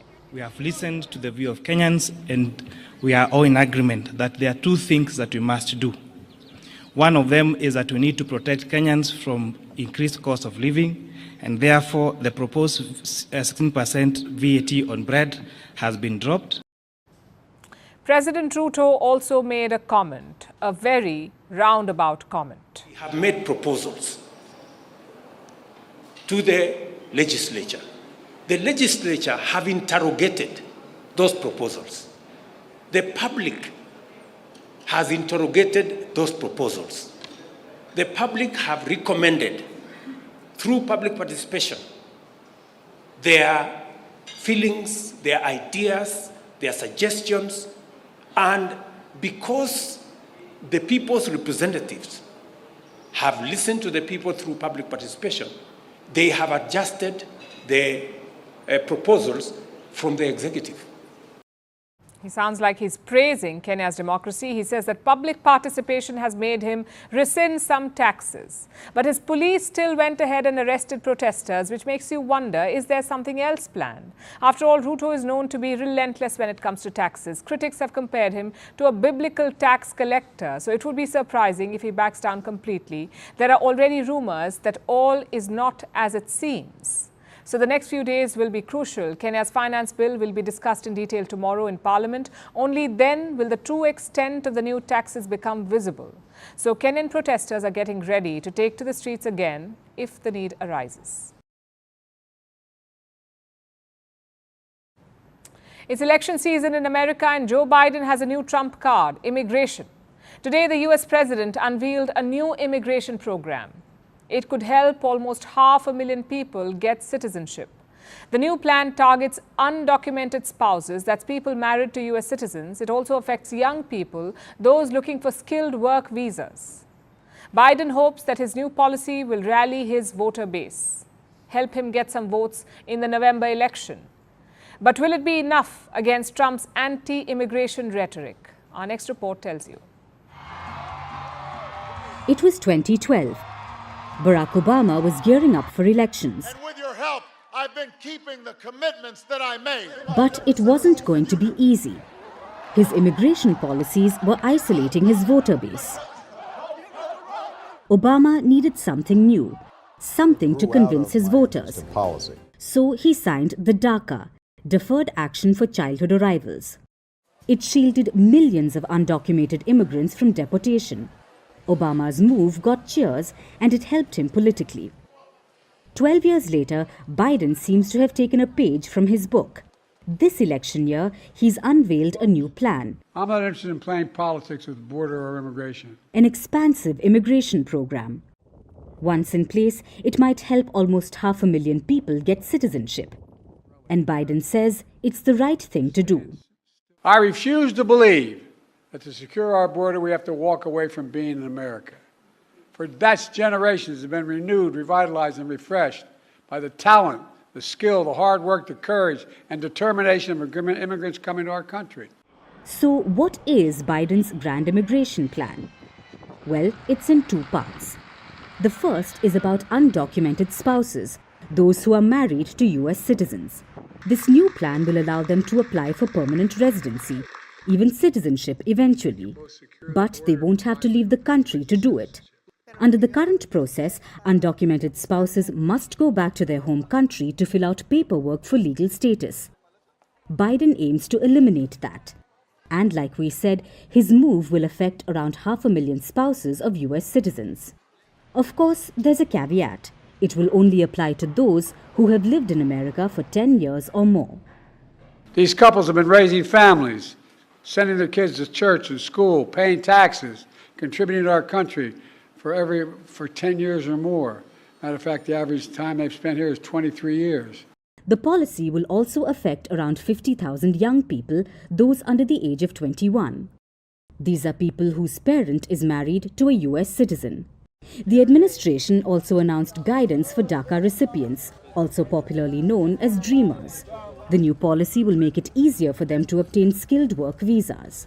I'm announcing new measures to clarify and speed up work visas to help people, including Dreamers, who have graduated from U.S. colleges and universities, landed jobs in high-demand, high-skilled professions that we need to have grow to see our economy grow. It's the right thing to do. But will this translate into votes?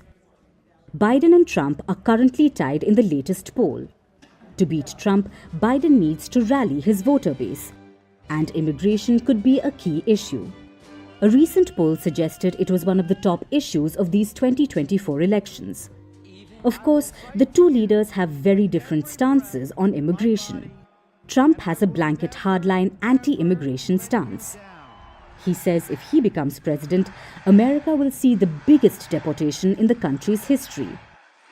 Biden, too, has been tough on illegal migrants entering the US. But he now seems to be recalibrating his stance. His official line is simple.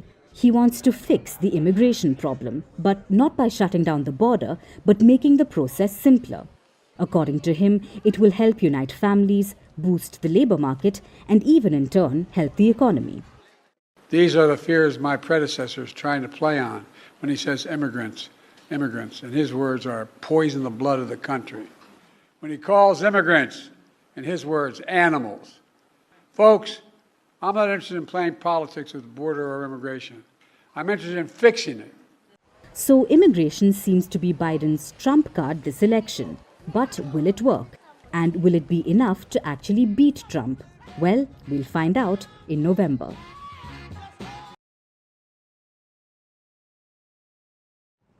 Last week, Apple was the most valuable company in the world. This Monday, it was Microsoft. These are two of the most storied names in tech. But now the stock market has a new king, NVIDIA, a chip maker based in the US. For the first time ever, NVIDIA has become the most valuable company in the world.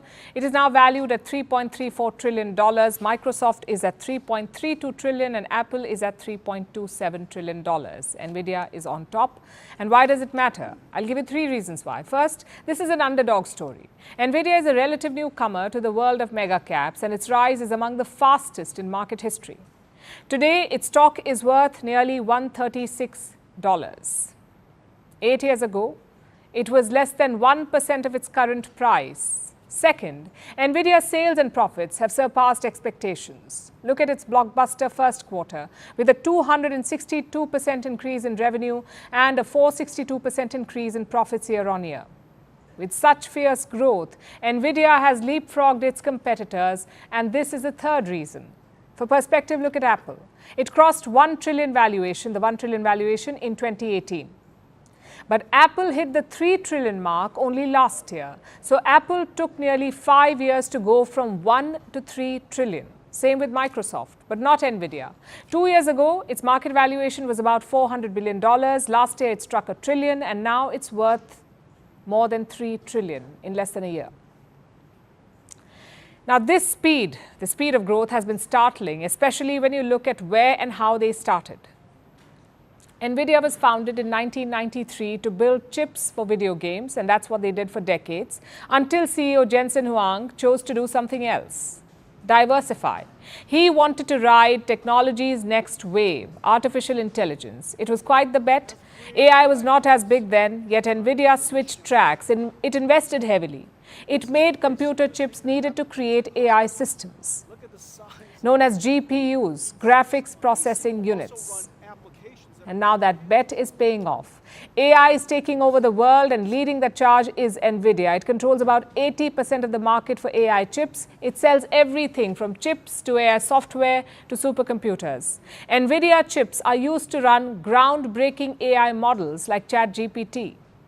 Tech giants are buying AI chips in bulk. All of them have deals with Nvidia. Microsoft, Amazon, Meta, Google. Simply put, Huang anticipated a gold rush and chose to sell shovels to the miners.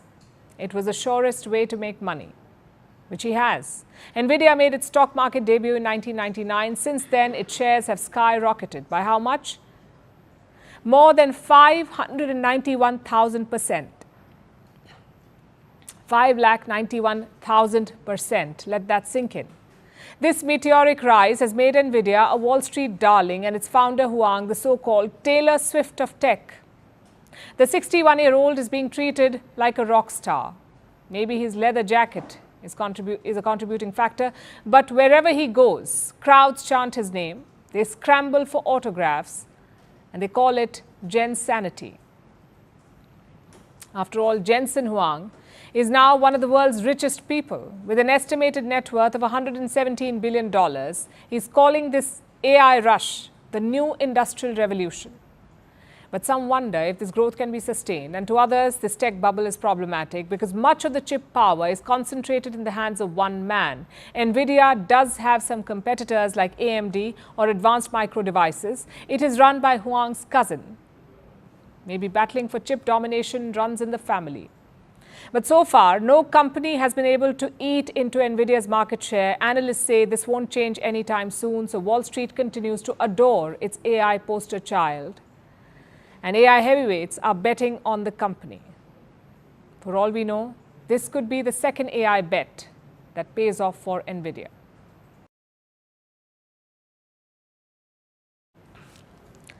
For our next story, let me give you a number. 800 million.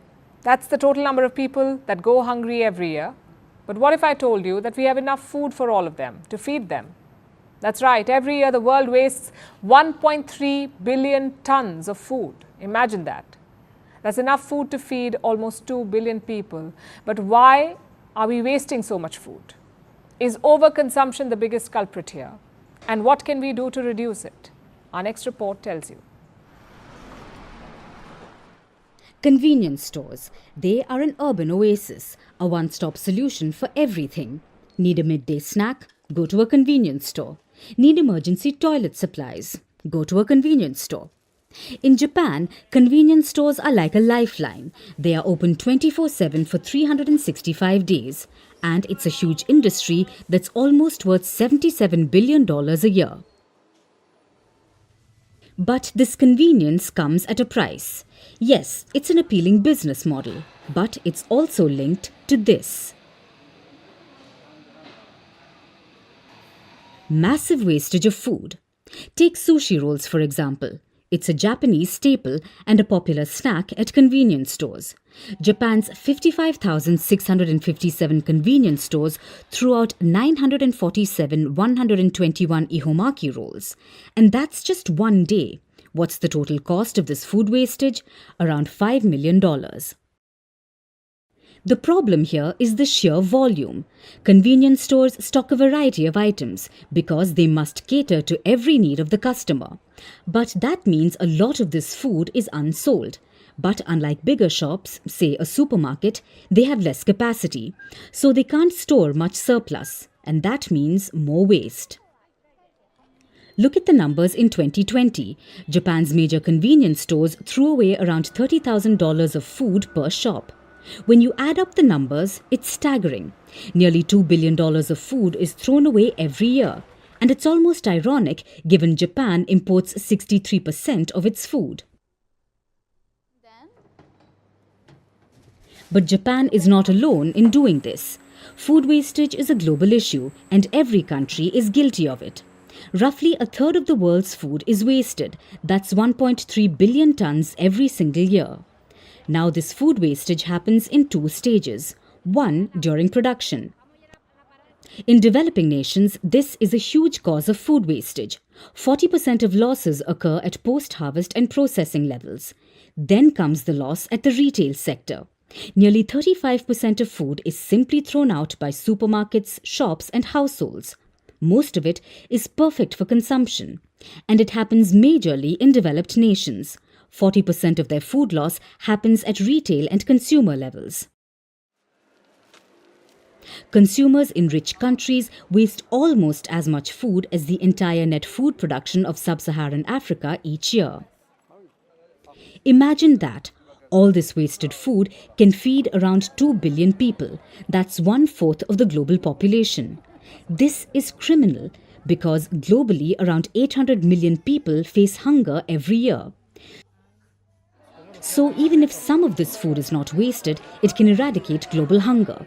And that's what countries aim to do. But reducing wastage won't be an easy task. It requires a multi-pronged approach. For convenience stores and restaurants, it means better inventory management systems where stocks are stored more efficiently, thus reducing the volume of unsold goods. For households, it means only buying products that you really need. Convenience stores may be a great asset in our fast-paced lives, but it's time to look beyond the instant gratification. Now it's time for Vantage Shots, images that tell the story. Environmental protesters spray paint on Britain's Stonehenge. In the US, a gleaming monolith pops up in the Nevada desert, but no one knows who put it there. And Japan's Mount Fuji installs a crowd control gate to counter over-tourism. Finally, we're taking you back in history. On this day in 1981, India launched the Apple satellite. It was the country's first communication satellite. Ironically, the satellite had to be carried on a bullock cart.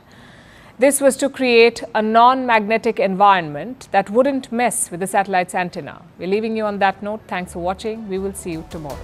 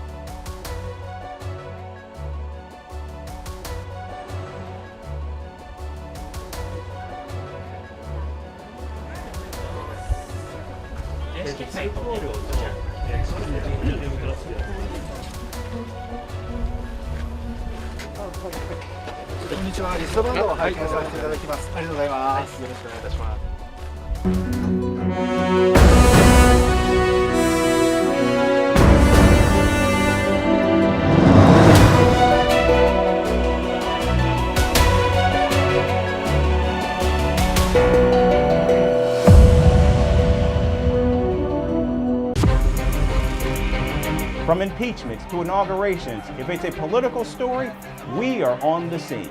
The race for the White House is heating up. We're beating Biden. How dare he say that? If it's breaking news, we're live with the latest coverage. From the White House, the State Department, and Capitol Hill, we know the issues, but above all, we know the players to bring you the latest in-depth analysis on all the key stories that we're covering. I'm Eric Ham. Join me from Washington here on First Post America.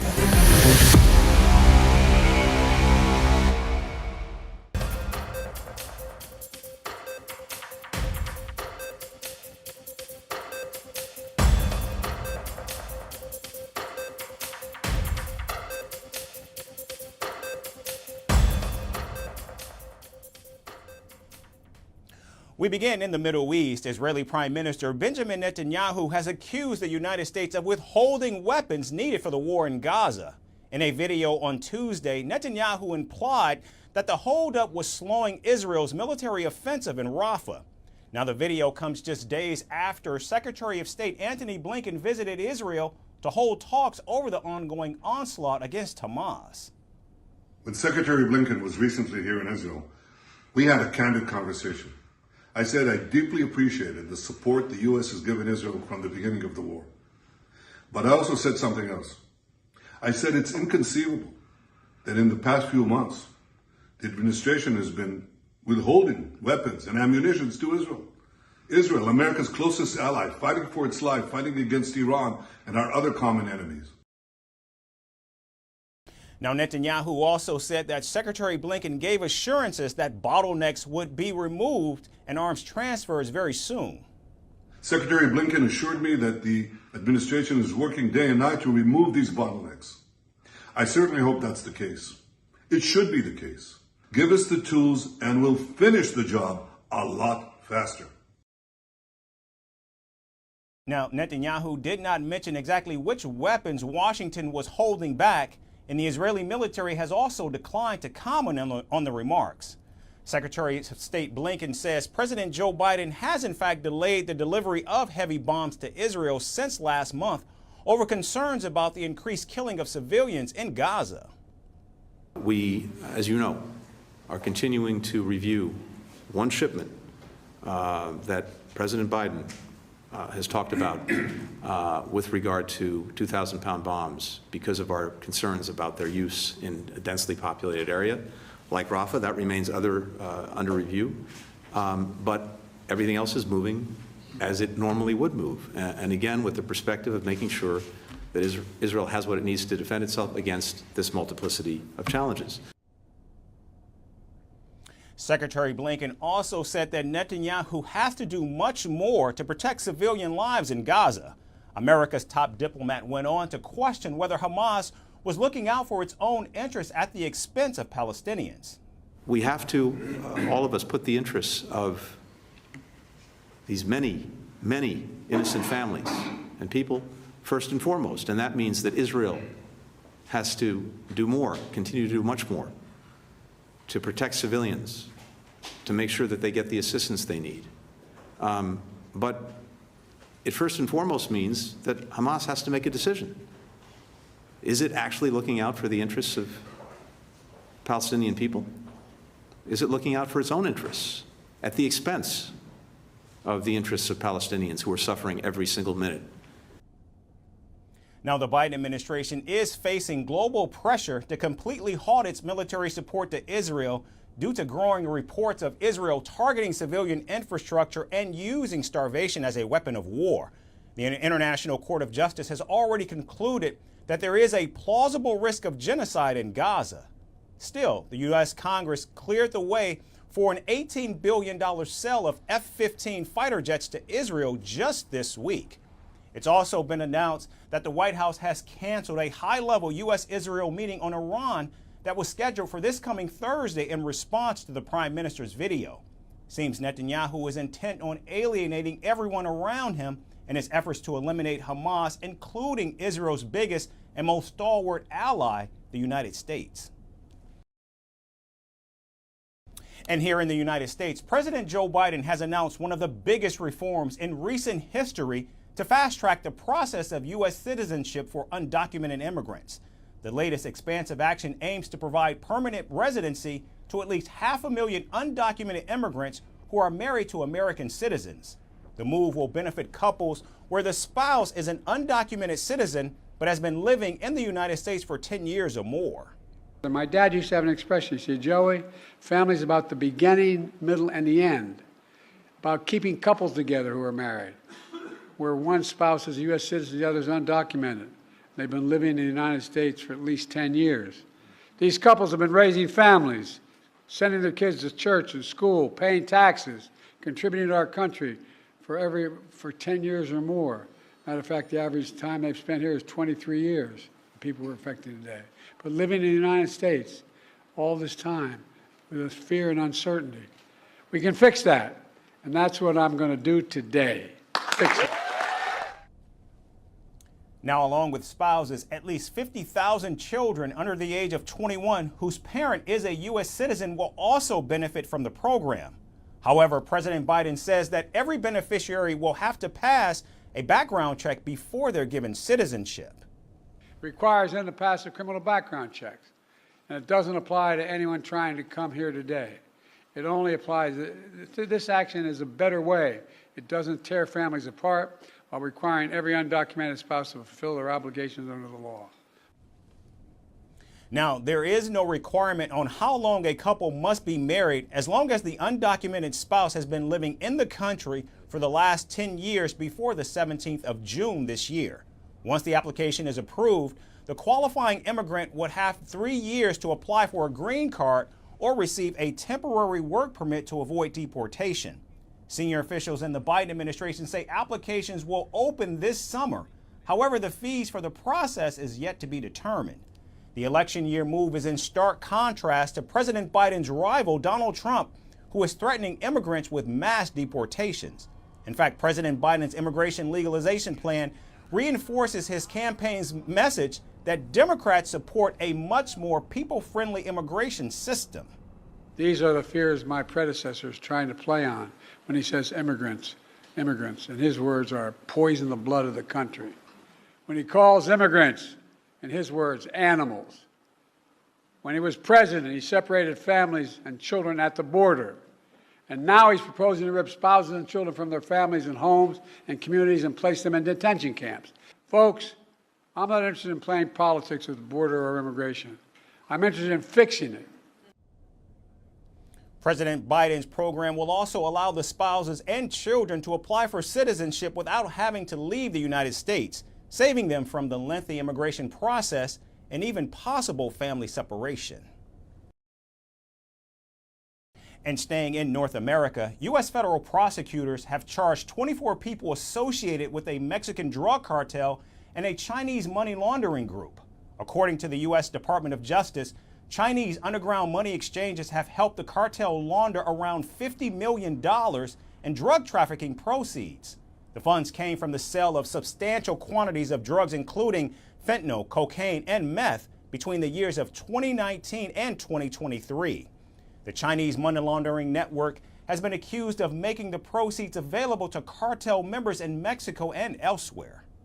They perpetuate this cycle by importing more and more dangerous drugs like fentanyl and methamphetamine into this country and then laundering those proceeds using the Chinese money laundering groups. The prosecutors further revealed that drug traffickers collaborated with underground money exchanges to take advantage of the high demand of U.S. dollars, specifically from Chinese citizens looking to move funds out of China through informal channels. Data from the U.S. Center for Disease Control shows that from January of 2021 to 2022, over 107,000 Americans died from drug overdoses, with more than 65% of the cases involving synthetic opioids such as fentanyl. Now, U.S. drug authorities have raised concerns about the deepening ties between Mexico's cartels and China, as the potency of fentanyl pills has been increasing, resulting in more deaths across the country. Federal agents also claim that Chinese money laundering groups undercut competition as they charge the cartels cheaper fees by tapping into the Chinese diaspora in the United States and Latin America. Now, the severity of the fentanyl crisis is such that it's turned into a contentious issue between Democrats and Republicans.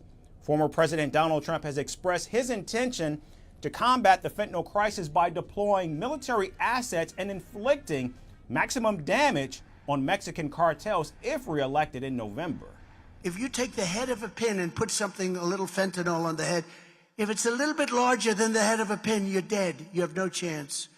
And this is pouring in from China, and I had a deal with President Xi. He was going to give the death penalty to anybody manufacturing fentanyl in China and selling it to the United States.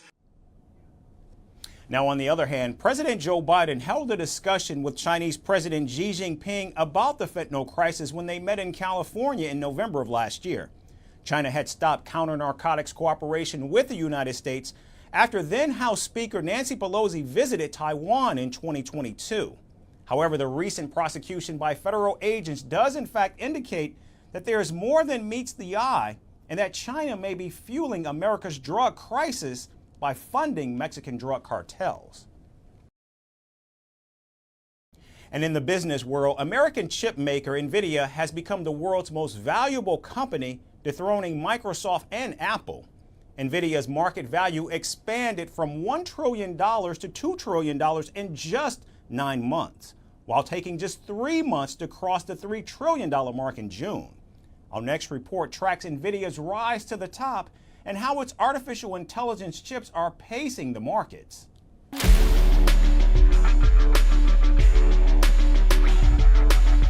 NVIDIA now holds the title of the world's most valuable company. The chipmaker overtook Microsoft and Apple as its shares rose as much as 4% and its market capitalization reached about $3.3 trillion. NVIDIA's stock has surged about 173% so far this year, compared to a rise of about 19% for Microsoft. NVIDIA's AI chips are in high demand in data centers and for gaming, and the California-based firm is working to meet the high demand of its graphics processing units. Tech giants Microsoft, Meta, and Google-owned Alphabet are competing to build their own AI computing capabilities. But NVIDIA commands more than 80% of the market share for AI chips, making it a major winner from surging AI development. What my concern would be is whether how long the growth can be sustained, and are the valuations reasonable enough that we wouldn't have to have a huge growth or very prolonged growth to really be able to justify buying the stock.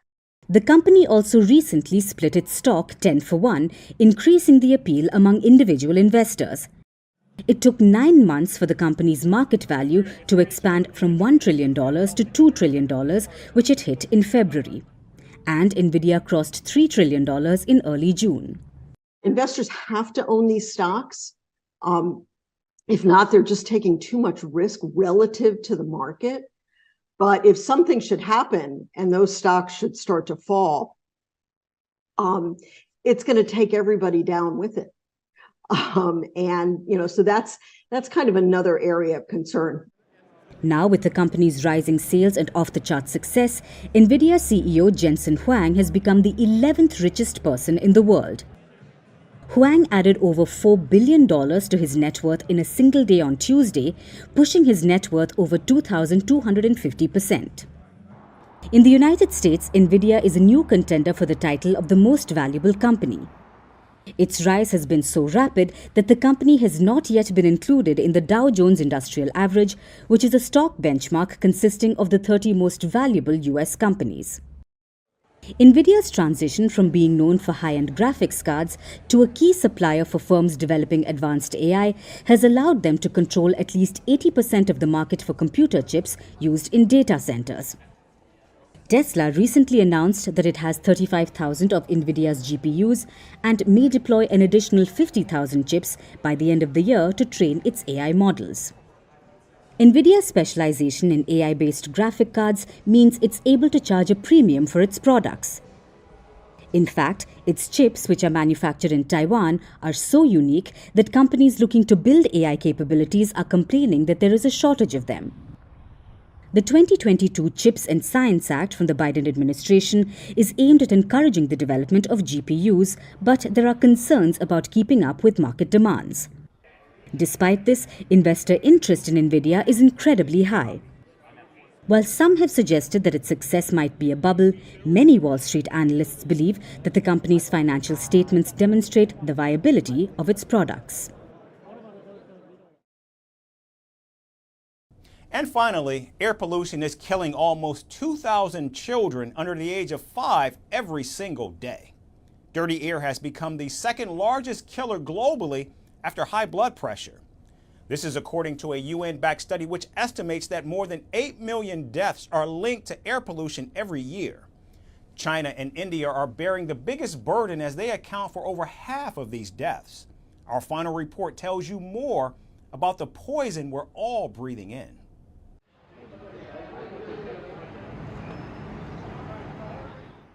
Air pollution has reached new heights.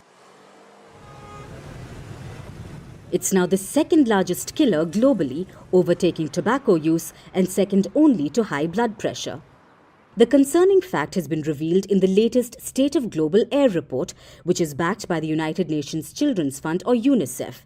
It has also reported some other worrying trends. The report says that air pollution is killing nearly 2,000 children under the age of 5 every single day. This means that one child dies because of air pollution every minute.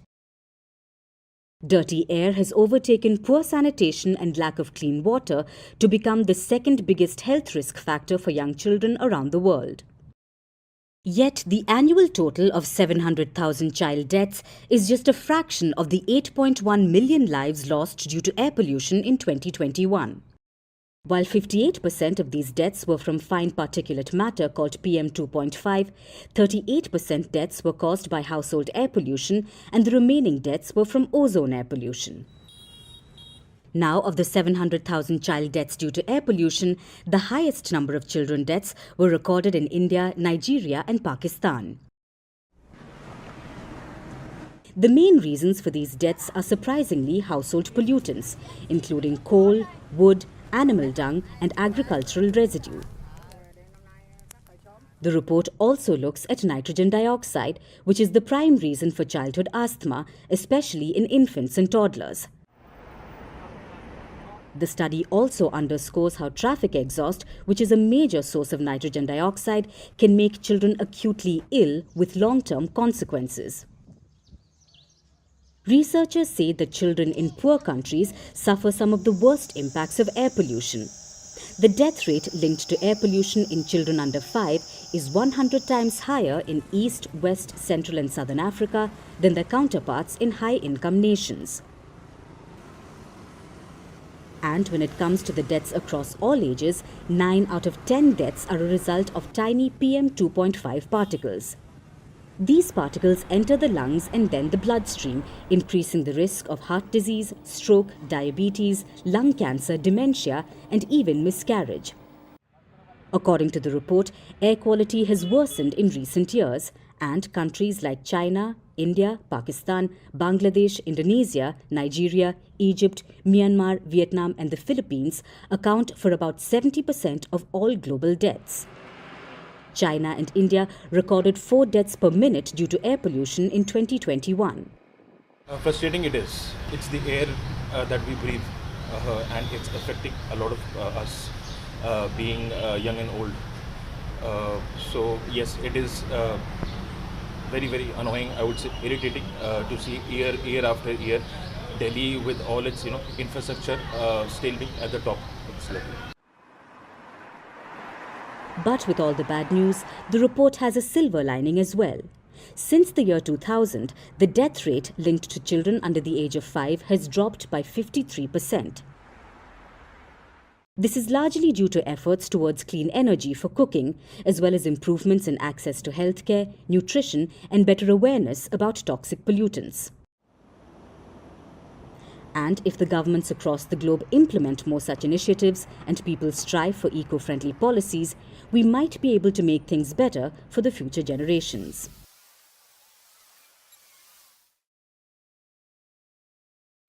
That's our show for today. We thank you so much for tuning in. We hope to see you right back here again tomorrow. Thanks again for watching.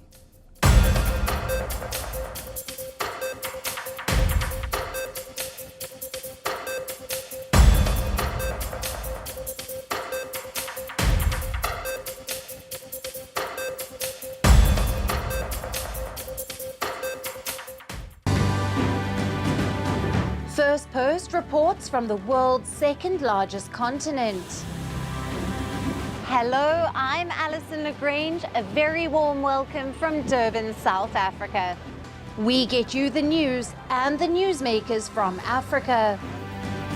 From elections to climate change to innovations and opportunities. As the world's attention shifts, we report from Africa, the heart of the global south. Join me every weekday live on First Post.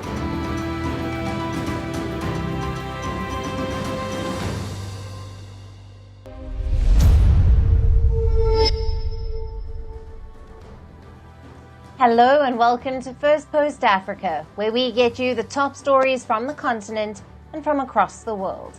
I'm Alison Lagrange, coming to you live from Durban, South Africa.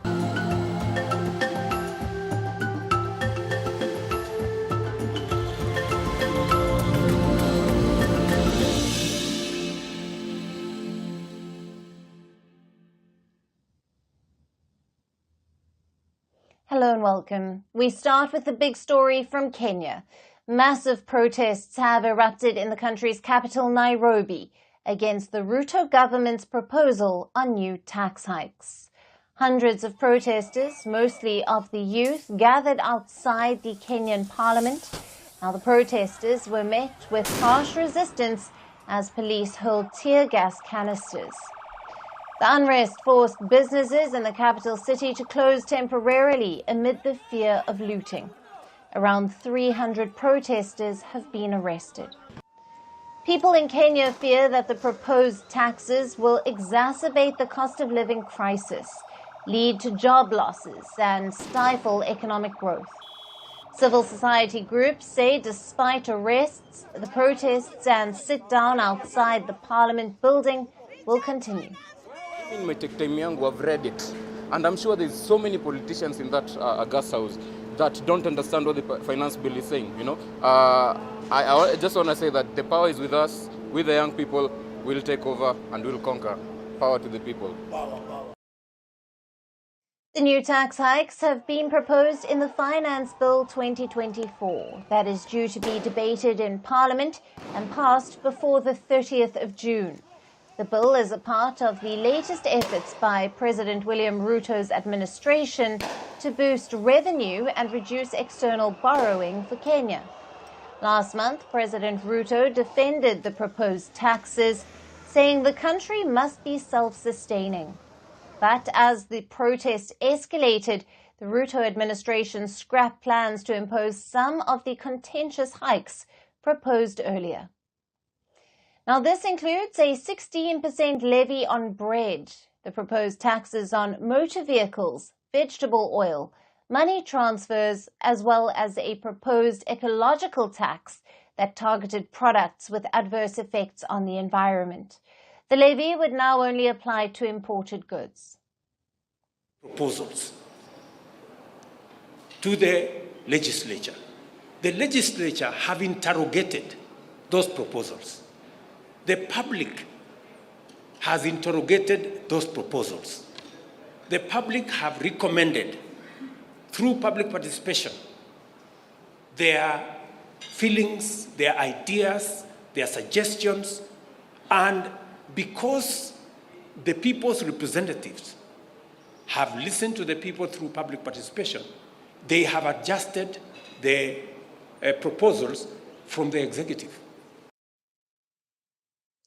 The original bill, which was first presented in Parliament last month, also seeks to increase import duties for goods, raise taxes on telephone internet data, digital businesses and food delivery services. When William Ruto came to power in 2022, he promised to revive the economy and to alleviate poverty. But in the last 2 years, his policies have sparked widespread discontent. He has raised income tax, doubled VAT on petroleum products to 16%, and increased health insurance contributions. Ruto says these steps have been taken to eliminate the country's debt of nearly $80 billion. While Kenya is among the most dynamic economies in East Africa, roughly a third of its population lives in poverty. It is currently dealing with stubbornly high inflation and debt distress. Its GDP is also expected to slow to 5% this year from 5.6% in 2023. Though the new tax bill will face opposition, it is likely to be passed as Ruto's alliance holds a majority in the parliament. Now, for more on this, we have with us political and economic analyst Professor Ehsen Iraqi, who is joining us live from Nairobi. Hello to you, Professor. Thank you for being with us. Hello, good afternoon. How are you? Great. Thank you.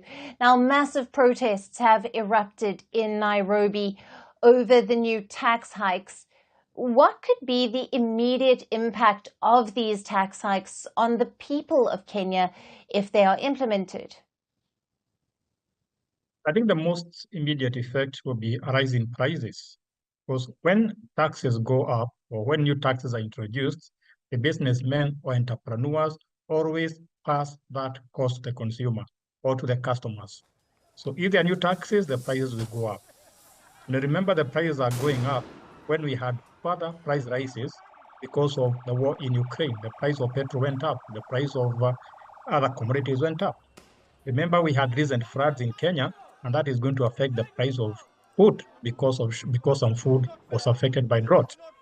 So if the prices goes up, there will be less demand for goods and services because people don't afford. And that is going to lead to job losses. And if there are job losses, we might have some social instability because hungry people are often angry people. So that will be the immediate effect if the taxes goes up or if the taxes are implemented. Now, since coming to power, President William Ruto has introduced several new but unpopular measures with the aim of reducing Kenya's debt as it reels under economic distress. In your opinion, how effective could the Ruto government policies be in eliminating debt? And if not, could there be an alternative approach? I think eliminating debt is not as easy as it sounds. Remember, some of this debt is long-term, is in bonds that are going to be maturing the next 20, 30 years. So it's not easy for the government, including developed countries' government, to deal with debt. So what we probably need to think is how we can eliminate debt in the long run, but not in the short run. Even with the tax raises, the government is still borrowing money. And that's why the interest rate for some bonds are going up. So I think the most sensible solution or the best solution we can come up with is to reduce waste and to reduce corruption. And most Kenyans believe that if we reduce the waste, if we reduce corruption, I think there will be no need for more debt, there will be no need for higher taxes. And that can be immediate. Yeah. Right, and anger against William Ruto has been growing, with protesters now demanding him to step down. Could the failure of his economic policies lead to his political downfall? That is very unlikely under the current circumstances in Kenya. Remember, President Ruto doesn't have a credible opponent for now. So what I foresee is in 2027, the current economic crisis will affect the voting patterns. So we should not be talking about President Ruto losing power now. We should be talking about 2027, which is not very far away. Professor, thank you very much for being with us on Firstpost Africa and your valued insights. Thank you and have a good evening.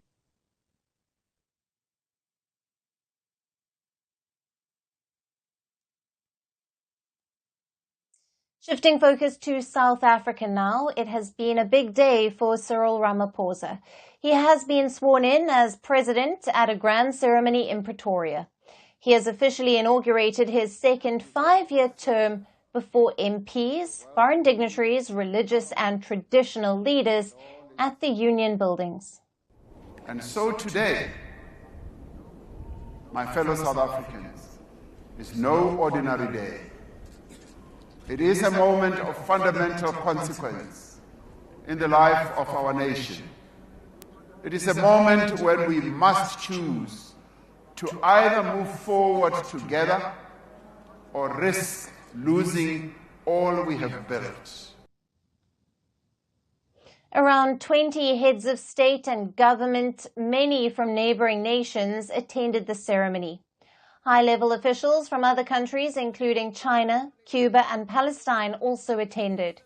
The ceremony included a 21-gun salute and a flypast by the South African Defence Force, in which they pledged their allegiance to the Republic and the Commander-in-Chief. In this moment, we must choose to move forward, to close the distances between South Africans and to build a more equal society, to translate the promise of our Constitution and the vision of the Freedom Charter into a reality for all.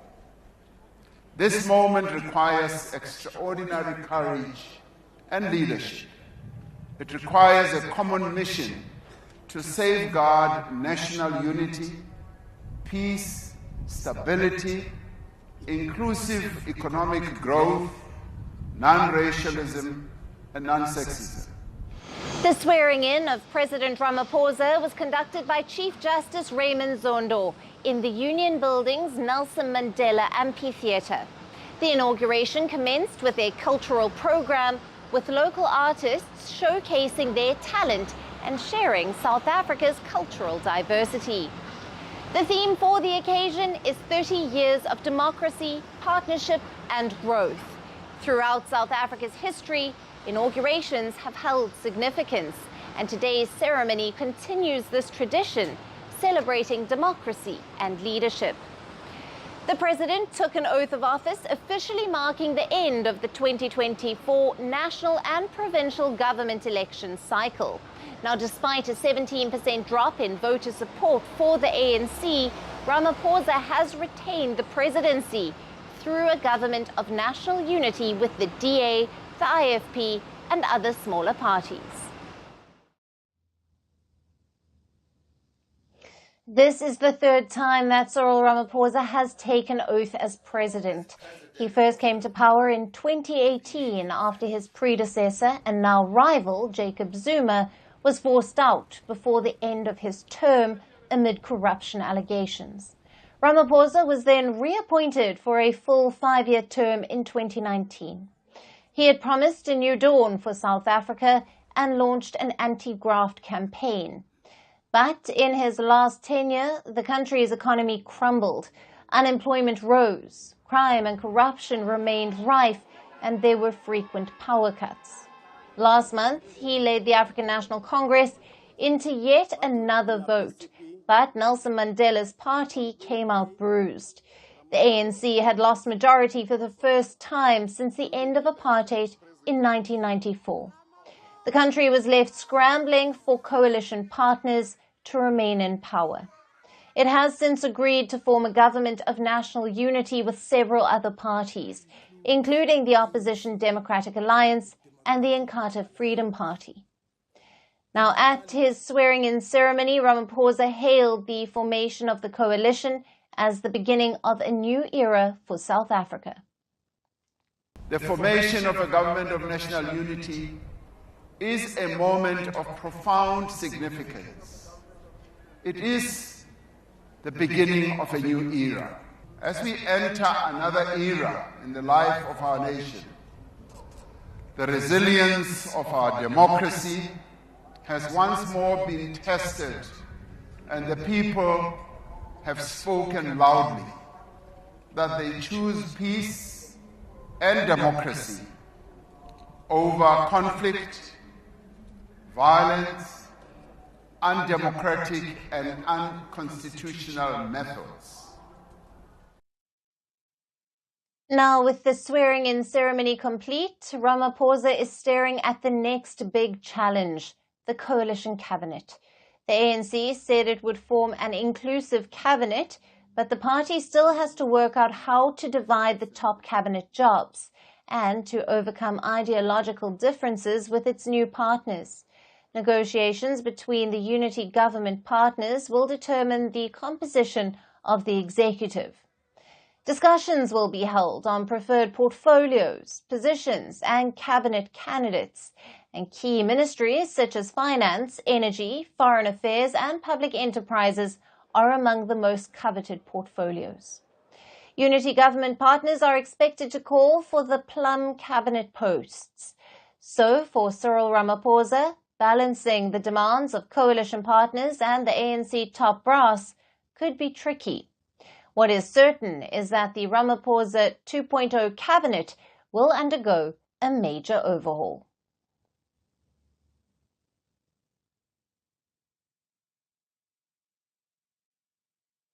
And now shifting focus to Sudan. The civil war-hit African country clashed with the UAE at the United Nations Security Council. Khartoum accused Abu Dhabi of providing arms and other support to the paramilitary RSF and further fueling violence in Sudan. The Sudanese ambassador to the UN said that the UAE must stay away from Sudan and that this was the first requirement that would allow stability in the country.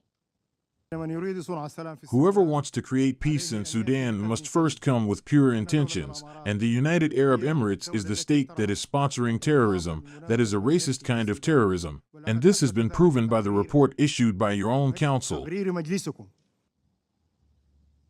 Sudan's ambassador accused the UAE of assisting RSF forces through militias in Chad, southern Libya, and Central Africa. Backing up its claim of Emirati interference, Sudan also submitted copies of half a dozen UAE passports that it says were found on the battlefield in Khartoum. He also claimed that wounded RSF fighters were airlifted to Dubai for medical treatment. Khartoum called on the council to openly condemn the Gulf state. We have submitted to you, Mr. President, a week ago, 6 UAE passports that we found in Khartoum in joint operations perpetrated by the Rapid Response Forces, and you have not published this as we have asked. We did not steal these passports from the suitcases of UAE citizens in the UAE. We found them in the heart of the battlefield.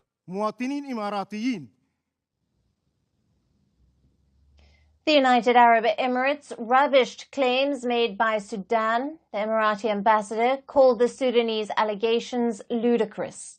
He also said one of the warring parties of Sudan was using the UN Security Council to spread false allegations against the UAE to distract from grave violations on the ground. We see this as a shameful abuse by one of the warring parties of Sudan of this council, using this platform to spread false allegations against the UAE, to distract from the grave violations that are happening on the ground. There will be no military victory or a military settlement of the conflict in Sudan. The only way to settle will be through the negotiating table.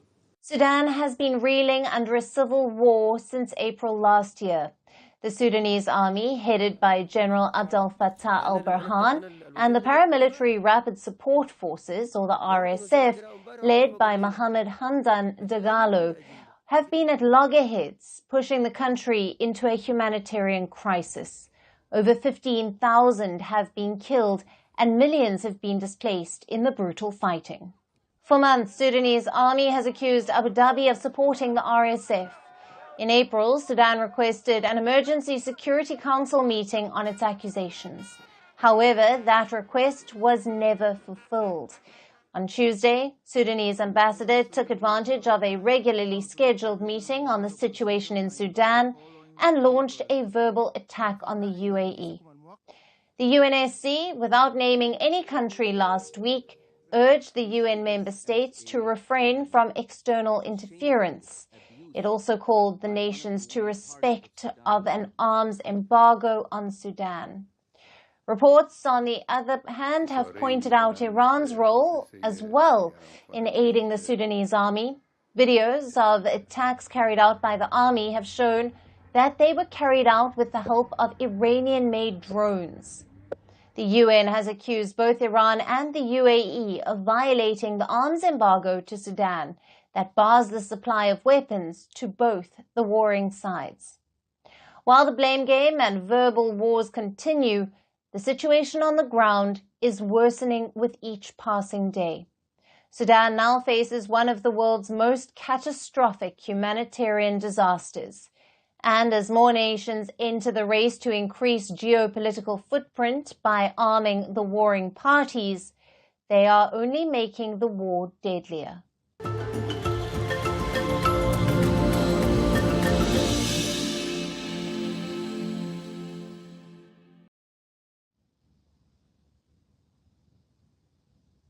And finally, to our special segment, Resurgent Africa. Amid reports of coups and crises that dominate headlines from the continent, we get you positive stories that often get overlooked. Our story today is from Zimbabwe. The southern African nation has found a single solution for multiple problems that it faces, be it unhealthy lifestyle, environmental issues, depleting fossil fuels, or a poor public transport system. The problems are plenty and complex. But the government says cycling could be the sole solution. The Zimbabwean authorities are urging citizens to pedal to work, not just for their health, but also for the well-being of the planet. Our next report tells you more. Heart issues, obesity, a poor immune system, joint stiffness. It's a long list.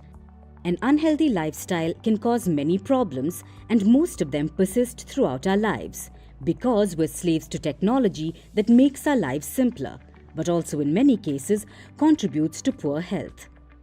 But the South African nation of Zimbabwe has come up with a way to push its citizens towards a healthy lifestyle. The Zimbabwean authorities are urging citizens to use cycles as a mode of transportation. If you're wondering why, here's your answer. Jacob Mafume, mayor of the country's capital city of Harare, has said that most health problems ail society because we sit all the time. Meanwhile, cycling to work can have health and environmental benefits. The mayor has a point here. Cycling benefits you in numerous ways. It can help lower your weight because it burns calories and reduces fat levels. Cycling helps lower the cholesterol levels in the body. This in turn helps boost cardiovascular health and lowers the chances of strokes and heart attacks. The pedaling strengthens your leg joints without overstressing them. And the benefits aren't limited to physical health. Cycling also improves mental health because it reduces stress, depression and anxiety. There's more. Studies have revealed that cycling can reduce the risk of certain types of cancers. According to a 2019 research, it also reduces risks of breast cancer treatment, including fatigue. By urging people to cycle to work, Zimbabwe is not only trying to solve issues pertaining to its citizens' health, it's also trying to resolve shortcomings posed by the lack of proper infrastructure because Zimbabwe battles a broken public transit system, poor road conditions, and fuel shortages. It is a low-income country with many development challenges. And people's woes are only increasing as the nation struggles with hyperinflation and currency instability. This is where your two-wheeled, often overlooked friend comes in, because bicycles are cost-effective and easily available. But they don't just help people, they're also good for the environment. Bicycles promote a clean environment because they don't use fossil fuel and they reduce both road congestion and accidents. Instead of feeling sorry for themselves, Zimbabweans are focusing on solutions, and their solution-oriented mindset is worth taking inspiration from. Zimbabwe is not killing two, but many birds with one stone. And that's it on the show for today. We will see you again tomorrow at the same time. Thank you for watching, and goodbye.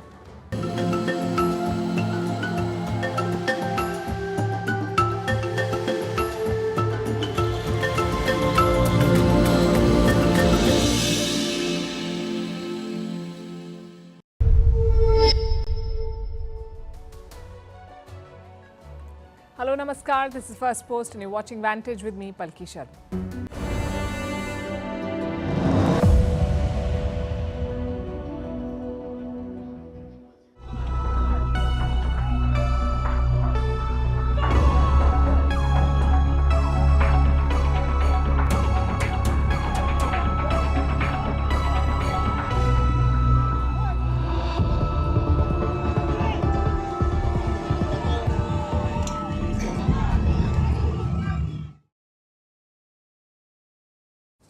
It is the most dangerous escalation in the South China Sea so far.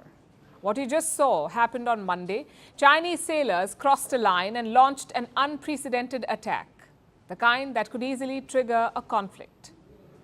Let's look at those pictures again. That's a Philippine Navy vessel at the center, surrounded by the Chinese Coast Guard. You can see a Chinese soldier in an orange life jacket. He's threatening the Philippine Navy officer with an axe. There is another Chinese soldier behind him, and he seems to be wielding a sword.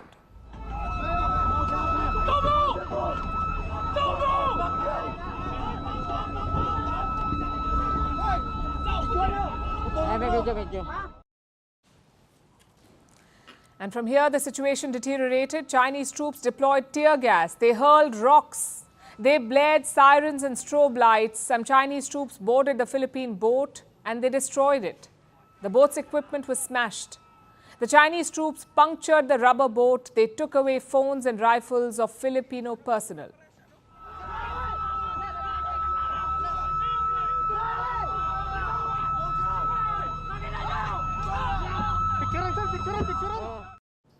It was excessive and brutal. 8 Philippine officers were injured. One of them suffered serious injuries. He lost his right thumb. The confrontation happened in this region, near the second Thomas Shoal. This is part of the disputed South China Sea. Beijing stakes a claim to the second Thomas Shoal, but Manila currently controls it. In recent years, Beijing has challenged Manila's claims. The Chinese have sent a large number of Coast Guard ships. They've engaged in a number of provocative actions, all of it near the second Thomas Shoal. They've rammed into Manila's ships. They've fired water cannons at them. The Chinese have tried to establish a blockade around this shipwreck, the Sierra Madre. This is a World War II era ship. It was deliberately marooned by the Philippines in the 1990s, mainly to assert its claims on the second Thomas Shoal. The Philippines has stationed Marines on it, on the shipwreck. They have Marines, and these Marines need supplies. So every now and then, Manila sends a boat or a ship with supplies for the soldiers. China has actively tried to block these missions, these supply missions. And Monday's events are a sign. The Chinese are resorting to more aggressive tactics. The same strategy that they've used with India on the Himalayan border. More aggression, more provocation. Since 2020, Indian and Chinese troops have clashed on more than one occasion in Ladakh. This is along the line of actual control, or LAC. And here too, the Chinese use sticks and rods to attack. Now they're doing the same with the Philippines and justifying it to boot. The Philippines, in defiance of China's warnings, insisted on trespassing on Rinai Reef in China's Nansha Islands. This is the direct cause of the incident. The Chinese Coast Guard at the scene has taken professional law enforcement measures with restraint, which aimed at stopping the illegal supply mission by the Philippine vessels, and no direct measures were taken against the Philippine personnel. They say they acted with restraint. If using knives and axes is restraint, what is excess? Where is the restraint in boarding naval ships without permission and then wrecking and looting them? The Philippines says only pirates do this. And we couldn't agree more. This is an act of aggression by China, and they don't seem to be interested in de-escalating tensions. Over the weekend, there was a fresh provocation. China introduced a new law. It gives the Chinese Coast Guard sweeping powers. It allows them to seize foreign ships and detain their crews. They can be kept in Chinese custody for up to 60 days, and that too without a trial. The Philippines is a clear target of this new law, and their president has issued a warning to China. If by a willful act on a Filipino, not only serviceman, but even a Filipino citizen, if a Filipino citizen is killed by a willful act, that is, I think, very, very close to what we define as an act of war, and therefore we will respond accordingly. If the Chinese Coast Guard arrests any Filipino, it will be like an act of war. That's how President Marcos Jr. sees it. And he has support from Washington. The US has condemned the Chinese attack. They've called it, and I'm quoting, irresponsible and escalatory. The Americans have a defense treaty with the Philippines, a treaty that was signed in 1951. It's a mutual defense treaty. It says that if any one of them is attacked by a third party, both countries will help each other. And after the Chinese attack this week, Washington has reaffirmed its commitment to this pact. It's reckless, and it threatens regional peace and stability. And finally, this escalatory incident is the latest in a series of provocations by the PRC to impede critically needed supplies from reaching service members stationed at the Sierra Madre, and those actions reflect consistent disregard for the safety of Filipino lives and for international law in the South China Sea. Yesterday, Manila sent a message to Beijing urging China to avoid actions which endanger the lives of sailors. The Philippines says it wants a dialogue. But that cannot happen until Beijing dials down tensions on the high seas. The situation is still volatile. China needs to de-escalate and pull back its troops. Else, we are heading into another conflict at one of the most dangerous flashpoints in the world. Speaking of which, let's turn to the war in Gaza. It's been almost 9 months now. In this time, Israel's position has been the same. We want to destroy the Hamas. That's what they've said throughout. We want to eliminate this group completely. But Israel's army says that's impossible. Look at what an army spokesperson said, and I'm quoting, "This business of destroying Hamas, it's simply throwing sand in the eyes of the public. Hamas is an idea. Hamas is a party. It's rooted in the hearts of the people. Whoever thinks we can eliminate Hamas is wrong." Now, this is a big statement. Israel's army says you cannot destroy Hamas, it's impossible. But that's not what Benjamin Netanyahu has been saying. He kept telling the world that Israel would destroy Hamas, not once, not twice, but multiple times. Listen to this. The elimination of Hamas is a necessary step to ensure that the day after there will be no element in Gaza that threatens us. We spoke about recent developments in the war, including Israel's commitment to achieving all of the war's objectives, eliminating Hamas. To win this war, we must destroy the remaining Hamas battalions in Rafah. The necessary goal of the war is first of all the elimination of Hamas. We will continue to fight until all the objectives of the war are achieved, and the priority is the elimination of Hamas. So who should we trust? The Israeli military or the Israeli Prime Minister? As expected, the statement has triggered a controversy. Netanyahu's office has commented on it.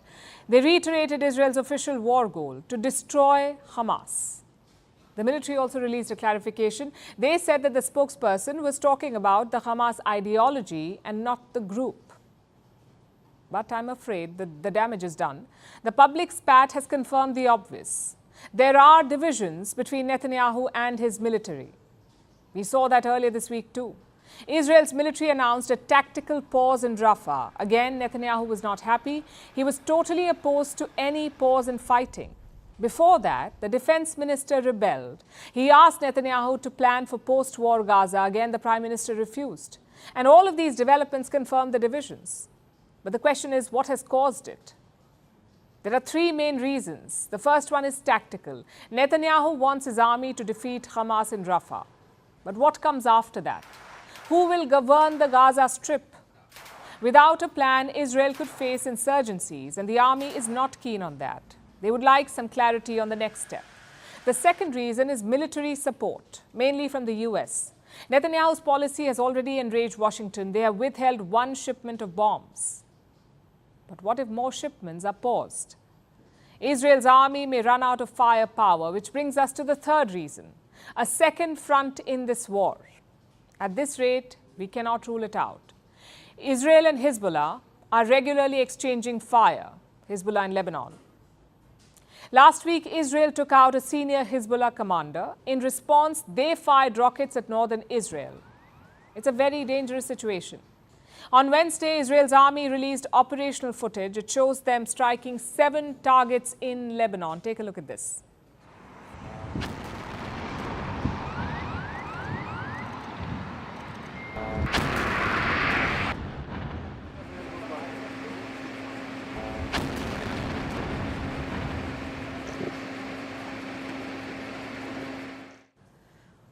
The Hezbollah says it's ready for war, and it's not just threatening Israel, it is threatening Cyprus too. Now, Cyprus is an island on the west of Lebanon. It has a defense agreement with Israel. Both sides have held joint drills in the past. Cyprus has also allowed Israel to use its airports. But all of that was during peacetime, not in the middle of a war. Nonetheless, Hezbollah is not taking any chances. They're warning Cyprus too. If the war is imposed on Lebanon, the resistance will fight without control, without rules, and without a ceiling. Cyprus should be warned that opening Cypriot bases and airports to the Israelis to target Lebanon means that the Cypriot government has become part of the war. And the resistance will deal with Cyprus as if it is part of the war. Cyprus has denied these claims. They say no military support is being given to Israel. But how serious is the Hezbollah threat? Well, the US is really concerned. This week, Joe Biden sent a special envoy to West Asia. In Beirut, he met Lebanon's Parliament Speaker, who is an ally of Hezbollah. The US official called for de-escalation at the border. But the problem seems to be Netanyahu. Hezbollah could have intervened any time in the last 9 months, but they did not.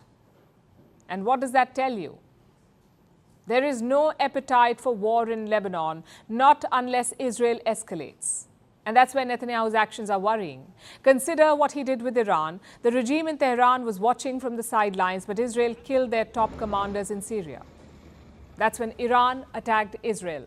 And now Netanyahu is going after senior Hezbollah commanders, again the same agenda, to draw out this war and to keep the Americans interested. It's a very risky and dangerous strategy, but then again, that's been Netanyahu's game plan throughout.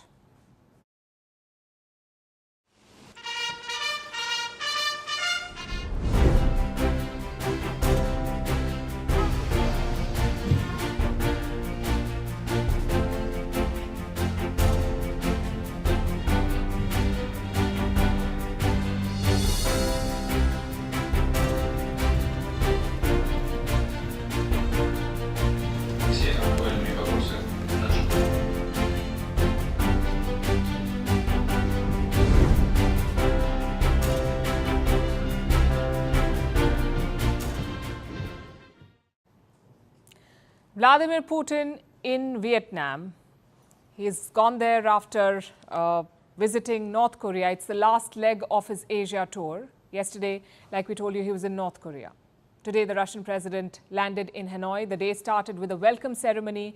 There were children waving flags, bands playing, even a 21-gun salute. Not as grand as Pyongyang, but it was quite big by Hanoi standards.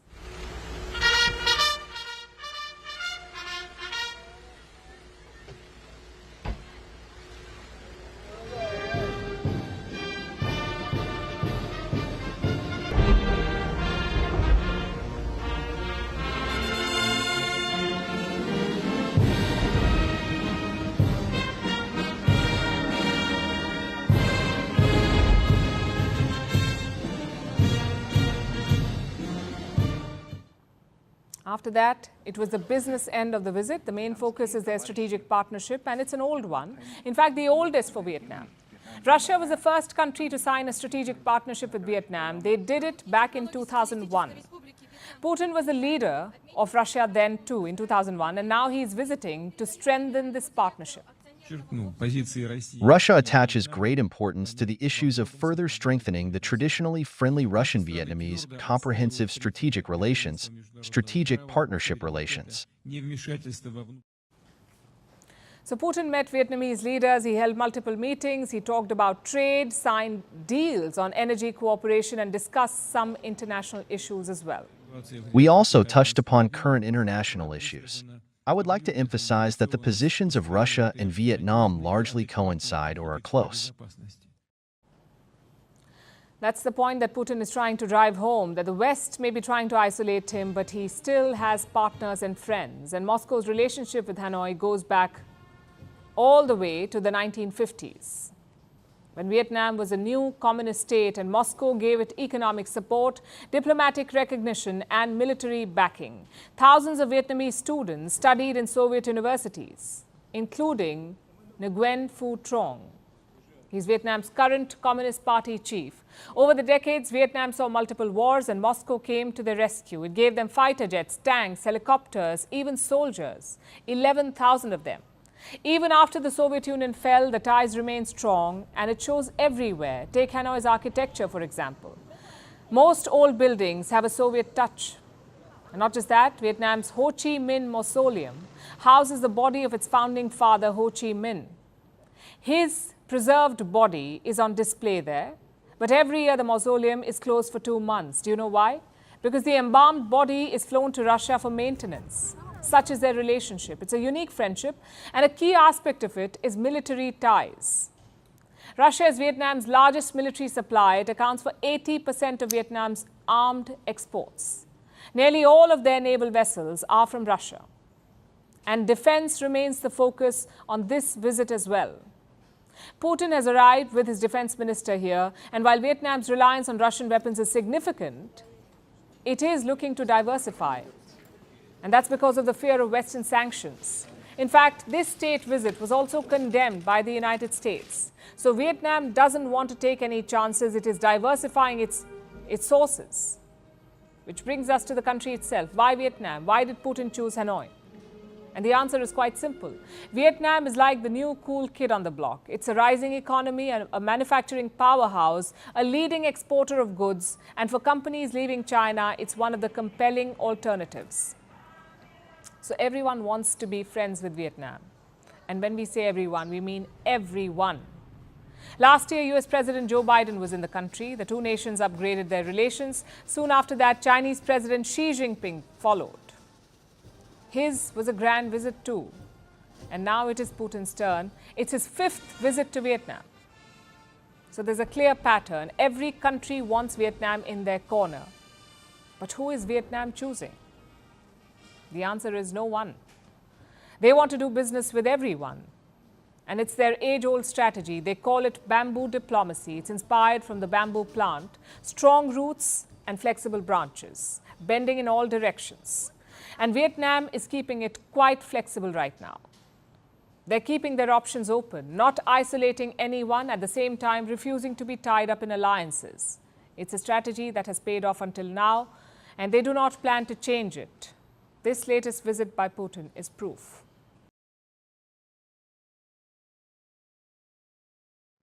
Meanwhile, guess who's complaining about terrorism? Pakistan.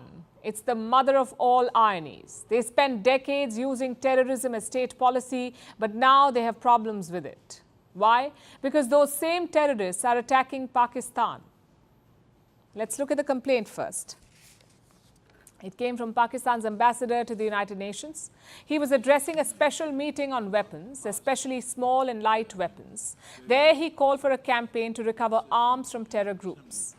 There was special reference to one, the TTP, or the Tehreek-e-Taliban Pakistan. Let me quote from Islamabad's statement. Terrorists and criminals do not manufacture these arms. They acquire them from illicit arms markets or receive them from entities that want to destabilize a particular region or country. How about that? It's like one of those second-grade tests. The teacher has asked Pakistan to write an essay about itself, and this is the perfect answer: a country that gives weapons to destabilize another country. Pakistan has been doing it to India. Hundreds of Pakistani weapons have been found in Kashmir. They were used by terror groups to spread chaos. Was that not problematic? Back then, Islamabad said nothing. They kept funding and arming terrorists in Kashmir. So why the outrage now? Because this time, Pakistan is the victim. Let me tell you about the TTP, the group they're complaining about. It's a largely Pashtun terror group in Pakistan. It also has ties with the Afghan Taliban. They're sort of like ideological cousins. The TTP's fight is against the Pakistani state. They want to capture power. They want to run the country based on Sharia, basically replicate what happened in Kabul. And this group is on a roll. TTP attacks increased by 60%, 60, in the last 2 years. Almost 800 attacks were reported in 2023. They resulted in more than 1,500 deaths, many of them security personnel. And 2 provinces are the worst affected: Khyber Pakhtunkhwa and Balochistan. Together, they make up 84% of the attacks and 90% of all the deaths. And that tells a story, because both these provinces also border Afghanistan. Islamabad has asked Kabul to control the TTP, but the Taliban have refused to do it. They have given safe haven to TTP fighters near the border. They've also given them weapons. And not just any weapons, American weapons. When the US withdrew from Afghanistan, they left behind a lot of weapons. Some $7 billion of arms. Reports say the TTP is using some of these American weapons. We're talking about deadly equipment here, like M16 machine guns and M4 assault rifles, which brings us to Pakistan's latest complaint. They're unable to handle this threat, so they want global support. An appeal was made in March as well. Pakistan used the United Nations Security Council to build pressure on Kabul. They said Afghanistan should rein in the TTP. But like I said, no luck. The world has more than enough on its plate. There are two major wars, a looming conflict in the South China Sea and a resurgent ISIS in Africa. So Pakistan's TTP problem is not on top of the agenda. Nonetheless, Islamabad will keep raising it. They are wooing investors from China and West Asia, but all of them are demanding security. They want their assets to be safe. So Pakistan's economy is also pinned on fighting the TTP. Plus, they need military aid. The US halted Pakistan's aid program in 2018. Some of it has been resumed under Joe Biden, but Pakistan's army will want more. All of this explains their decision to raise the issue at the United Nations. Pakistan wants to globalize the TTP problem. But again, two questions remain. Number one, will it work? Looks unlikely right now. Pakistan cultivated multiple terror groups to bleed its neighbors, whether it was India or Afghanistan. Now, those same terrorists are targeting Pakistan. It's a self-created problem. So Pakistan will get little sympathy. And question number two, will it make Pakistan change its policy on terrorism? Again, unlikely. Yesterday, 2 terrorists were killed in Kashmir. The Indian Army says both were Pakistani residents. They belong to the Lashkar-e-Toiba. And who supports the Lashkar-e-Toiba? The Pakistan government. So TTP or not, Islamabad will not change its ways. They will always have their good and bad terrorists.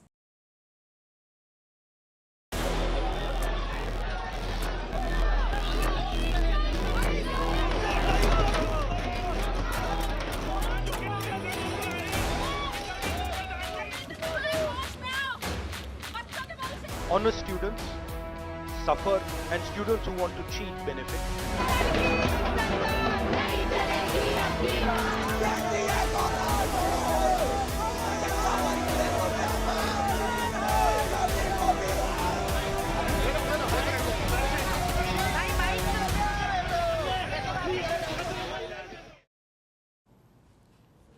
Months of preparation, years of investments, and for some, a wait of a lifetime. That's what is at stake in India. I'm talking about the recent examination controversies. First was the NEET exam, a common test for medical courses. Now it's the NET exam. NET stands for National Eligibility Test. Say you want to become a professor at an Indian university or you're eyeing a research fellowship. Then NET is your ticket. Your success depends on your NET score. This year's exam was held on Tuesday. Almost 900,000 candidates appeared for the test. 9 lakh. It was organized across 317 cities. But guess what? That exam has been cancelled. Why? Listen to India's Education Ministry. On the 19th of June, the UGC got some inputs from the Home Ministry's Cybercrimes Department. From those inputs, the Education Ministry realized that there's a chance that the examination may have been compromised. We took prompt action by cancelling the examination to protect the interest of students. There was a tip-off from the cyber cell, a possibility that the exam paper was leaked. Later, the Education Minister confirmed this. He said the question paper was leaked on the dark web. So the NET exam was cancelled. And what happens next? Well, the CBI, the Central Bureau of Investigation, is investigating this case. Meanwhile, another exam will be conducted at a later date, which means more delay, more public expenditure, and more tension for the candidates. But this problem goes beyond just NET. We've told you about the NEET controversy. It has two different parts. First is about the grace marks. The NEET exam started late in some locations. The students said we did not get enough time, so the testing agency came up with a solution. Grace marks for more than 1,500 students. More than 1,500 students received these extra marks. Not everyone is happy about it. Some students called it unfair. They filed complaints in courts across India, so the testing agency backpedaled. They've offered to retest these students, a retest instead of the grace marks. That's the first issue. The second issue is paper leaks. This investigation, the paper leak investigation in NEET, is happening in the state of Bihar. 4 men have been arrested so far. They say they got the NEET question paper one day before. If true, this is massive and very serious. NEET is the first step towards becoming a doctor in India, so fraud is not just unethical, it's a matter of life and death. More than 2.4 million students took this test. All of them are in a state of limbo now. As expected, this controversy has become political. Today, a few students met Congress leader Rahul Gandhi. Afterwards, he blamed the BJP for this fiasco. This is extremely damaging to students, and it's happening because all our institutions have been captured. Our vice chancellors are placed not based on merit, but because they belong to a particular organization. And this organization and the BJP have penetrated our education system and destroyed it. What was done by Mr. Narendra Modi to the economy with demonetization has now been done to the education system. Let's focus on two questions now. One, how do these papers leak? And two, how can it be stopped? Now, most of these standardized tests are organized by the NAT, the National Testing Agency. It was set up in 2017. It works under the Union Ministry of Education. The NAT organizes a lot of elite exams, like the JEE, the NEET, and the NET. Now, put together, their exams affect 10 million students in India.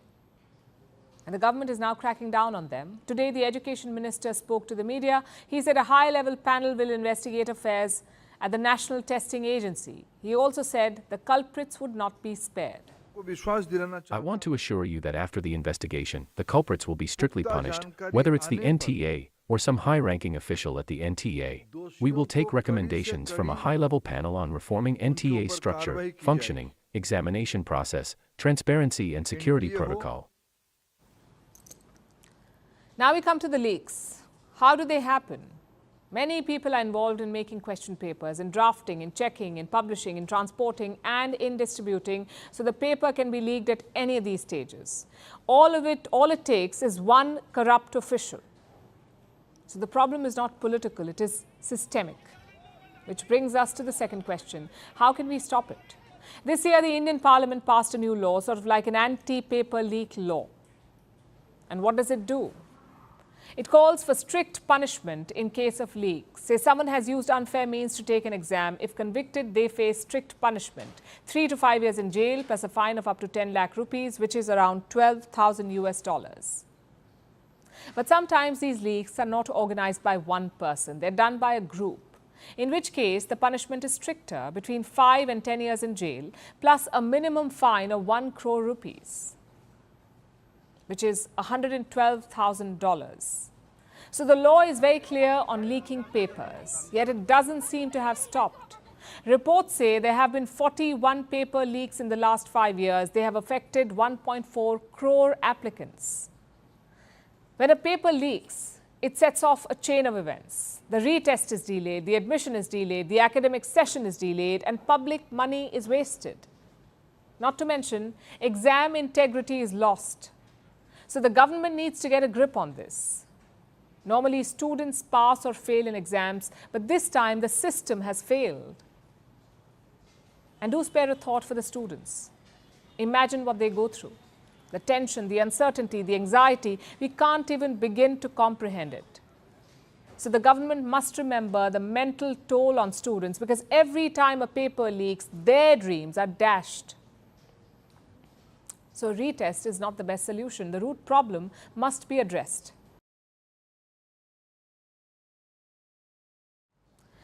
What is India's biggest asset? One of it is its strategic location. India is surrounded by water on 3 sides: the Indian Ocean, the Arabian Sea and the Bay of Bengal. This gives India access to the world's most significant trade route. 65% of India's trade comes through the sea. And India needs more ports to fully leverage this potential. In recent years, India has taken major steps to improve its ports. The capacity at least 12 ports has been doubled. And now New Delhi is about to embark on its most ambitious project yet. India is gearing up to build its biggest seaport. Our next report tells you more. A world-class port inside one of India's biggest trading and financial hubs. The plan was in the works for a while. Yesterday, the Indian cabinet finally pulled the trigger. This port has the potential to be among the top 10 ports in the entire world. That's the significance of this port. The project is an ambitious one. It's worth well over $9 billion. The Vadhavan port will be built here, in the Indian state of Maharashtra. The state already has the Jawaharlal Nehru Port, or JNPT. That's India's second largest container port, but Vadhavan will be bigger. Not only will it take the load off the JNPT, but this new port will significantly improve India's capacities. On paper, the project seems promising. This will be an all-weather port, meaning it will operate all year round, unaffected by the weather. In terms of capacity, the port will handle 298 million tons of containers. That's the same as thousands of football fields. This will significantly enhance India's ability to handle large cargo.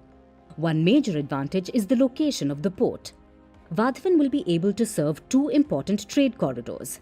The ambitious India-Middle East-Europe Economic Corridor. This is a proposed trade route which will connect India to Europe through the UAE. It will also be able to serve the International North-South Transportation Corridor, or INSTC. India, Russia and Iran had started this trade initiative. It can simplify India's access to 4 regions: Northern and Western Europe, as well as Central Asia and Eurasia. Today, at least 13 countries are members of the INSTC. This trade initiative was signed in the early 2000s, but its full potential is yet to be unlocked. The Vadhavan port will play an instrumental role towards that. Due to its location on India's west coast, the port can serve as an important trade hub for the Arabian Sea. It will be able to handle container traffic from Africa's east coast as well as from countries in the Persian Gulf. It will also be well connected to key Indian cities and highways. The Vadhavan port will be built just 140 kilometers from India's financial capital, Mumbai. For those wishing to send cargo to Delhi, the Delhi-Mumbai freight corridor is barely 34 kilometers away from Vadhavan. The development of India's coastline is a long overdue goal. India is surrounded by the sea on 3 sides, so more ports could help India unlock new trade opportunities. They can also provide valuable strategic support in the event of an emergency. The maritime sector accounts for 95% of India's trade volume.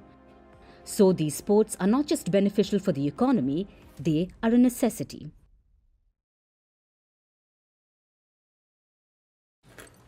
Now let's talk about the UK, about their embattled Prime Minister Rishi Sunak. He's facing an election on the 4th of July, exactly 2 weeks from now, and the predictions are dire. Sunak's Conservative Party, also known as the Tory Party, is facing a rout. That's what opinion polls say. They're looking at their worst defeat since 1997, when they were reduced to 165 seats. This time, the Tories could struggle to hit triple digits. That's according to some recent polls. And what's worse, Sunak may lose his own seat, the seat of Richmond. That's what one opinion poll is predicting anyway. And if this happens, if Sunak loses his seat, it would be a disaster for him. It would be the first time in British history that a sitting Prime Minister would have lost their seat. And this constituency is a Conservative Party stronghold. The Tories or Unionists have held it since 1910. That's 114 years. So as you can see, Rishi Sunak is staring at a disaster, which may be why he pulled a strange move. Sunak seems to be taking inspiration from his roots, his Indian roots. Look at this social media post. The message is simple: buy British. Now, every Indian knows this sentiment. It goes back to India's freedom struggle, to Mahatma Gandhi and his famous Swadeshi movement. That's why it looks like Sunak is going back to his roots. He's at risk of being ousted by the British, so he's taking inspiration from a man who routed the Brits instead. It's certainly a unique campaign strategy, trying to get Britain to go Swadeshi. And it has led to some hilarious reactions on social media. But there's a small problem here. Britain hasn't been self-reliant in food for centuries. Remember colonialism? The British Empire where the sun did not set. Do you remember how it started? It was with the East India Company coming to India for tea and spices and eventually everything else. This was how Britain built an empire, but it also had a side effect. Indigenous British food was supplanted by food from around the world. Centuries of mooching off foreign lands can do that. And this wasn't really a bad thing for the UK, especially when you think of what traditional British cuisine is. Fish and chips, beans on toast, and turnips. We are drawing a blank on other examples. Because for years, no one had to remember the bland stuff. The British themselves had swapped their boring diet for plates of chicken tikka masala, which had become their national dish. So colonialism brought the British some flavor, but now along comes Rishi Sunak with his Buy British movement. What will this mean? Will the British go back to fish and chips? If yes, then how? Because fresh fish may be a bit hard to catch these days. The British rivers are filthy now because of all the raw sewage being released into them. So perhaps fish and chips is a non-starter. How about the turnips then? Will the humble root be able to fight back against modern British taste buds? Again, non-British vegetables like tomatoes. The Tories tried convincing people to do this last year, swapping turnips for tomatoes. It did not really work. But it seems that Sunak is having another go, rebranding the turnip push as buying British. But jokes aside, it seems like Rishi Sunak is flailing, trying every strategy in the book in the hopes that something sticks and quells public anger. But the problem is his Conservative Party. The Tories are to blame for a lot of Britain's current problems. Sunak says buying British will help local farmers, but his own party undermined the same farmers by signing questionable free trade agreements. And of course, Brexit. Brexit upended Britain's agricultural sector and farmers are still trying to recover. Considering all this, Sunak's Buy British movement may have a hard time getting off the ground, and he may not really care if it does.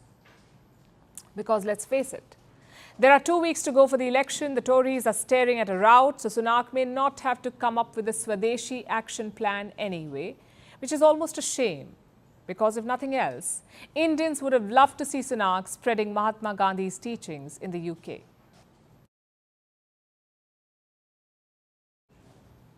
Staying with very British problems, let's turn our attention to the Euros. Europe's premier football tournament is on right now. It is taking place in Germany. Fans from across the continent have descended upon Deutschland.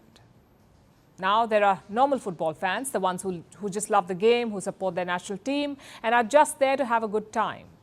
Then there are the ultras, the hooligans, who want to drink, get rowdy and cause some chaos. England is known for both sets of fans, but the hooligans are the ones making the headlines again for a distasteful song, which they sing to rile up the Germans. Here's our report.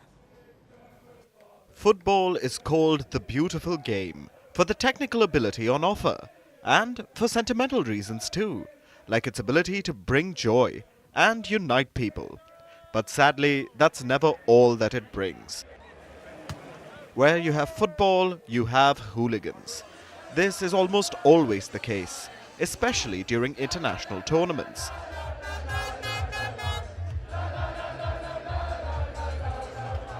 Like the ongoing Euros. Sometimes jingoism takes over during these tournaments, and what you have are crass displays. This is especially true for a section of English football fans, and specifically when it comes to Germany, one of England's long-time rivals.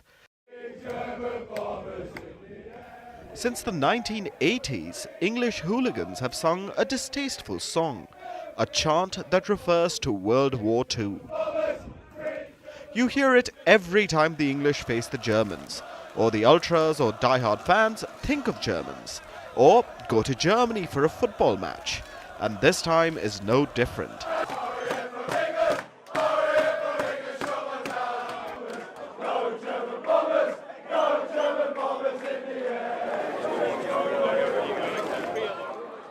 It's called 10 German Bombers, a reference to the German Air Force and English counterattacks. The song brings back bad memories for the Germans. So for years, people have been trying to stop the English fans from singing it. The German police made an appeal. The British Prime Minister, Rishi Sunak, made one as well. But the English hooligans didn't care.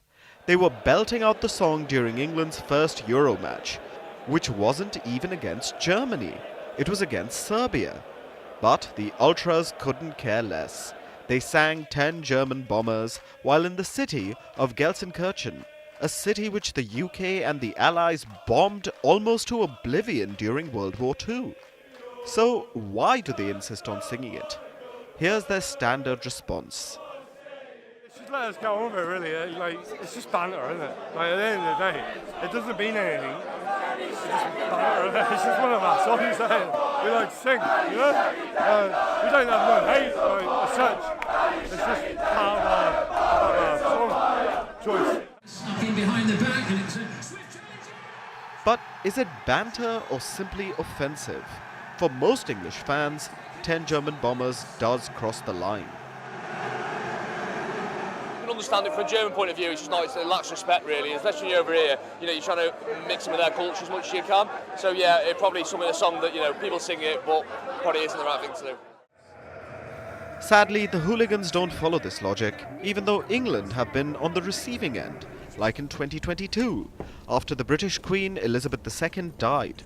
Back then, football fans from former British colonies had a thing or two to say. It was distasteful, and the British media reacted with disgust. Maybe if the English ultras remembered that incident, they would empathize with the Germans. Football chants can add an amazing atmosphere to games. The English themselves have come up with a number of classics, or they've rewritten actual classics to suit the mood. A favorite is Three Lions, Football's Coming Home, a song that highlights the British dream, that they'll finally win a major tournament again.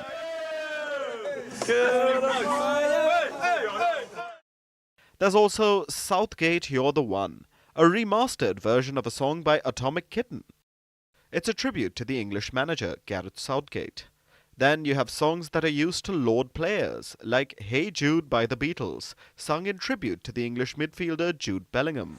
English fans have a ton of great options if they want to show support, and most fans do stick to these songs. Hopefully, their example will rub off on the ultras.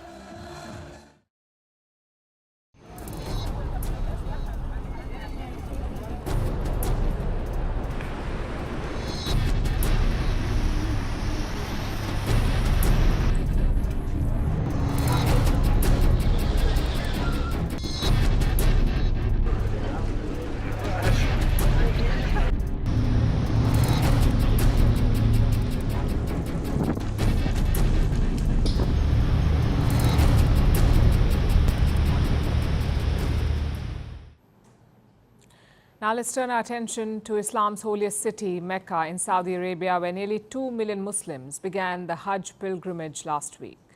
But as they reached the end yesterday, for many, the journey proved fatal.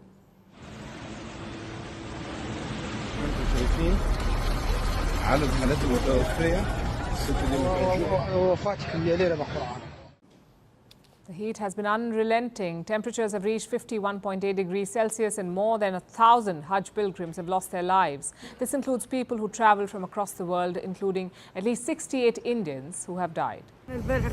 Yesterday we were on our way and we saw corpses on the road. They were covered with a white sheet because the temperatures here are really high. And I'm not just talking about old people, young people have died too. It was a very hard day because of the extreme heat. A lot of people died. The ambulances were overwhelmed. You would talk to someone and suddenly they would die.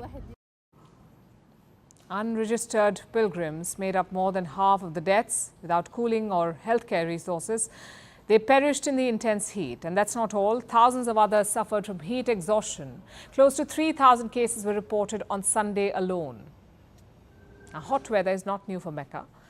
It has almost always seen a hot climate, and this has not bothered the Hajj in the past, which has been conducted in the same way for centuries now. But global warming is making the heat severe, and the infrastructure can't seem to keep up. Scientists say that by 2040, Hajj is going to be fatal. And it won't be an isolated scenario. By 2050, India will be among the first places on earth where temperatures cross survivability limits. And we can already see the signs.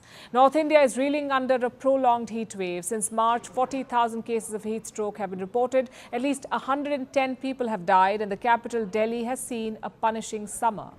Daily temperatures are crossing 40 degrees Celsius and peaking at nearly 50 degrees. There are water shortages and power outages.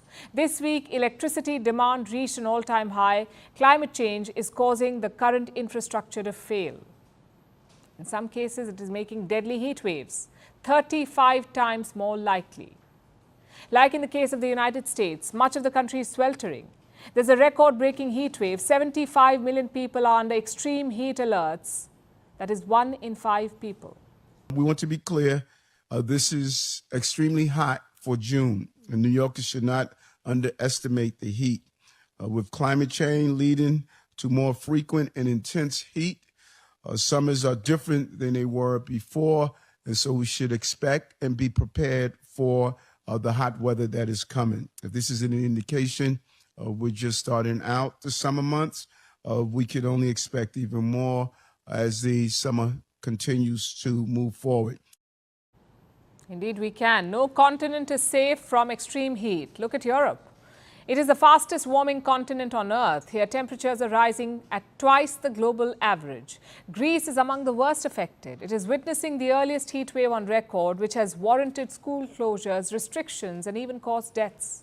France is in the same boat. It is braving an early heat wave, which is worrying because the Olympic Games will be held in Paris next month. The last Summer Olympics in Tokyo were the hottest in history, with temperatures reaching 32 degrees. Paris is expected to break the record. Now, I know 32 degrees does not seem like much. For many countries, this barely qualifies as dangerous. But it is. In June, summer has barely begun for France. So Paris temperature should be between 14 to 24 degrees Celsius. That is the average. But this year, it has already crossed 30 degrees. The sudden increase can seem unbearable, because like most countries, France does not have the infrastructure to deal with such abnormal heat, meaning there could be a shortage of resources, additional stress on healthcare systems, heat-related illnesses, and even deaths. So the examples are everywhere. Heat is breaking record after record, and nations are baking. What are the governments doing about it? They're asking people to drink more water, not much else. Despite their promises, fossil fuel use has broken the global record. Under their watch, satellites like Elon Musk's Starlink are damaging the atmosphere. They're burning the ozone layer. So this is the gist of the matter. Governments have chosen delusion over action. We are not prepared for the future, while climate change chips away at our present. It is a catastrophe in the making.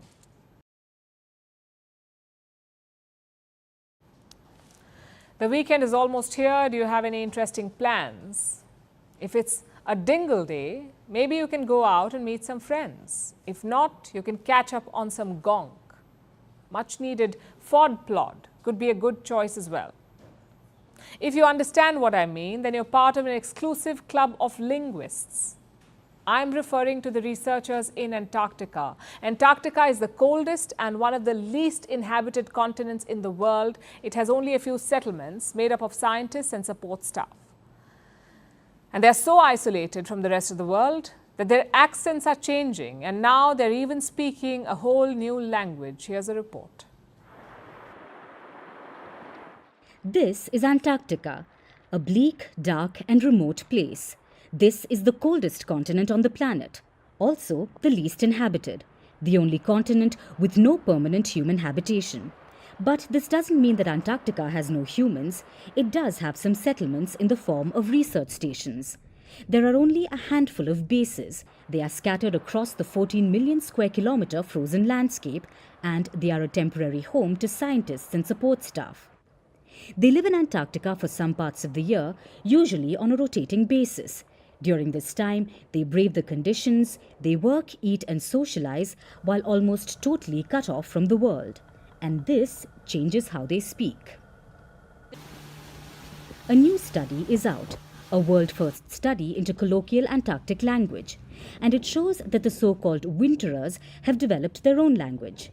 It's a unique colloquialism with a baffling array of words that won't make much sense to anyone who's not a regular in Antarctica. Instead of sleep, people say gonk. Instead of cleaning, they say gash. A clear blue sky day becomes dingle day, and picking up rubbish is called fodplod. These are only a few of many such words. They sound bizarre, but we aren't making this up. This language cropped up as happenstance. There's not much science behind it, except some logic. For instance, the fod in fodplod refers to foreign object debris. Well, you can trust a scientist to come up with that. There's another fascinating development. Amid all this conversing, people's accents are changing. During their stint in Antarctica, people have limited entertainment. They mostly only talk to each other. To speak to anyone in the outside world, satellite phone calls are required, which are quite expensive and are mostly avoided. And when the winterers talk to each other, something primitive happens. They memorize each other's speech, which influences their own speech production. Research bases in Antarctica consist of people from across the world. The common language is English, but the accents differ. So speakers infect each other with their pronunciations. Now, this is known to us through an Antarctic study. This experiment is the first of its kind. But the result is not entirely surprising. It has happened innumerable times throughout history. As groups of people become cut off from others, their accents, dialects, and languages diversify.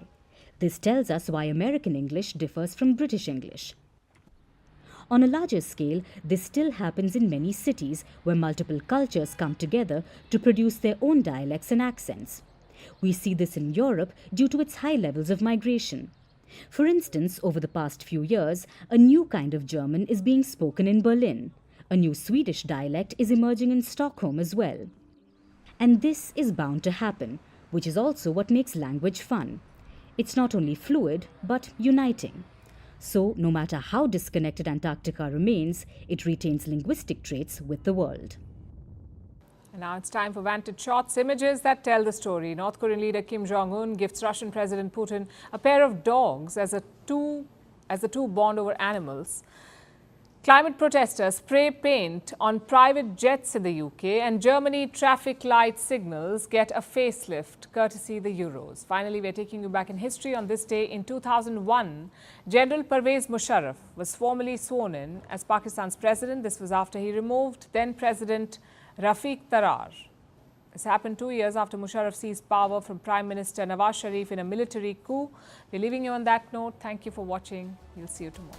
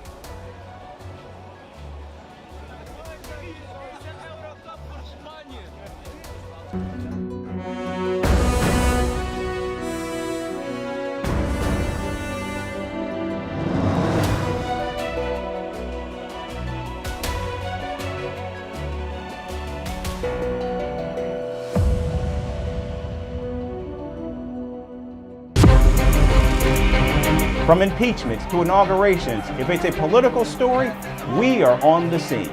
The race for the White House is heating up. We're beating Biden. How dare he say that? If it's breaking news, we're live with the latest coverage. From the White House, the State Department, and Capitol Hill, we know the issues, but above all, we know the players to bring you the latest in-depth analysis on all the key stories that we're covering.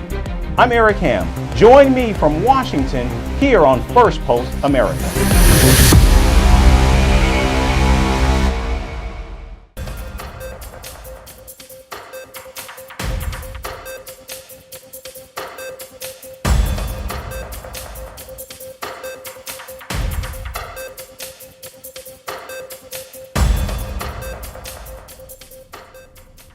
We begin in the Middle East. Lebanon-based Hezbollah has threatened to invade northern Israel should a full-scale war break out between the two foes. And Hezbollah's leaders say new weapons would be used against Israeli forces. Israel has to wait for us on the ground, in the air, and in the sea. We have said this before, and I will say again today. If the war is imposed on Lebanon, the resistance will fight without control, without rules, and without a ceiling.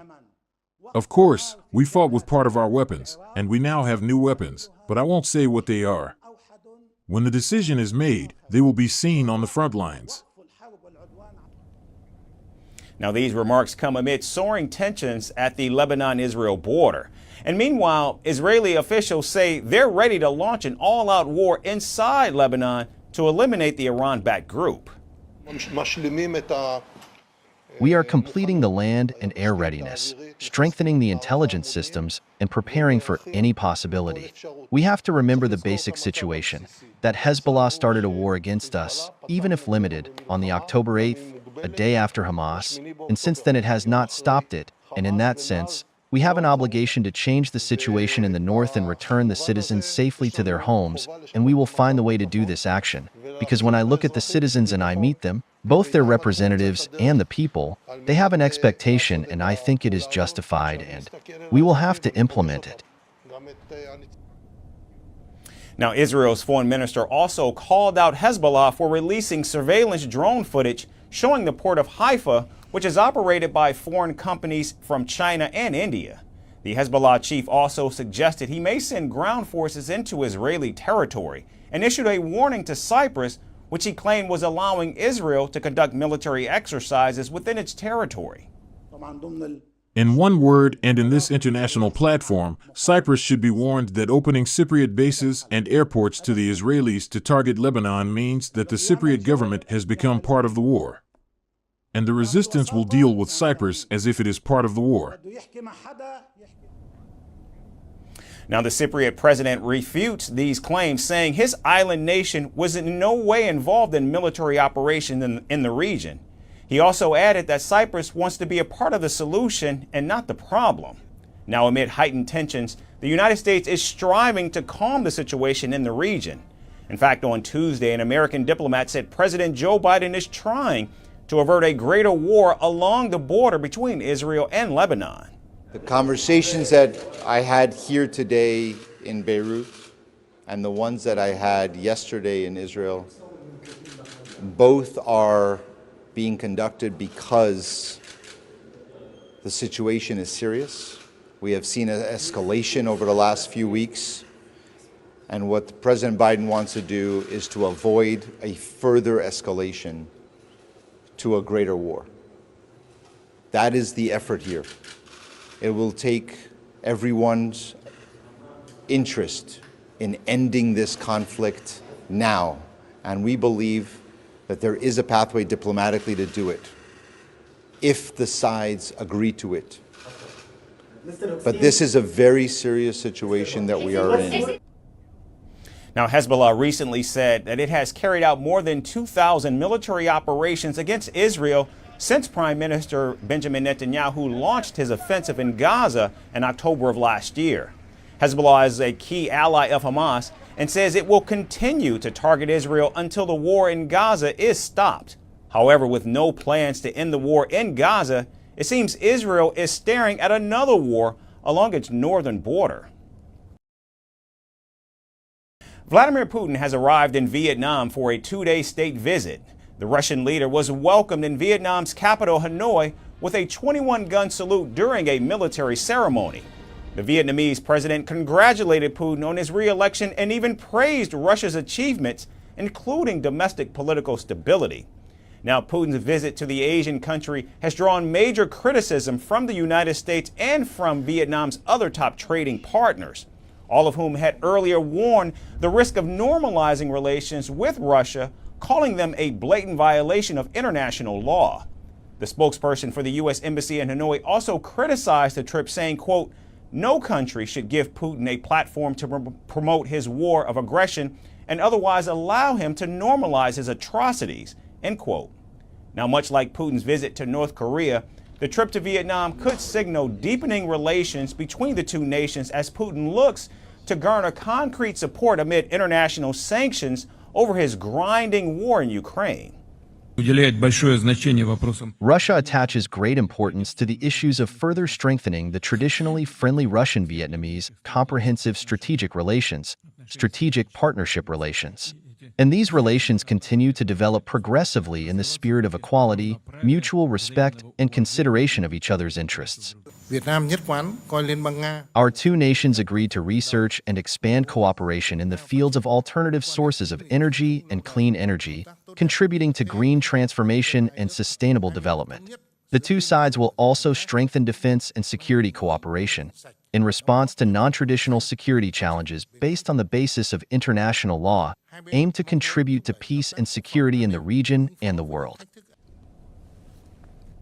Now, analysts, on the other hand, question if the visit will in fact bring any tangible benefit to Vietnam and say it's instead a reflection of the historical ties shared by the two nations. Moscow, in fact, a long-standing friend of Hanoi, where many still remember the support given by the Soviet Union to Vietnam in the wars against France and the United States. The former Soviet Union was one of the first countries to establish diplomatic relations with the Vietnamese government of Ho Chi Minh. Though Russia is not a major source of trade for Vietnam, U.S. sanctions against Putin mean that the likelihood of a major economic announcement remain very low. Trade between the two countries stood at just $3.5 billion in 2022, which is far less than Vietnam's $175 billion in trade with China and the $123 billion with the United States. The Southeast Asian country marks the third nation that President Putin has visited after China and North Korea since he was sworn in for a fifth term in May. And speaking of Putin and the war that he's unleashed on Europe, NATO Secretary General Jens Stoltenberg has announced that more NATO members are in fact fulfilling their target of 2% GDP spending on defense. Now, speaking to the American media, Stoltenberg said that 23 of the 32 NATO members were expected to meet the group's defense spending commitments for the year. When we made the pledge to invest 2% of GDP in defense back at the Wales summit of NATO in 2014, only 3 allies met that mark. And that was the United States, Greece, and the United Kingdom. But later today, when I see President Biden, I will announce new defense spending figures for all allies. And I can already now reveal that this year, more than 20 allies will spend at least 2% of GDP on defense.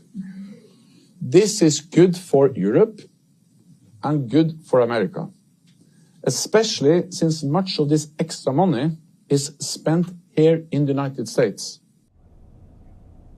Now, in a surprise compliment, Secretary Stoltenberg praised former President Donald Trump for pushing NATO allies to spend more on defense. The NATO Secretary General said, quote, "I worked with Trump over those 4 years, and the reality is that he had a very clear message on the need for European allies to spend more, and I agree with him." Now, the NATO defense investment target was agreed upon back in 2014 when member states pledged to spend 2% of their GDP on national and joint defense. However, European allies failed to reach the target, with only 10 NATO members fulfilling the criteria until just last year. Now, Russia's ongoing invasion of Ukraine appears to have had an effect across the alliance as almost all nations in NATO, except Italy and Slovenia, have increased their defense spending. The increase in spending by NATO members also comes from the fear of Donald Trump being re-elected as president this November. The former president has repeatedly said that he would not protect NATO allies if they didn't meet the defense investment target.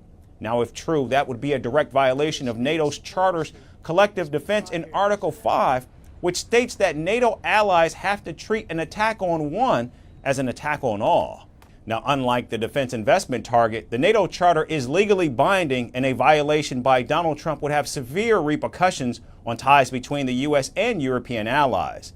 And contrary to Donald Trump, President Joe Biden has reaffirmed more American support to NATO with the ongoing war in Ukraine. We've made NATO, under your leadership, we made it larger, stronger, and then it's more united than it's ever been. So I want to thank you, Mr. Secretary General, for incredible work you've done. Together, we're deterred further Russian aggression in Europe. And, John, it's a very important announcement to make today. Record number of allies meeting a NATO commitment to at least 2% of their GDP on defense. And, in fact, the number is more than double since we took office. Now, President Biden will also lead the NATO summit, which will be held right here in Washington starting the 9th of July. As the Security Alliance marks its landmark 75th anniversary. The NATO alliance is looking stronger than ever in deterrence to Putin, who is increasingly threatening Europe and the United States with World War III. And here in the United States, Boeing CEO David Calhoun has apologized to the families of the victims from two deadly plane crashes. The two crashes involving Boeing's 737 MAX jets took place in 2018 and 2019 and killed nearly 350 people. Calhoun's apology came as he appeared to testify before the Senate's investigation subcommittee. However, relatives of the victims say they want the U.S. government to charge Calhoun with manslaughter.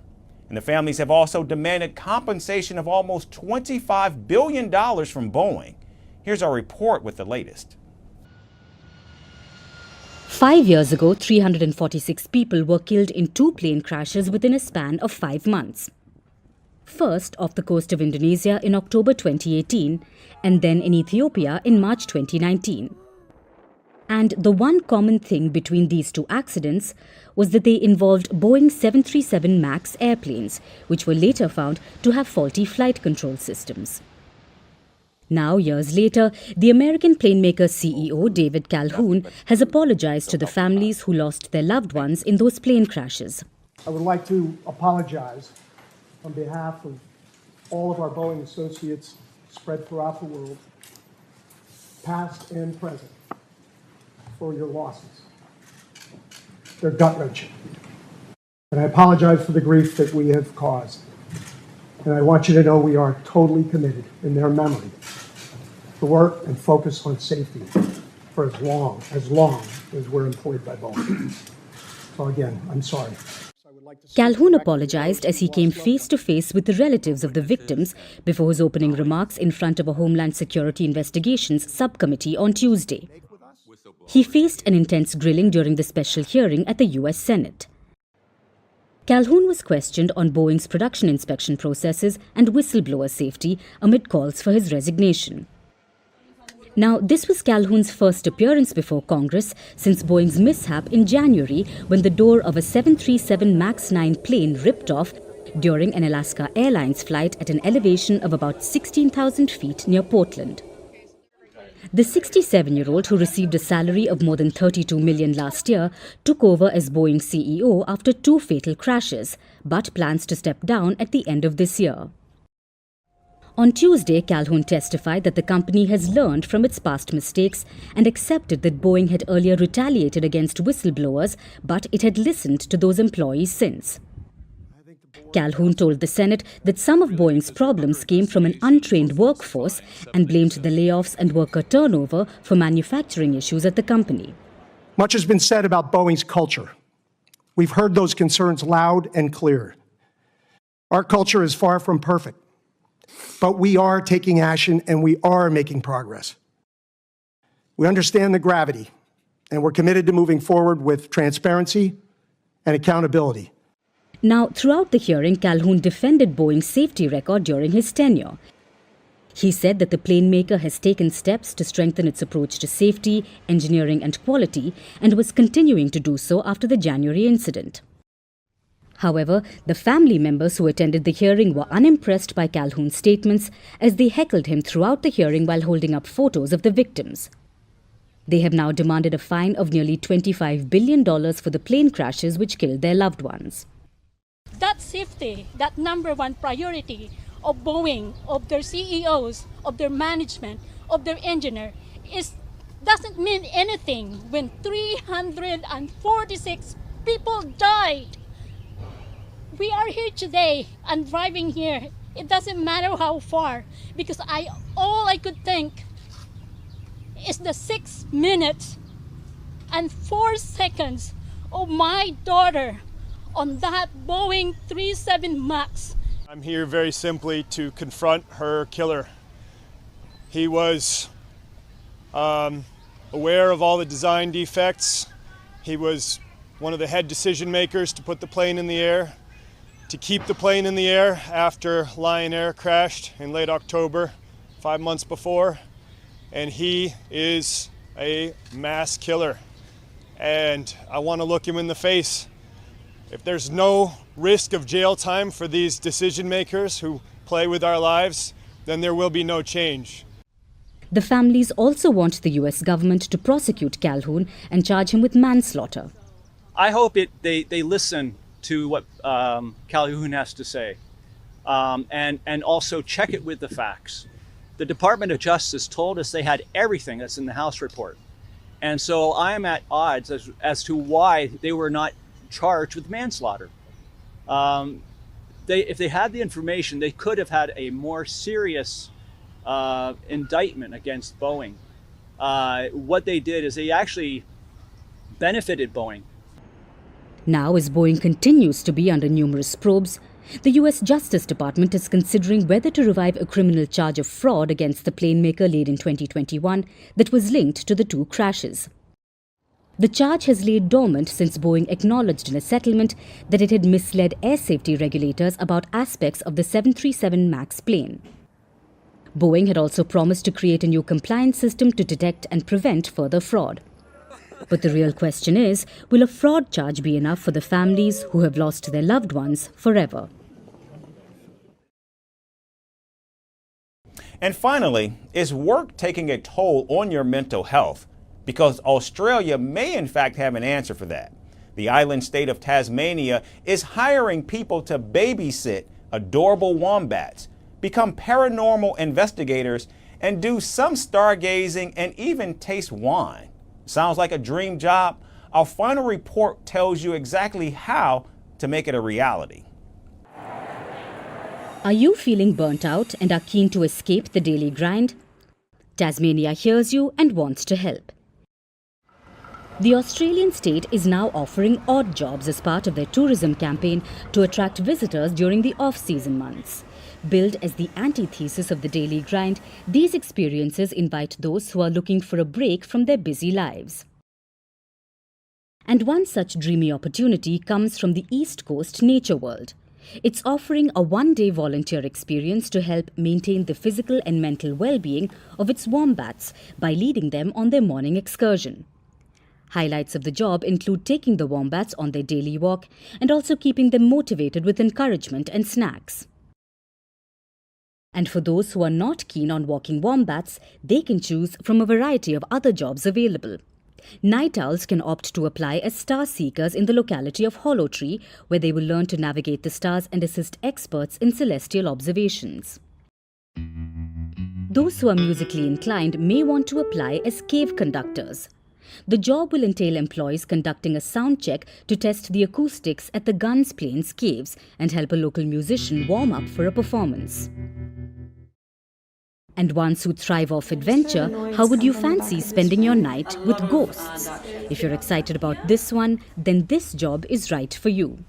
A listing for a paranormal investigator at Australia's oldest continually run asylum, the Willow Court, will include learning the history of the asylum and even documenting disturbances, spectral figures or unexplained phenomena.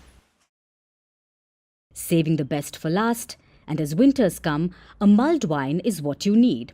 One super lucky employee will also get to join the wine whisperers at Clover Hill for tasting their way through the winery's full range. Though these jobs are unpaid, successful applicants will be offered some perks. Employees will get free flight tickets to Tasmania, a car to hire, 2 nights of accommodation, and even $500 Australian dollars, which is nearly $330 US, worth of local produce and memorabilia for their labour. Applications are open until July 8th, and only Australian citizens or permanent residents who are aged at least 18 years old and currently residing in the country can apply for this offer. And as they say, getting something so good is not so easy. Employers will also seek a written justification for why they would like to swap their day job for an odd job in Tasmania. So what are you waiting for? Get your resumes ready because the time has come to throw your hat in the ring. That's our show for today. We certainly thank you so much for tuning in. We hope to see you right back here again tomorrow. Thanks for watching.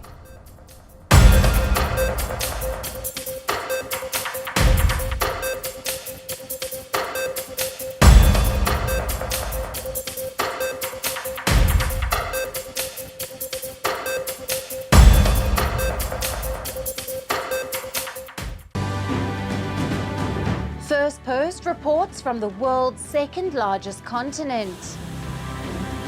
Hello, I'm Alison Lagrange. A very warm welcome from Durban, South Africa. We get you the news and the newsmakers from Africa. From elections to climate change to innovations and opportunities. As the world's attention shifts, we report from Africa, the heart of the global south. Join me every weekday live on Firstpost.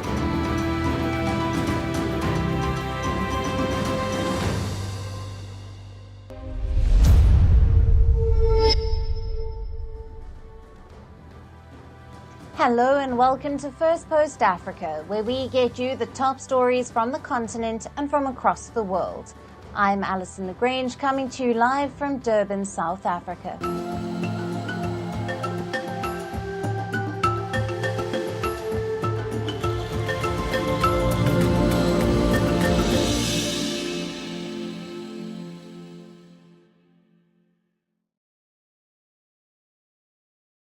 Hello and welcome. We start with the developments in Western Africa's Sahel region, as Burkina Faso sees a surge in armed attacks.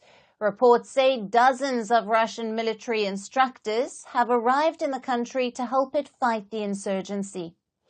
Though there has been no official confirmation, sources close to the government have informed of the development. According to reports, 2 rotations of planes came from neighboring Mali carrying Russian military instructors. Now, Russian instructor is a term used for former fighters from Russia's Wagner mercenary group. The paramilitary has now been regrouped under a new body called the Africa Corps. This rebranding was done by the Russian Defense Ministry after the death of Wagner Group chief Yevgeny Prigozhin in a plane crash in August last year. Russia's Africa Corps has been able to make inroads in West Africa, as the military governments have forged better ties with Moscow. Burkina Faso, along with other neighboring junta-ruled states such as Niger and Mali, have signed a security pact with Russia. Now, the pact mandates that all the nations to come to the aid of each other in case of any rebellion or external aggression. Earlier this month, Russian Foreign Minister Sergei Lavrov visited Burkina Faso. He pledged that Moscow will deploy more military personnel and instructors in the country. He also said that Russia will supply more weapons to the military junta. The Russian military instructors are working here and their number will increase. At the same time, we provide training to the representatives of Burkina Faso armed forces and law enforcement agencies in the Russian Federation. So this area of our partnership is very specific and very much advanced. A Burkina Faso, along with neighboring Mali and Niger, is witnessing an uptick in Islamist violence. For over a decade, Islamist insurgencies have killed thousands and displaced over 2 million in Burkina Faso. Just days ago, a group linked to Al-Qaeda claimed responsibility for an attack that killed over 100 Burkina Faso soldiers last week. Now, the military government that took charge, citing failures of the previous government to tackle the crisis, controls just over half of the country's territory. The rest is controlled by armed groups. Long-standing efforts by regional and foreign powers have not been able to contain these attacks. Amidst France's failed counter-terror efforts and a rising anti-colonial sentiment, the three Sahel nations have pushed out French troops, and they are now turning to Russia as their new partner to tackle these security challenges. Now, for more on this, we are being joined by Advocate Sipho Mantula, who is a researcher at the TM African School of Public and International Affairs, who is joining us live from Johannesburg. Welcome to Firstpost. Thank you very much, and greetings to your viewers. Now, Professor, what role does the African Corps play in filling the security vacuum in the Sahel region, as we have seen the withdrawal of French contingents from the Sahel? When you look at the role of most of what we call the paramilitary groups, like you have said on your intro, that the rebranding and the repositioning of the paramilitary group of Russia to Africa Corps. This is a word that was used in the early 1980s also, or you can say in the world, in fact, World War II.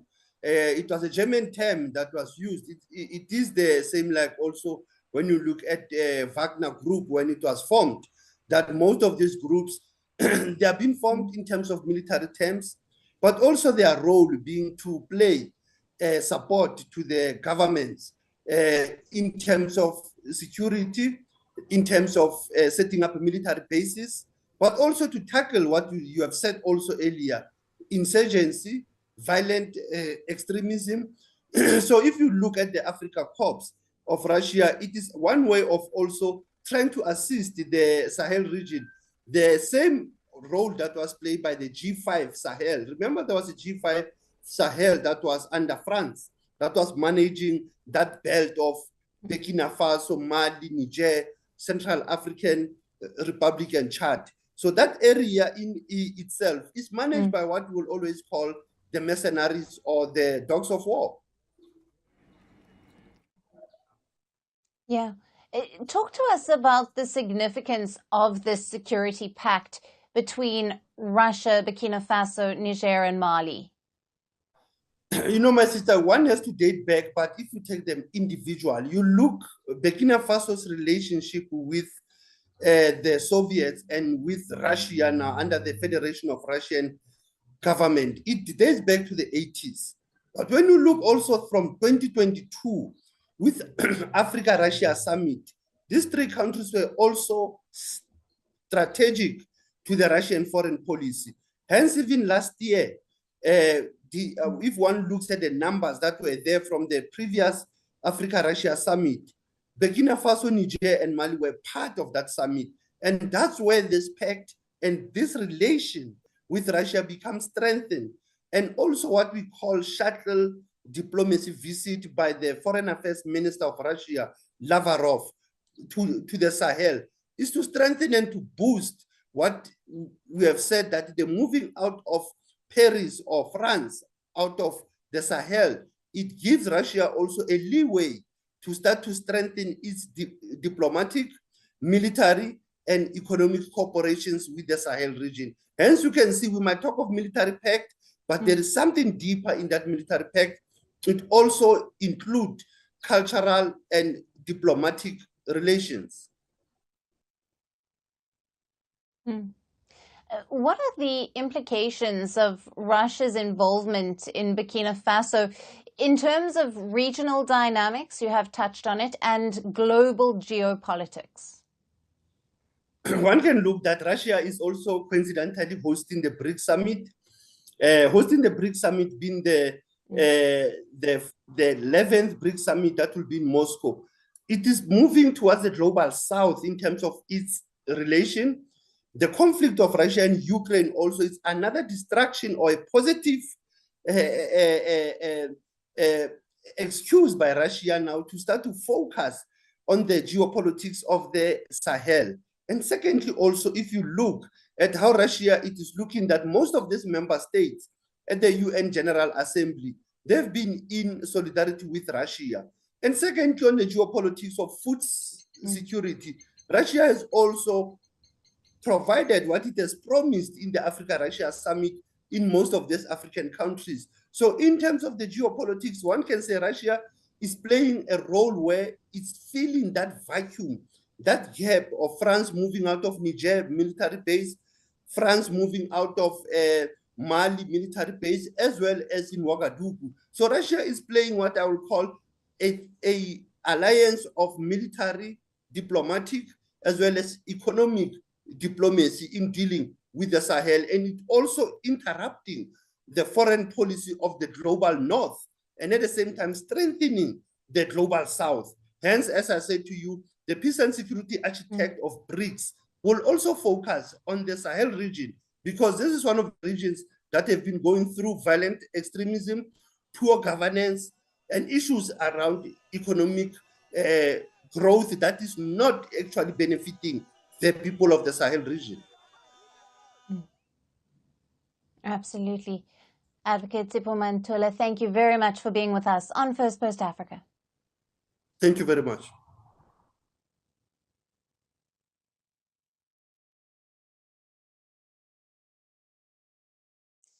Shifting focus to Chad, at least 9 people have been killed and around 46 injured in an explosion at a military ammunition depot in the capital of N'Djamena. Now, authorities fear that the death toll could further rise.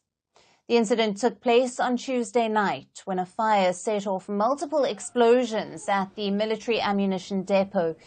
Videos from the site show the massive destruction. The explosions lit up the sky and thick smoke engulfed the area. The impact shook buildings miles away from the site, shattering windows and punching holes in walls and roofs. Several residents in the vicinity were jolted during their sleep, and many are still in shock. At one point, we thought it was over for us. We don't know what happened. There were large caliber weapons everywhere on the house. All the windows are broken. The glass is shattered. Are things like that. We asked the government to help us. There was a lot of material damage and bodily injuries as well. The explosions took place at a weapons depot in the Guji area of the capital. This is the country's main arsenal depot. It is located near the military headquarters, along with 2 French army bases, as well as the capital's international airport. Now, there are various residential houses in the neighborhood, and Chad's president, Mahamat Idris Deby, visited the explosion site. He said those injured will receive state care. He added that the situation is now under control. However, the lessons must be learned. As he pointed out, that such military storage sites should not be built in the heart of the city and that they should be located on the outskirts. I want to tell my compatriots that the situation is under control and to remain calm. The injured will be taken care of by the state. After that, we will take action. What happened yesterday should teach us a lesson about building armories in the middle of the city. This isn't the first time that ammunition shops have exploded. This should teach us lessons so that we can build new armories, not in the middle of the city, but outside the city and to international standards.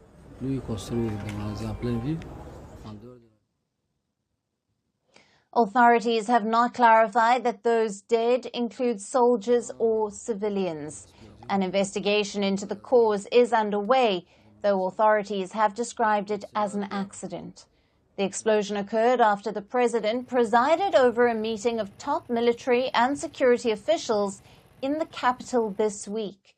During the meet, he noted that Chad's security is threatened by armed gangs. The security situation has remained tense in the Central African nation after this year's controversial presidential election when Deby was sworn in as president. Now, Deby, who took charge after 3 years of military rule, promised to restore order by deploying military in volatile areas. The country also has a presence of French troops who are fighting armed insurgents. None of the French troops have been injured in the depot explosion, as per the reports.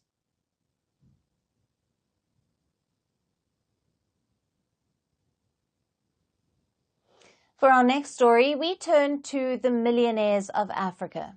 Despite wealth disparity being a hot-button issue across the continent, a report says Africa's millionaire population is set to rise by 65% in the next decade. Now, according to the Africa Wealth Report 2024, last year there were around 135,200 people who own wealth of $1 million or more. 342 centimillionaires and 21 billionaires in Africa. Over half of Africa's millionaires and over 90% of its billionaires live in just 5 countries. On top is South Africa. The country has the highest number of so-called high net worth individuals, with 37,400 millionaires, 102 centimillionaires, and 5 billionaires. It was followed by Egypt with 15,600 millionaires, 52 centibillionaires, and 7 billionaires. Now, Nigeria, Kenya, and Morocco were on the 3rd, 4th, and 5th places, respectively. In these big 5, Johannesburg, Cape Town, Cairo, Nairobi, and Lagos stand out as the centers of affluence. But many of these do not want to live in Africa anymore. So while the number of millionaires in Africa is increasing, so is their outflow. South Africa and Nigeria are projected to lose 900 millionaires to another country this year. The US and the UAE are top destinations for millionaires who are migrating. South Africa, which is home to over twice as many high net worth individuals as any other African country, is also the leading country for millionaire outflows. An estimated 600 high net worth individuals are expected to leave the country in 2024.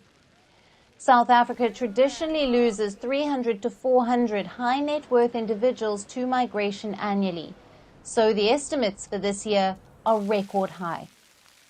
There are several reasons behind this outflow in South Africa. One of the main reasons is concerns that the new government may clamp down on the rich with new wealth taxes. Another reason is the phasing out of private healthcare system in favor of a government-run national health insurance model. This was approved by President Cyril Ramaphosa just before the 29th of May election. High crime rate, rampant power cuts are among other reasons. For Nigeria too, high net worth individuals living in the country are down by a dramatic 45% over the past decade. This makes Nigeria the worst performing market in Africa over this period. Popular destinations for millionaires leaving Nigeria include the UAE, the UK, and several other countries in Europe. The reasons for this outflow in Nigeria include religious tensions, high crime rates, and also the current economic instability. But why is this outflow worrying? It is because millionaire migration is an important overall indicator of the health of an economy, especially on the outflow side. If a country is losing large numbers of millionaires to migration, it is probably due to serious problems existing in the country. It can also be seen as a negative sign for the future, as wealthy people are often the first to leave.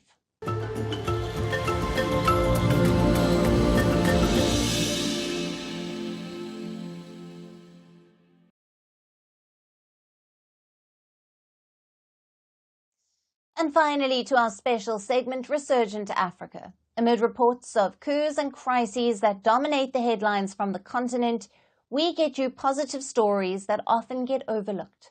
Our story today is about 4 Tunisian women engineers who are making headlines in Europe. An innovative smart wheelchair has helped these young inventors reach the finals of a prestigious European Inventors Prize. This is the first time a Tunisian team has reached the final of the competition. This milestone serves as a beacon of hope amid the country's ongoing political and economic challenges. Our final report gets you all the details. From becoming world leaders to heading big corporates. From climbing up the Everest to piloting into space, there's nothing impossible for today's women. Over the past few decades, women have overcome significant societal barriers. Their resilience, enthusiasm, determination, and the will to succeed has only grown stronger. And these 4 women are a befitting example. This group of young women engineers from northern Africa's Tunisia are dreaming of breaking the glass ceiling. They have earned significant recognition in Europe and have reached the finals of a prestigious European Inventors Award with their groundbreaking smart wheelchair. In a nation like Tunisia, which is grappling with severe crises, this project serves as a beacon of hope. This marks the first time a Tunisian team has advanced to the final stage. They competed against 550 other applicants. The team achieved this feat with their smart wheelchair. It's called the Movo Brain. It offers users the ability to move via a touchpad, voice commands, facial gestures, and a headset that detects brain signals. The inspiration for this innovative wheelchair came from one team member's experience with her uncle. I have an uncle who was disabled and had health problems. He had to use a wheelchair to move around. Unfortunately, he was totally dependent, so the need was right in front of my eyes. I talked to my friends and we decided to do something with the technology we've mastered so that we can make a product afterwards. There are so many people who could benefit from it. So, she and her 3 friends set out to create a product that could assist people with similar needs. Despite Tunisia's profound political and economic challenges, this team stands tall with their invention. One member, Kaula Ben Ahmed, believes that reaching the finale is a significant achievement. It will bring them visibility and credibility.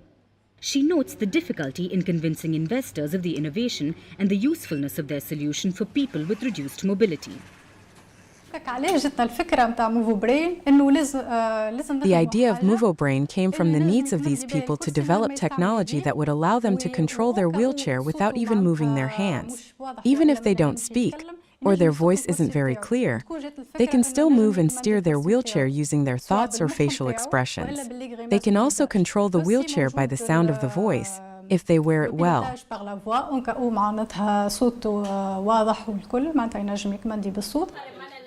More than 44% of engineers in Tunisia are women, and Ahmed believes that Tunisia provides a supportive ecosystem for startups. The team plans to deliver their first 4 wheelchairs to an organization in eastern Tunisia and hopes the feedback will help them improve their product. There are people with reduced mobility who, at home, have to ask for help to move around, to make even small movements or simply to turn towards the television. There are also people with reduced mobility who can't even speak. Simply asking someone to turn the chair to one side is extremely difficult. So, psychologically, it's very difficult to be dependent on someone to only get around. The all-female team will now compete against 2 other finalists from the Netherlands and Ukraine. The final competition will take place on July 9th in Malta. The Young Inventors Prize honors exceptional inventors under the age of 30. The award is of $21,600 for first place, $10,748 for second, and $5,374 for third. This achievement highlights the potential of young Tunisian women. Their success serves as an inspiration not just to women in Tunisia, but to aspiring inventors and entrepreneurs worldwide. By pushing boundaries and leveraging their talents, they are not only advancing technology, but also paving the way for a more inclusive and hopeful future. This accomplishment is a reminder that with determination and support, groundbreaking advancements are possible even in the most challenging environments. And that's it on the show for today. We will see you again tomorrow at the same time. Thank you for watching and goodbye.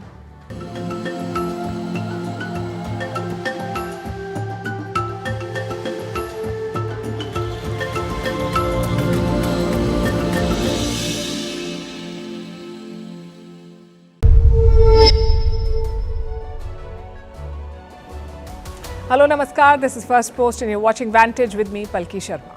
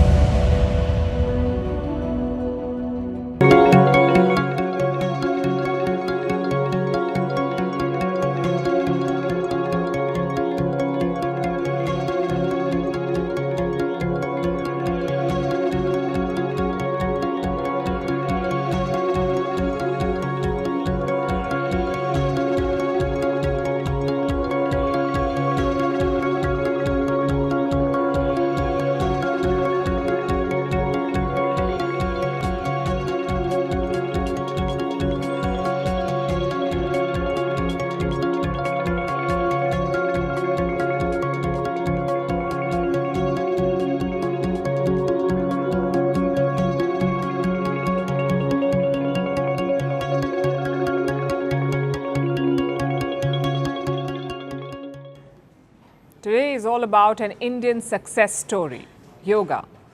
It is many things rolled into one. It's a trend, a lifestyle, a tradition, a culture and a science. It is also India's gift to the world. This project began in 2014. Prime Minister Modi's government proposed a resolution at the United Nations. It called for June 21st to be declared International Yoga Day. It's been 10 years since that declaration. In this time, yoga has grown a lot. Today, the world celebrates this day. The whole world celebrates it. The Prime Minister himself was in Jammu and Kashmir. As always, he joined other yoga enthusiasts. Take a look at this.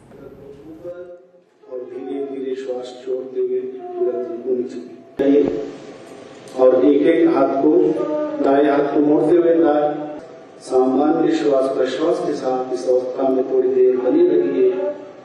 यह आसन sciatica कमर दर्द जैसे शिकायतों को दूर करता है और श्वास छोड़ते हुए दोनों पैरों को नीचे लेके आइए।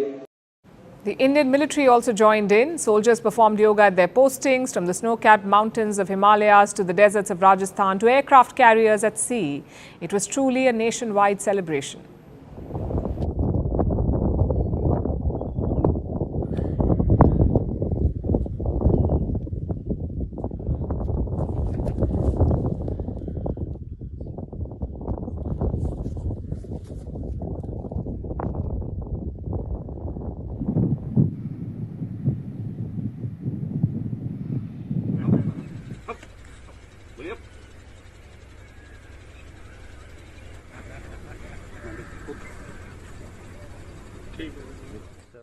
Not just India, Yoga Day is a big deal outside the country as well, especially in the West. Yoga culture has caught on well in countries like the United States. In fact, Prime Minister Modi marked last year's Yoga Day in New York.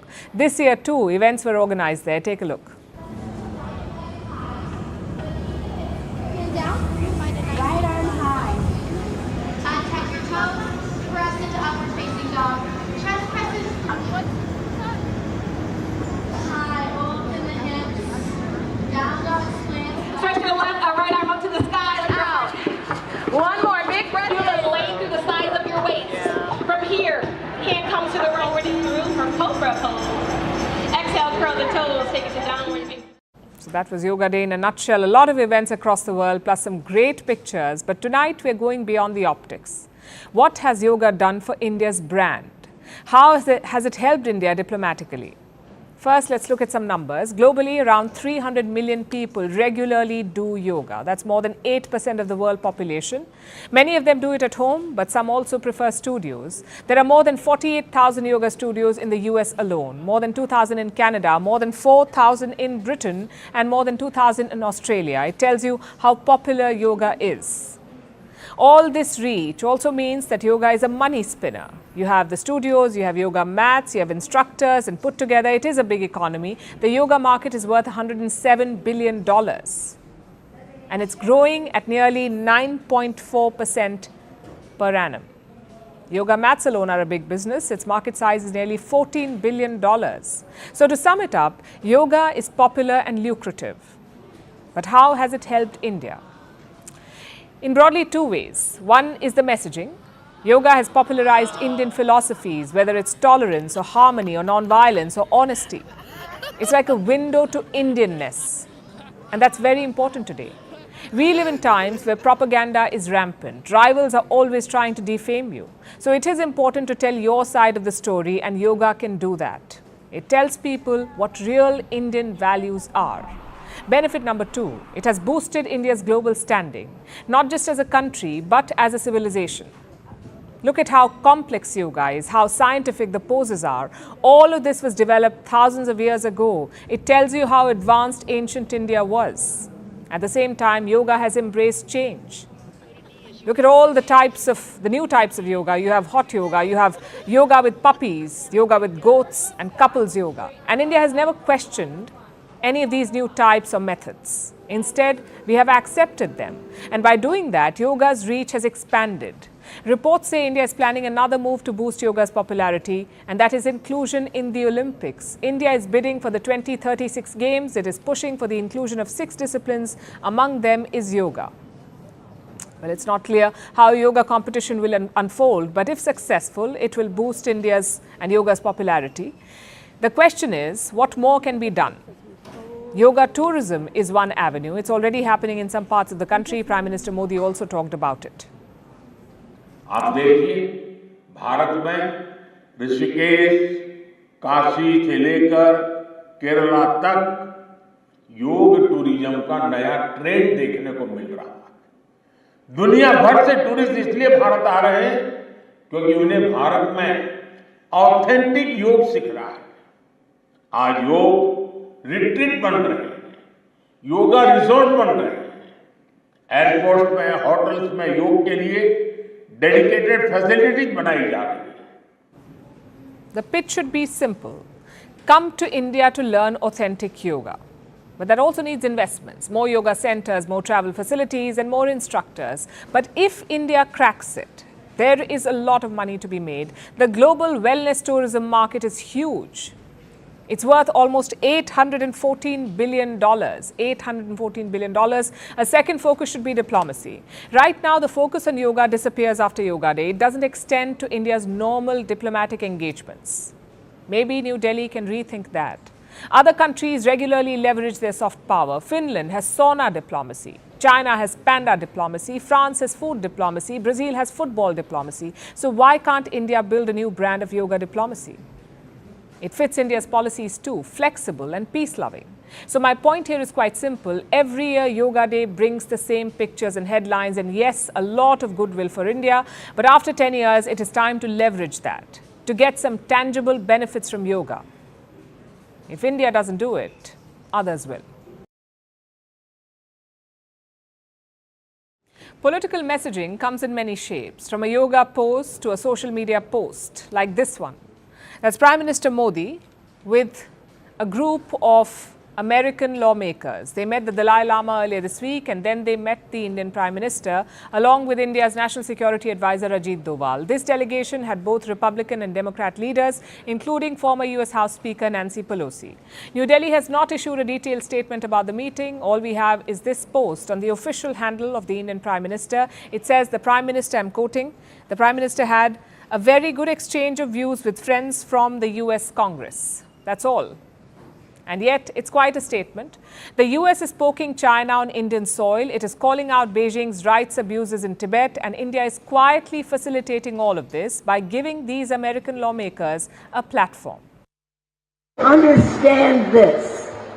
His Holiness the Dalai Lama, with his message of knowledge and tradition and compassion and purity of soul and love, he will live a long time and his legacy will live forever. But to you, President of China, you'll be gone and nobody will give you credit for anything. Xi Jinping got the message, and he's issued a response in the form of a visit to Qinghai in western China, where he held engagements with Tibetans. The Chinese president visited a middle school for Tibetans. He also went to a temple, the Buddhist Hongzhou Temple. It is a Tibetan Buddhist heritage site. Beijing released some pictures from the visit along with a statement. During this visit, Xi Jinping also met with some Communist Party officials and government representatives. And what did he discuss with them? The need to Sinicize religion in China. To Sinicize is to make something Chinese in character and form. Beijing wants to Sinicize religion by taking away the unique aspects and giving it Chinese characteristics. They also had a message for the Dalai Lama. 所谓的西藏流亡政府是一个彻头彻尾的分裂。 The so-called Tibetan government in exile is an out-and-out separatist and political group. With regard to the contacts and negotiations between the Chinese government and the 14th Dalai Lama, our policy is consistent and clear. The key is that the 14th Dalai Lama must fundamentally reflect on and thoroughly correct his political views. 关键是14世达赖。 Now the message is loud and clear. Xi Jinping will not accept any other version of Buddhism other than the one that he has complete control over, where loyalty to the Communist Party is supreme. He stressed on the same point in 2021 during a visit to Tibet, his first visit as the President of China, and a very significant one. For the first time in 3 decades, a Chinese president was visiting Tibet. Xi Jinping's plane landed in Ningxi, a city which is less than 20 kilometers from the border with India, the Indian state of Arunachal Pradesh. It's along this border. Now, the visit coincided with the 70th anniversary of Tibet's takeover. Of course, China doesn't call it a takeover. They call it the peaceful liberation of Tibet. No one believes them because the world knows the truth. China took Tibet by force. In 1951, Chinese troops invaded Tibet. It led to the signing of the 17-point agreement. This agreement was forced upon Tibetan leaders. The pact guaranteed autonomy for Tibet and religious freedom for Buddhists. In return, China was allowed to set up a civil and military headquarters in Lhasa. Now, throughout the 1950s, the Communist Party faced widespread resistance in Tibet. China refused to honor its promises of autonomy. In 1959, Tibetans led a mass uprising against them. It was violently crushed by the Communist Party. This forced the Dalai Lama to leave, along with some 80,000 Tibetans. They left. They came to India, and India gave them refuge. They were allowed to stay in Dharamshala in Himachal Pradesh, where they established the Tibetan government in exile. This week, American lawmakers went there to meet the Dalai Lama. Washington is bringing Tibet back on the geopolitical radar. It's a way to build pressure on China. Recently, American lawmakers also passed a law. It's called the Resolve Tibet Bill. It basically calls on China to resolve the Tibet issue. It demands that Beijing open a dialogue with the Dalai Lama. But American laws aren't binding on China, and it has swiftly rejected this demand. But the law is still important. Apart from political messaging, it has financial implications. This bill authorizes the US government to use money to counter Chinese disinformation. Disinformation about the history of Tibet, the Tibetan people, and their institutions. Also, disinformation about the Dalai Lama himself. So this law is a valuable tool to challenge Chinese narratives about Tibet, including the claim that Tibet was liberated peacefully. US President Joe Biden is yet to sign this bill into law, but that's just a formality. And India, too, appears to be making a shift here.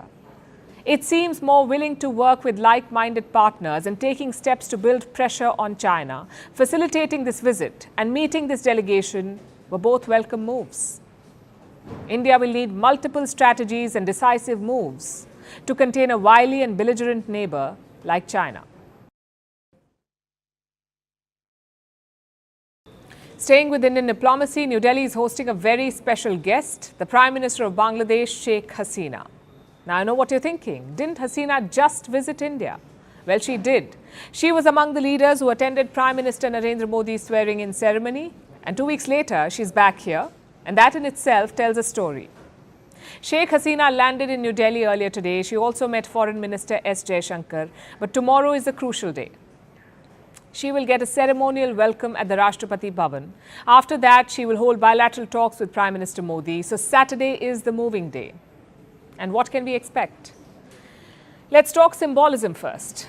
This is the first incoming bilateral visit of Modi's third term. It tells you about India's priorities. As the Prime Minister says, it's neighbourhood first. Secondly, Sheikh Hasina is visiting India before China. Her trip to Beijing was announced earlier this month. She's expected to travel in the second week of July, and before that, she's decided to come to India. What does that tell you? Dhaka too is showing its priorities. India before China. Now we come to the specifics. What are the expected outcomes? Reports say 10 agreements are in the pipeline. They cover multiple sectors like energy, connectivity and trade. Some joint projects will also be announced, like the India-Bangladesh Friendship Bridge.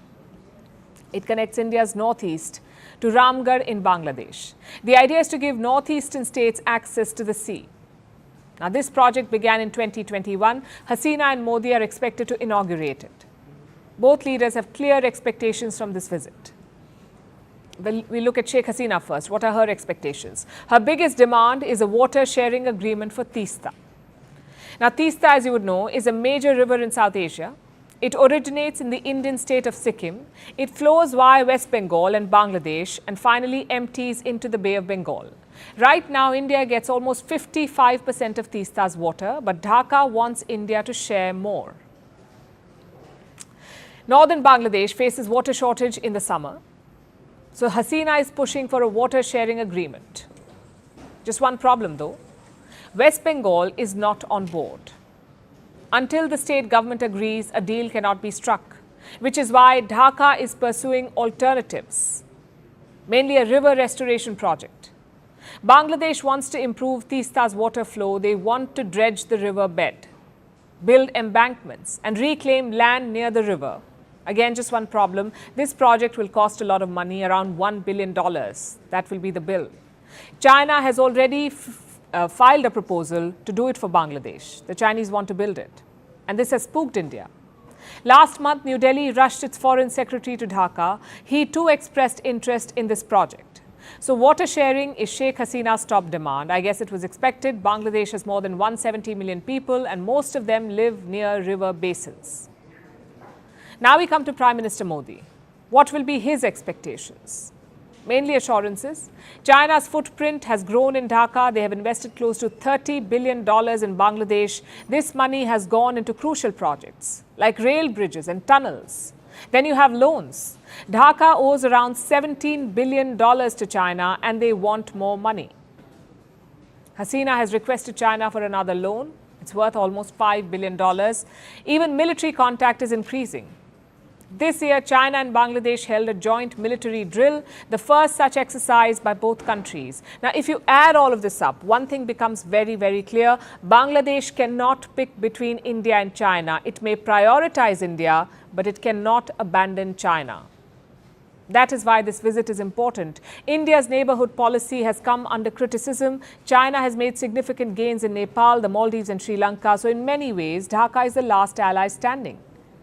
And that gives Sheikh Hasina a lot of leverage. It also puts the ball in New Delhi's court. Modi sent a positive signal by inviting India's neighbours to his inauguration. The key is to build on that. We'll be tracking this visit closely. Our next story is about a meeting that took place in Shanghai recently, a meeting between the US and China. These were informal talks, no government officials were involved. Nonetheless, they were important. It was the first such conversation in 5 years and it focused on one key aspect: nuclear weapons. America wanted to know two things. Will Beijing issue a nuclear threat over Taiwan?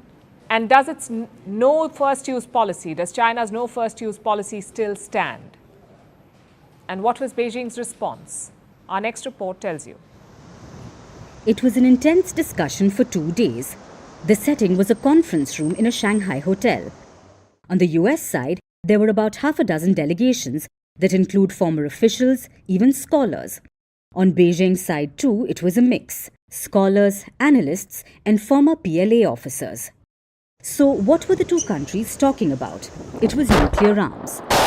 The focus was mainly on Taiwan. China claims the island as part of its territory, a claim that Taipei refutes. In recent years, Beijing has ramped up its ante around Taiwan, whether it's through statements or military exercises. But is Beijing about to make a nuclear threat? Its officials say no. Washington raised concerns that if China was defeated in a conflict over Taiwan, it might use or even threaten to use nukes. But Beijing has denied any such claims. It's also given Washington reassurances. Reports claim its officials say it will not resort to atomic threats. Now, these are called Track 2 talks. The people taking part are former officials, even academics. They may not set policy, but they speak with authority on the government's position. So these are sort of semi-official talks. They are not Track 1 talks, those are what happened between governments. In November last year, the countries resumed Track 1 talks on nuclear arms, but those discussions have stalled. So these Track 2 talks are a step in the right direction. These are the first informal talks between the US and China in 5 years, and it focuses on a key issue: nuclear arms. In the last century, the US and Russia ramped up their nuclear arsenal. China was far behind. It didn't focus on nukes, it focused on growth instead. China's first nuclear weapons test was in 1964.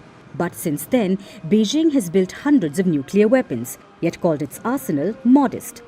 Beijing has stressed on two things: no first use, that is, it will never go first in a nuclear conflict. And the second is minimal deterrence, that is, having just enough nukes to dissuade adversaries. According to the Pentagon, Beijing is on track to double the number of its nuclear warheads by the end of the decade. So from 500 to 1,000 by 2030. Most of its nukes will likely be held at higher readiness levels. So a key question on the US side is, does China still stand by its no first use and minimal deterrence policies? Beijing says it's still business as usual. Nothing has changed. That's China's stance for now. But most analysts believe China's no first use policy is conditional. What those conditions are is something the world is yet to figure out. What can one visit achieve? Well, if you're an isolated wartime leader, a lot. I'm talking about Vladimir Putin. He has wrapped up his much-hyped Asia tour. He visited two countries, North Korea and Vietnam, and tonight we're looking at the fallout. What has changed after Putin's visit? Well, South Korea is spooked. Moscow and Pyongyang have upgraded their ties. They now have a mutual defense pact, meaning Russia could give weapons to North Korea, maybe even strategic technology, which is why South Korea is lashing out. And I would like to emphasize once again that any direct or indirect assistance or cooperation that enhances North Korea's military capability is a clear violation of the multiple UN Security Council resolutions. And it is indeed deplorable that a permanent member of the Security Council, which had agreed to the adoption of these resolutions, is now acting in violation of the resolutions. Beyond the statement, Seoul has made two moves. First, they summoned Russia's ambassador. A formal protest was lodged. But the second move is even more important.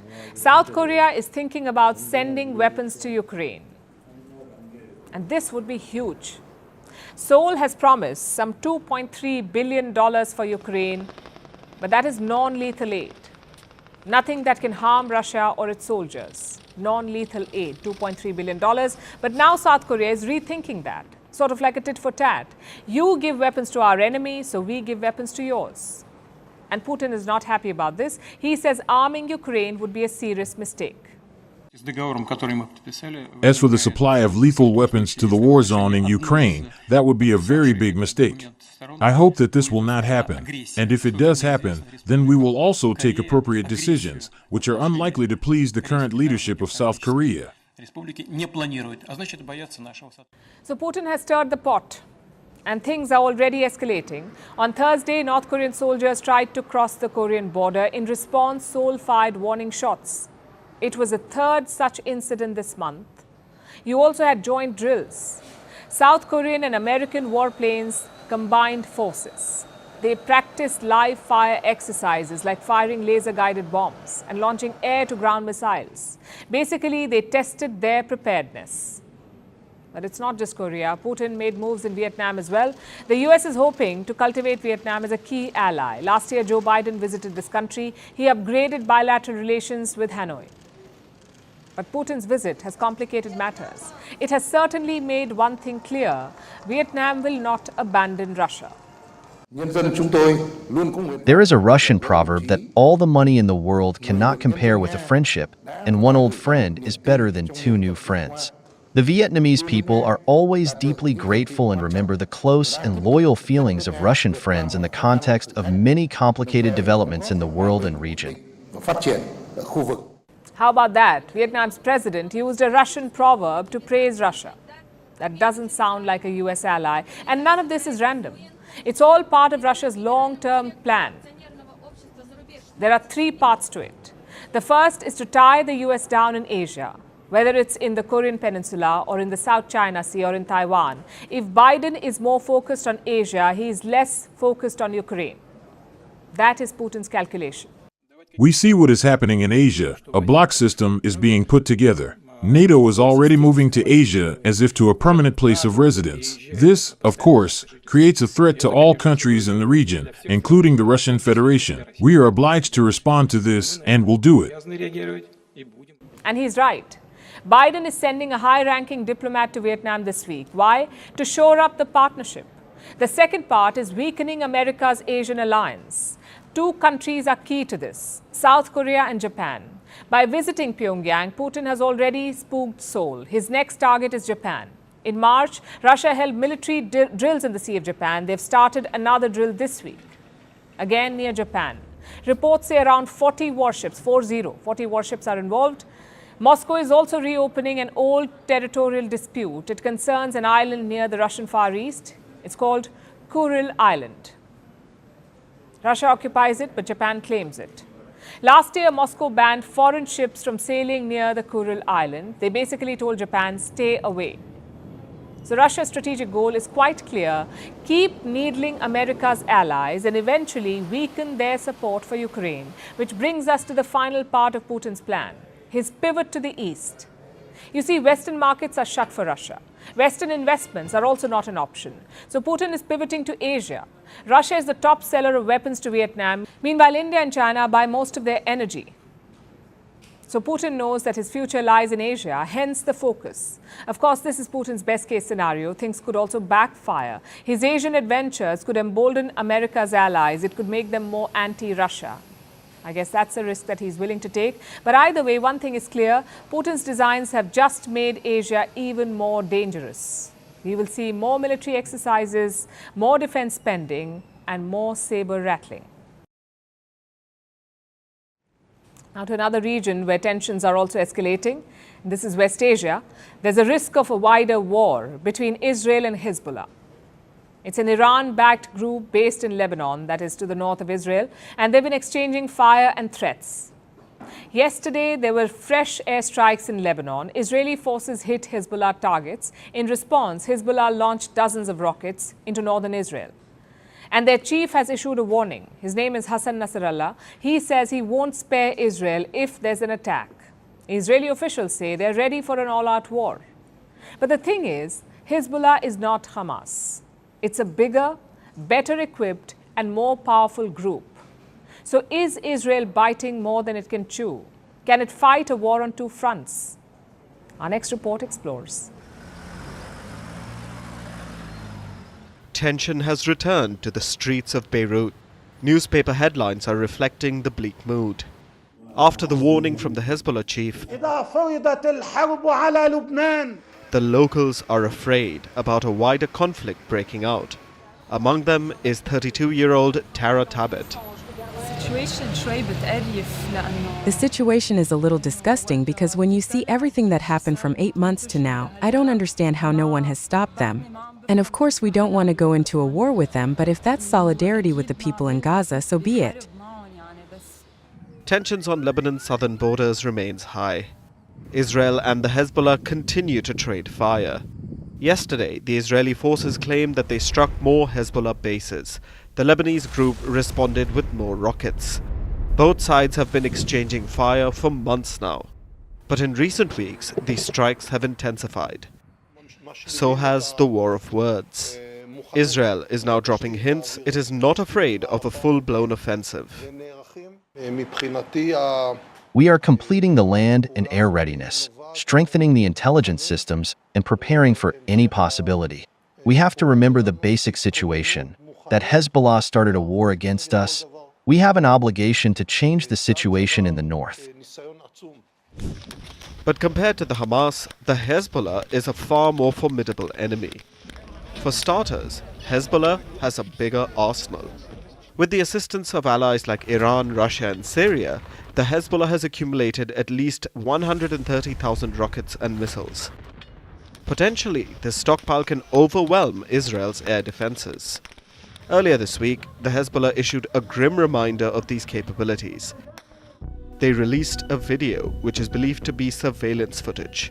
It features prominent Israeli locations, Israeli military sites, residential cities with high populations of civilians, malls and high-rise buildings, and the port of Haifa. On the ground, Hezbollah has a large number of fighters. In 2021, their chief, Hassan Nasrallah, had claimed that the group had some 100,000 fighters, but it is widely believed that more fighters have joined the ranks since. They are unfazed by Israel's threats. Earlier this month, an Israeli strike killed a senior Hezbollah commander. At his funeral, the group issued a rallying call. If the enemy, as is broadcast by media outlets every day, the enemy is screaming and moaning about what happened to him in northern Palestine, let him prepare himself to cry and wail. The Hezbollah sees its cross-border attacks as low-intensity conflict, designed to convey their support for Hamas. Only a truce in Gaza can put a permanent end to these hostilities. But with the chances of a ceasefire fading, the risk of an Israel-Hezbollah escalation remains high. Our next story is about Senegal. It's a nation in West Africa, one of the many former French colonies in the region and one of the many that are angry with France. So it may be surprising to see this happen.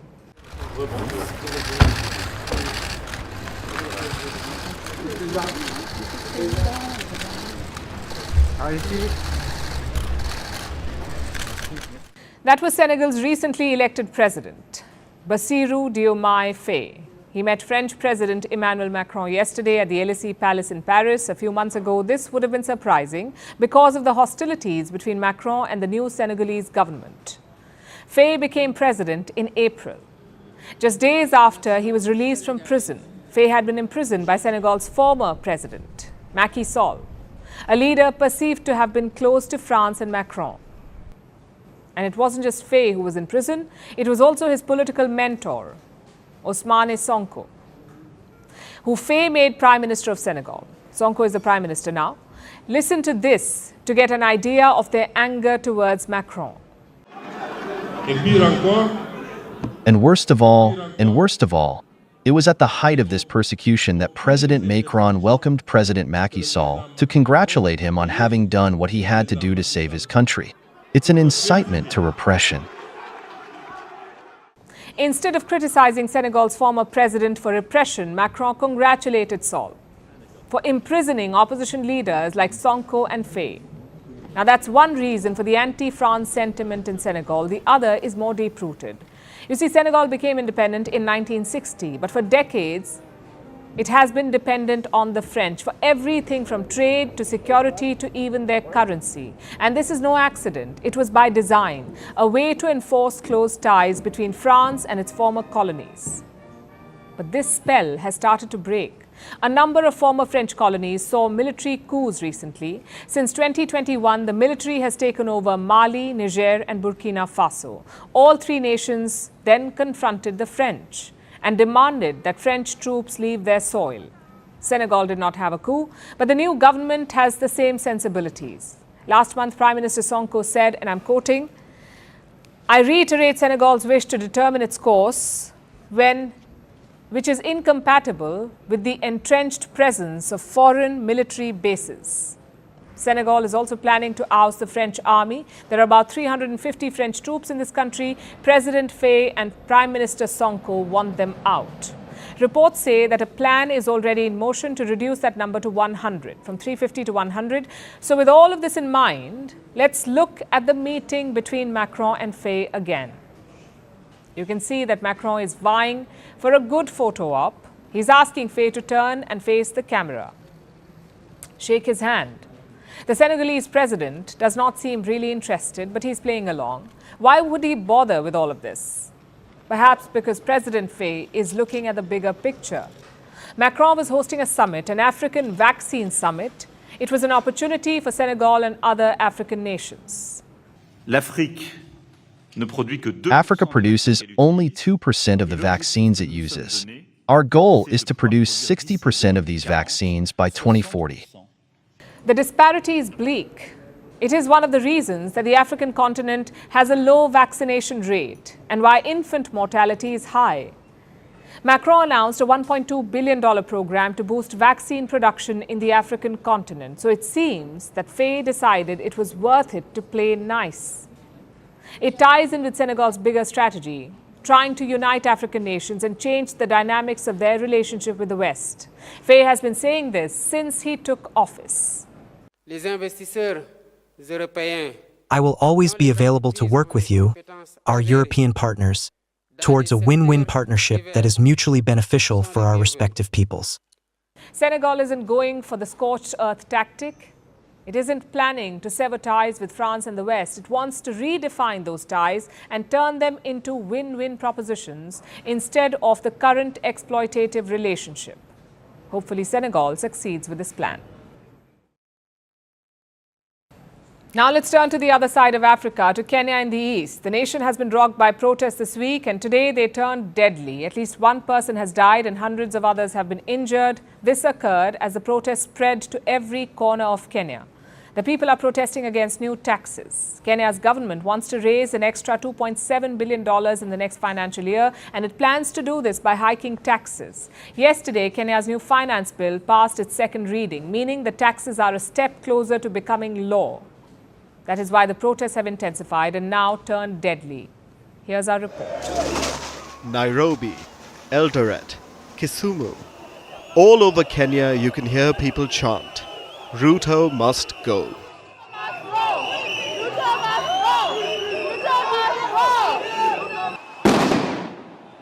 The Kenyans are talking about their president, William Ruto. That's not his only name in Kenya, though. He has also been likened to a biblical tax collector, Zacchaeus, or Zakayo as he's known in Kenya.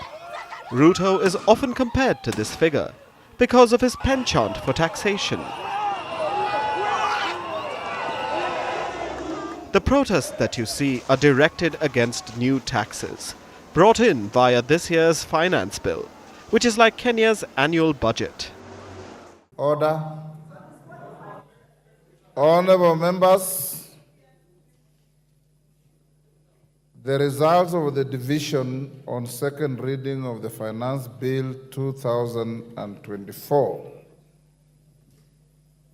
is as follows.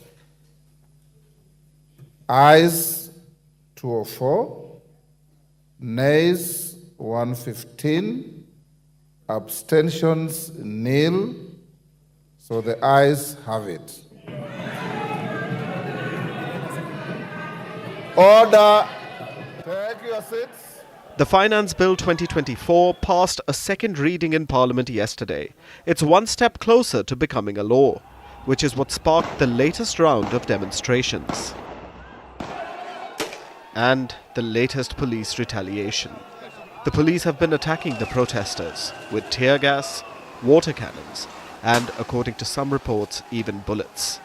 At least one person is dead. Hundreds of people have been injured.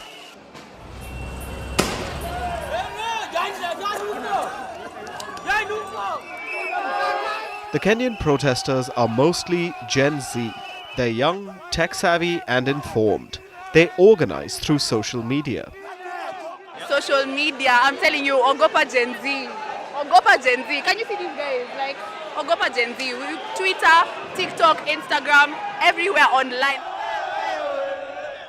The protests broke out on Tuesday and initially seemed to have worked. The Kenyan government withdrew some of the more controversial taxes, like a 16% tax on bread.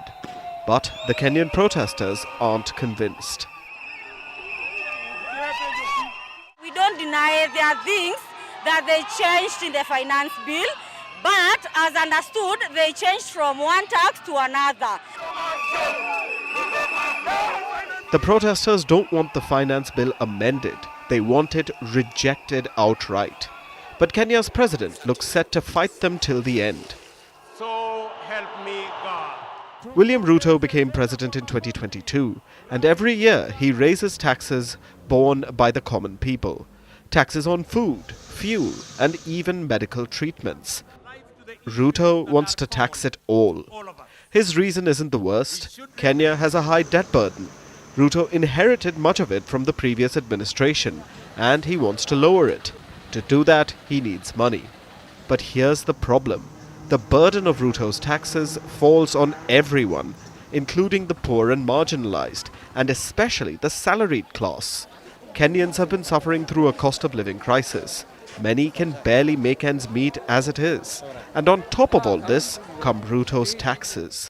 The taxes have broken the backs of local businesses. They keep shutting down by the hundreds. The people are hurting, and they feel that Ruto and his government aren't doing their part. The president has been under scrutiny for frequent foreign trips, sometimes aboard luxury jets, on the taxpayer's dime. So the message from the protesters is simple. Cut on your expenditure. Do not overtax us. That's the laziest way for the government to earn revenue, overtaxation. Ruto doesn't seem likely to take this advice. His finance bill is going through the motions. There will be a third and final hearing on the bill this coming Tuesday. Then it'll head to Ruto's office for his signature. Kenya's anti-tax protesters don't have much time left, so expect the demonstrations to get bigger in the days ahead.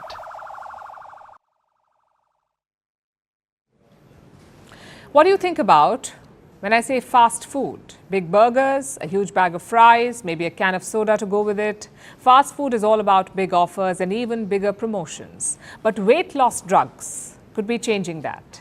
Globally, over 1 billion people are obese, many more are overweight. Millions of them are taking weight loss drugs now, the likes of Ozempic, Wegovy, Eli Lilly and many more. These drugs suppress your appetite. That means people are eating less, their tastes are changing, and they're choosing healthier alternatives, and it's changing the way the food industry works, from snacks to grocery staples. Companies are launching new products to make it more diet-friendly. Our next report tells you how. Once upon a time, all was well in the kingdom of cholesterol. It was an empire of excess, and reigning supreme was just one thing: fast food. Big burgers, bigger fries, and the idea of diet soda would make people cringe. Fast food was all the rage: cheap, satisfying, and incredibly filling. But deep fried land now has a new enemy. It's weight loss drugs, the likes of Ozempic and Wegovy. More and more people are turning to these appetite-suppressing wonders. And why wouldn't they? Globally, 1.1 billion people are obese. That's 14% of the global population. By 2035, over half of the world's population, 4 billion people, will be overweight or obese. Weight loss drugs have shown promise. They have been swift in helping people lose weight. But that's not to say they haven't had side effects. They do. In fact, the WHO has issued a global alert. It was issued over fake Ozempic drugs. The global body said the fake medicines could pose a danger to health. But warning or not, people are still using them. Now, most of these drugs have a common feature: they suppress appetite. When you consume them, you feel very full after meals, and then you start shedding the kilos.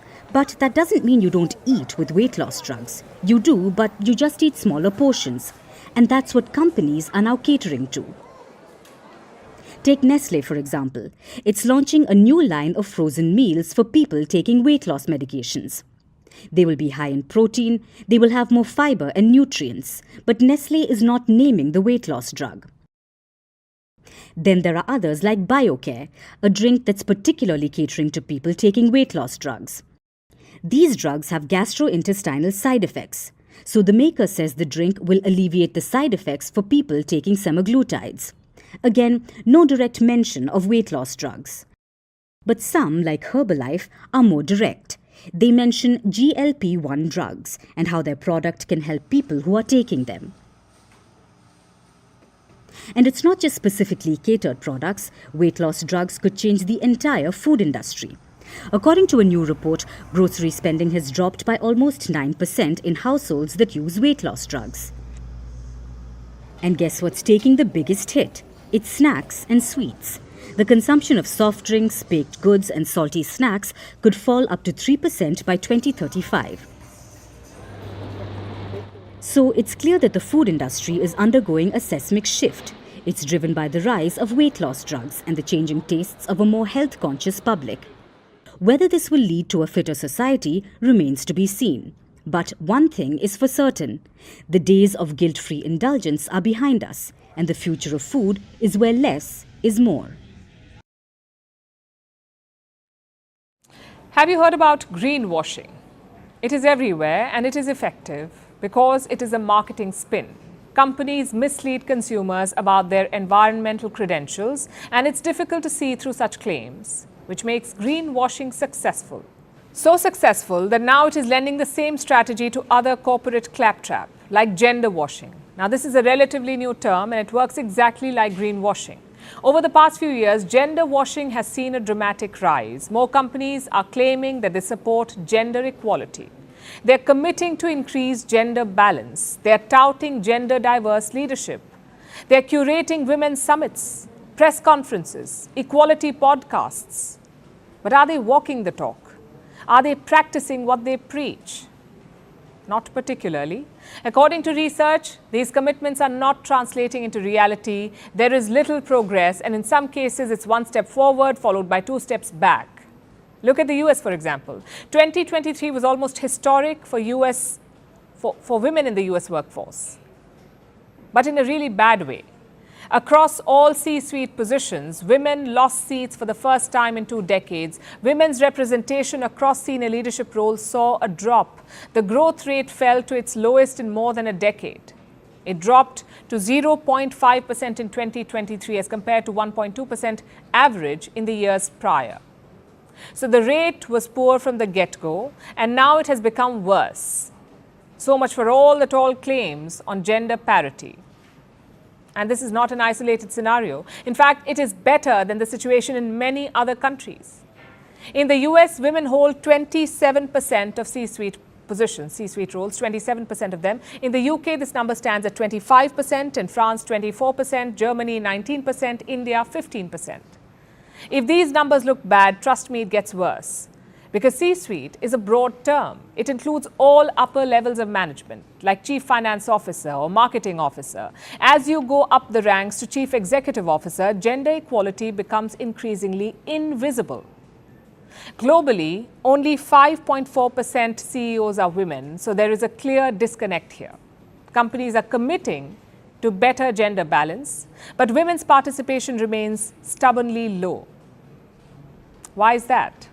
I'll give you 3 reasons why. First, many of these claims are hollow. Empty promises are made to get stakeholders off the company's back. The second reason is the labor market itself. It has certain dynamics.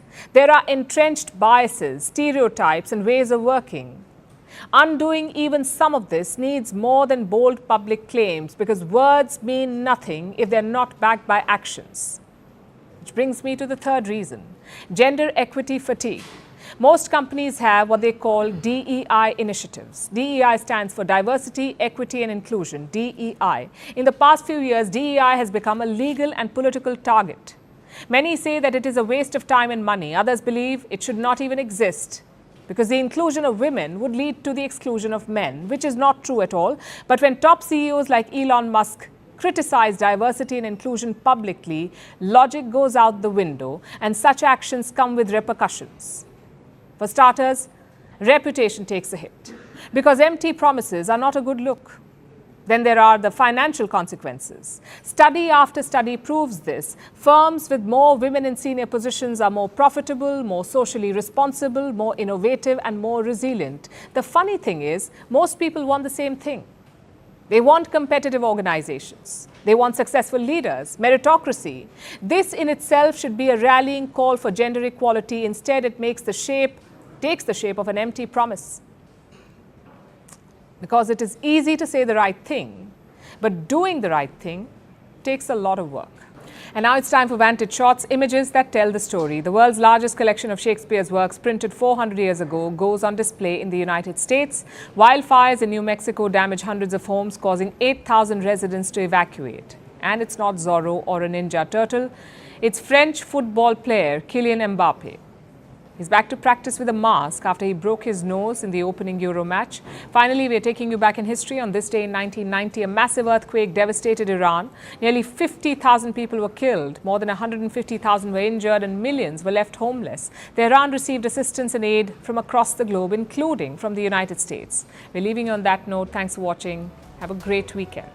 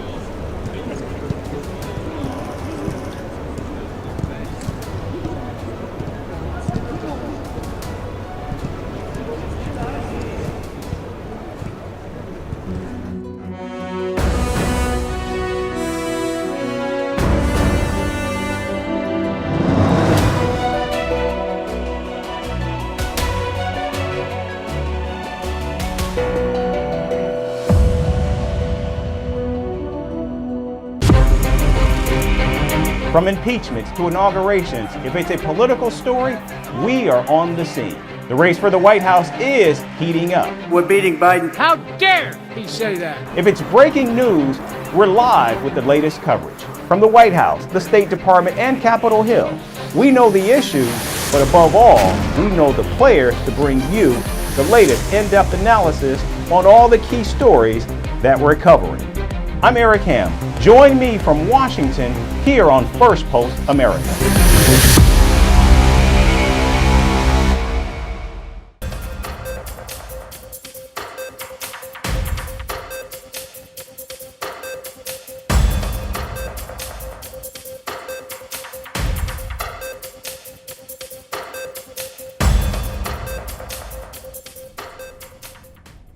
We begin in the Middle East, where concerns are growing that Lebanon-based Hezbollah could overwhelm Israel's Iron Dome air defense systems in the event of a full-scale war. The United States is raising the issue with Israel as tensions continue to mount in the region. Israel and Hezbollah recently threatened each other with war as clashes escalate along the Israeli-Lebanon border. If the war was imposed on Lebanon, Hezbollah will fight with no regulations, no rules, and no ceilings. Iron Dome is an essential part of Israel's defense capabilities, and the United States has invested heavily in the program. The system boasted a 96% success rate when Palestinian groups fired more than 1,000 rockets last year. U.S. officials say Hezbollah has been stockpiling precision-guided missiles and other weapons from Iran for years, which could actually overwhelm most of the Iron Dome batteries. Now, Hezbollah's arsenal of rockets, missiles, and drones is exponentially larger and more destructive than any of Hamas' capabilities. In fact, the Israeli military estimates that Hezbollah has approximately 150,000 rockets and missiles. In fact, earlier this month, the Iran-backed group released footage showing a drone hitting and damaging what looked like an Iron Dome battery in northern Israel. Now, Israeli media reported that this was potentially the first documented instance of the system being successfully hit. And Israeli officials reportedly told Washington that they were surprised at the sophistication of Hezbollah's strikes, highlighting the Iron Dome system's vulnerabilities. Now, with the rising threat from Hezbollah, Israel is planning to shift resources from Gaza to the north while also preparing for a land and air incursion into Lebanon. However, in case of a full-blown war, the United States has promised to provide additional defense systems and Iron Dome replenishments to Israel. Now, as Washington tries to prevent an all-out war, the conflict between Hezbollah and Israel may reach a dangerous tipping point very, very soon. Vladimir Putin has issued a stark warning to South Korea. He said Seoul would make a big mistake if they plan to arm Ukraine. Putin's comments come after Seoul said it was considering such a possibility. Now, this is in response to Russia and North Korea's new pact to help each other in the event of an aggression. As for the supply of lethal weapons to the war zone in Ukraine, that would be a very big mistake. I hope that this will not happen.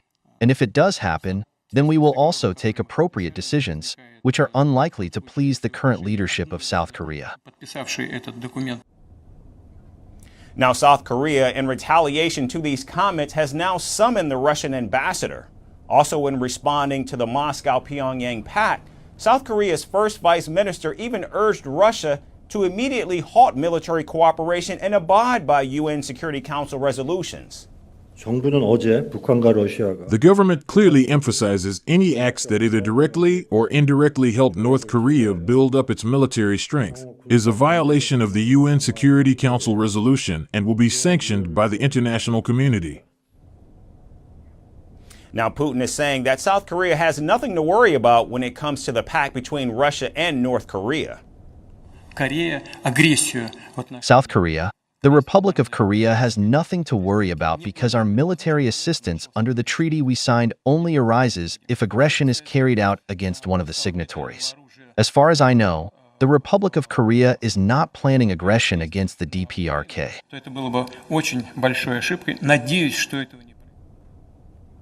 Now, earlier on Friday, National Security Council spokesperson John Kirby also weighed in on the Russia-North Korean agreement. He said it should be of concern to any country that cares about maintaining peace and stability in the region. He also added that the agreement between the two nations was no surprise and that Washington had been warning about the burgeoning defense relationship between Moscow and Pyongyang for many months now. Analysts have emphasized that the treaty could have significant implications for the world and the region. Not only is North Korea openly arming Russia, but it could also mean that Russia intervenes in any new conflict that erupts in the Korean peninsula. And in China, propagandists are using artificial intelligence to transform Ukrainian women into Russian. Chinese social media platforms are filled with digital doppelgangers of real Ukrainian women shown as Russian as they thank Beijing for supporting Putin's war in Ukraine. Now, China remains home to a vast underground economy that produces these deep fakes, and ordinary people, especially women, are falling prey to it. Our next report explains more. It seems like China is going out of its way to help Russia in spreading propaganda online. Chinese social media platforms are seeing a rise in fake accounts that are generated using artificial intelligence.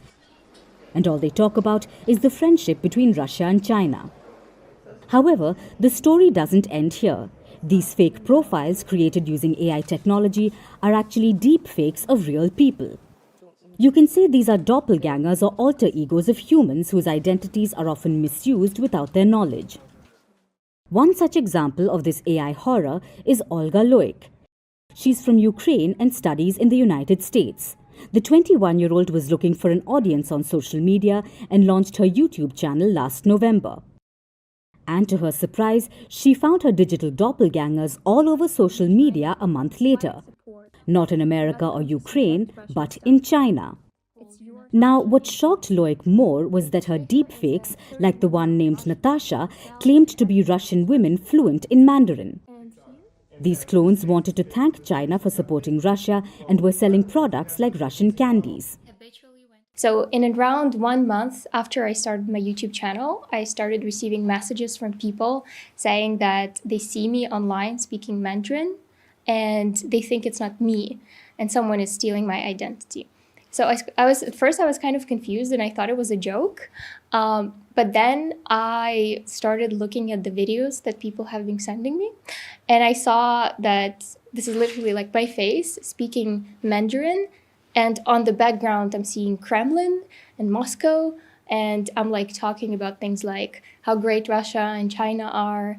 And I'm also like, my clone is advertising different Russian products. Now, the support for Russia personally enraged Loic, whose family is still in Ukraine. I really appreciate China. While everyone else is moving away from Russia, only China is behind the quiet support. When other countries reject Russian stuff, it's your support to help Russia meet its immediate needs. So far, she has found about 35 accounts with more than 5,000 fake videos created with her face. These profiles have hundreds of thousands of followers and have sold tens of thousands of dollars worth of products. Avatars like Loic's leverage Russia and China's no-limit partnership, and experts say many people in China use easy-to-use generative AI tools available on the internet. To produce my own 2D digital human, I just need to shoot a 30-minute video of myself, and then after finishing that, I rework the video. Of course, it looks very real, and of course, if you change the language, the only thing you have to adjust is the lip sync. Experts also say that propagandists mostly target real women, as their misappropriating clips are used to pitch products to single Chinese men. Research has showed that chatbots or fake social media accounts with female personas tend to get more engagement and eyeballs. This is because people are more likely to view women as warm and approachable. The findings demonstrate that while technology may grow more and more sophisticated, the human brain remains remarkably easy to hack, thanks to age-old stereotypes about men and women. Groups linked to the Kremlin have long used accounts pretending to be female in their effort to spread disinformation about U.S. elections, their invasion of Ukraine, or democracies around the globe. Now, despite China being one of the first countries to attempt to regulate AI, experts say it's home to a vast underground economy specializing in counterfeiting, misappropriating personal data, and producing deepfakes. And even if the fake accounts are not explicitly linked to the Chinese government, ordinary people like Olga remain vulnerable.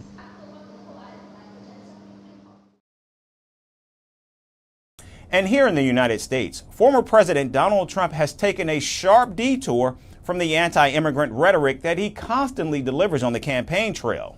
Speaking to the media, the Republican said that he wants to give automatic green cards to foreign students who graduate from American colleges. The ex-president said that if he is reelected in November, he would implement this new policy on day one. Now, when asked why he wanted to give permanent residency to foreign students, the convicted felon said America is losing out on retaining top talent.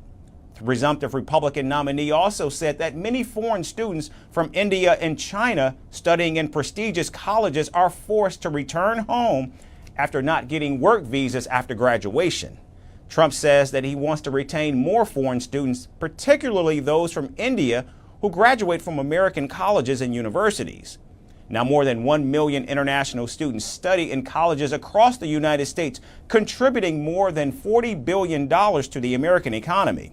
Countries like China, India, South Korea, Canada, and Vietnam top the list for sending the most students to the United States. Now, immigration has been a core issue for Donald Trump and his campaign this election cycle. In fact, his recent stance on giving green cards to almost 1 million foreign students comes in stark contrast to his usual take on immigrants. In fact, just this week, The Republican called immigrants criminals and drug dealers and said they were invading the United States. If you take a look at Venezuela, you see what's happening there. 72% down in crime because they've taken their gangs, their drug dealers, also their prisoners. And where have they brought them? To the United States of America. Thank you very much.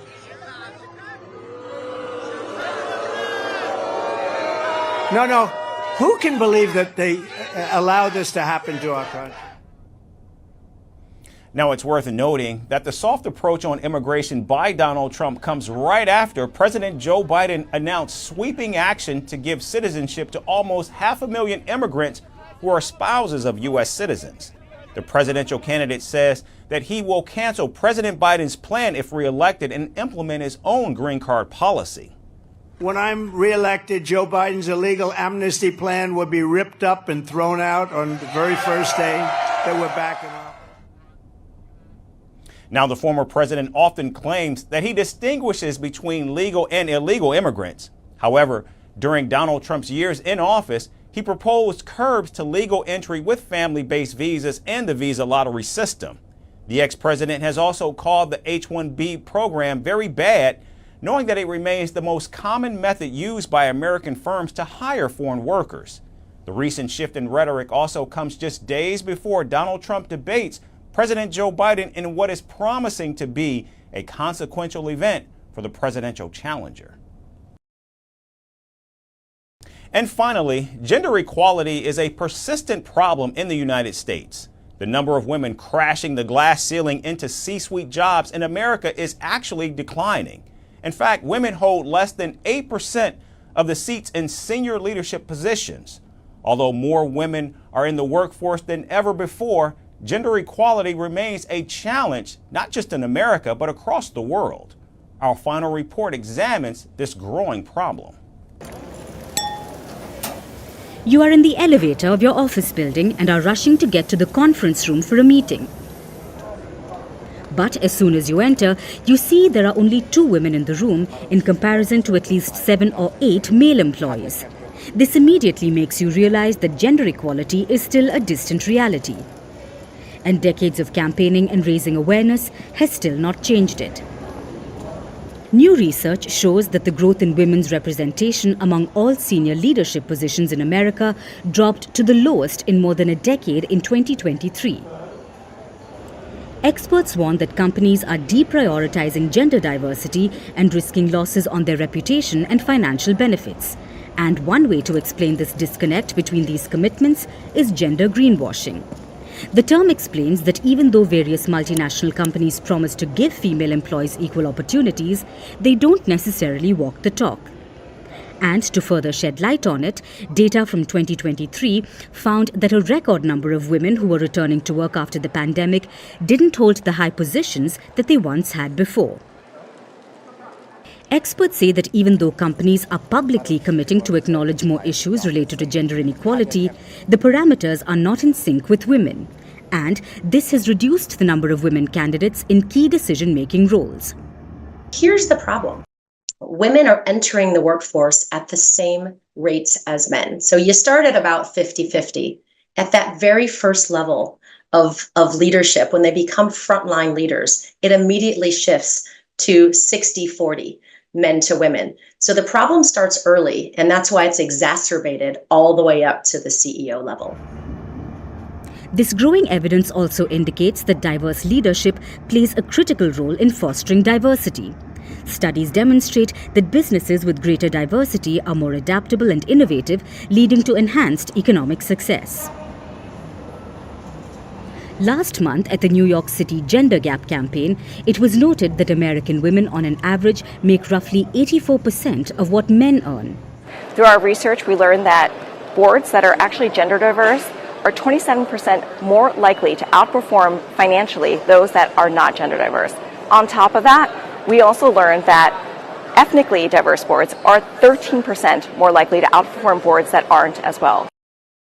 Another equally concerning issue is the fact that talent scouts are hiring female leaders at a much slower rate. And with this, the women who are already in the workforce have fewer women role models to look up to. So, with less women decision makers in corporate America, the chances of fellow women being funded and rewarded equally with that of men remains a challenge.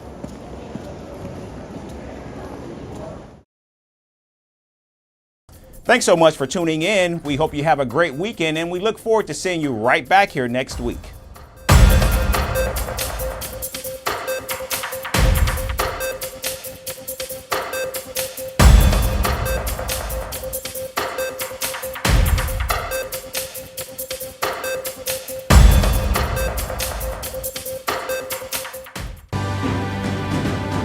Firstpost reports from the world's second largest continent. Hello, I'm Alison Lagrange. A very warm welcome from Durban, South Africa. We get you the news and the newsmakers from Africa. From elections to climate change to innovations and opportunities. As the world's attention shifts, we report from Africa, the heart of the global south. Join me every weekday live on Firstpost.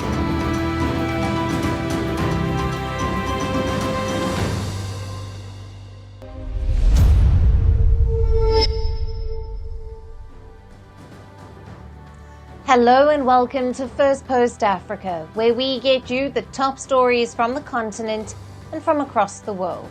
I'm Alison Lagrange, coming to you live from Durban, South Africa.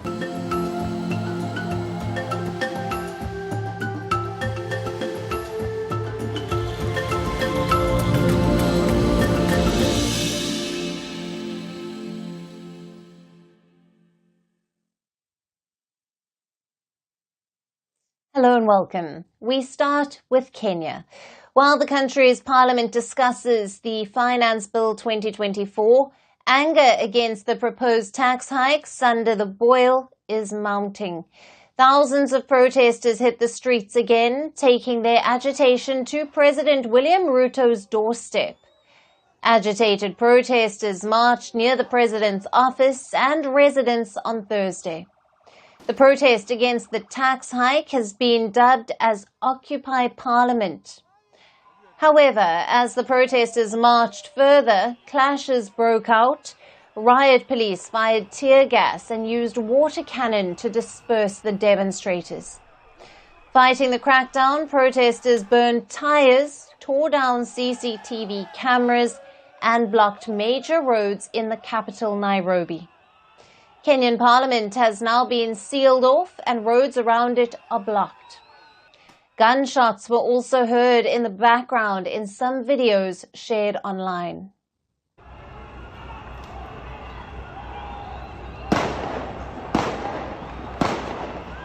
We are not going to sit at home so that they are going to pass another finance bill without our approval. We are going to add our voice to this, and we need them to understand that we are not okaying what they want to force on us. One death has been reported and at least 200 people have been injured in the latest demonstrations that took place across Kenya. Over 100 arrests have been made. Around 300 protesters were also arrested earlier this week. The protesters are objecting the proposed new tax hikes under the Finance Bill 2024, through which the government plans to raise around $2.7 billion.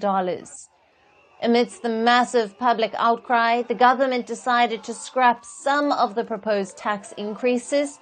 These include a 16% levy on bread, the proposed taxes on motor vehicles, vegetable oil, money transfers, as well as ecological tax on Kenyan products. However, these changes have failed to allay the fears of the people who are demanding the bill to be scrapped completely.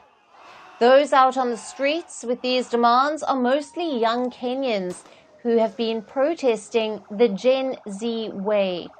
They have been using social media platforms like TikTok to coordinate the protests, provide real-time updates, and also to live stream the demonstrations and the clashes with police.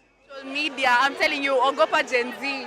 Ogopa Gen Z. Can you see these guys? Like, Ogopa Gen Z. Twitter, TikTok, Instagram, everywhere online. Nobody came and paid nobody. We just came because we're passionate about this cause and we want to reject that bill. Right now we're not paying taxes, but we're fighting for our future. So we're young now, but that's what we need. We need young people to fight for our future rights, our future Kenya, and to just overthrow this silly government, man. We're tired. We're tired. Now, the finance bill is supposed to be passed before the 30th of June. Some reports say the final vote is expected on the 27th of June. The bill is a part of the latest efforts by President William Ruto's administration to boost revenue and reduce external borrowing for Kenya. Last month, President Ruto defended the proposed taxes, saying the country must be self-sustaining. Kenya, which is an economic powerhouse in Africa, is also home to a large poor population. It is currently dealing with stubbornly high inflation and debt distress. Its GDP is also expected to slow to 5% this year from 5.6% in 2023. Through the new tax bill, it will face opposition, and it is likely to be passed as Ruto's alliance holds a majority in the parliament. Now, for more on this, we are being joined by Professor and political analyst Macharia Munene, who is joining us live from Nairobi, Kenya. Welcome to Firstpost. Thank you very much.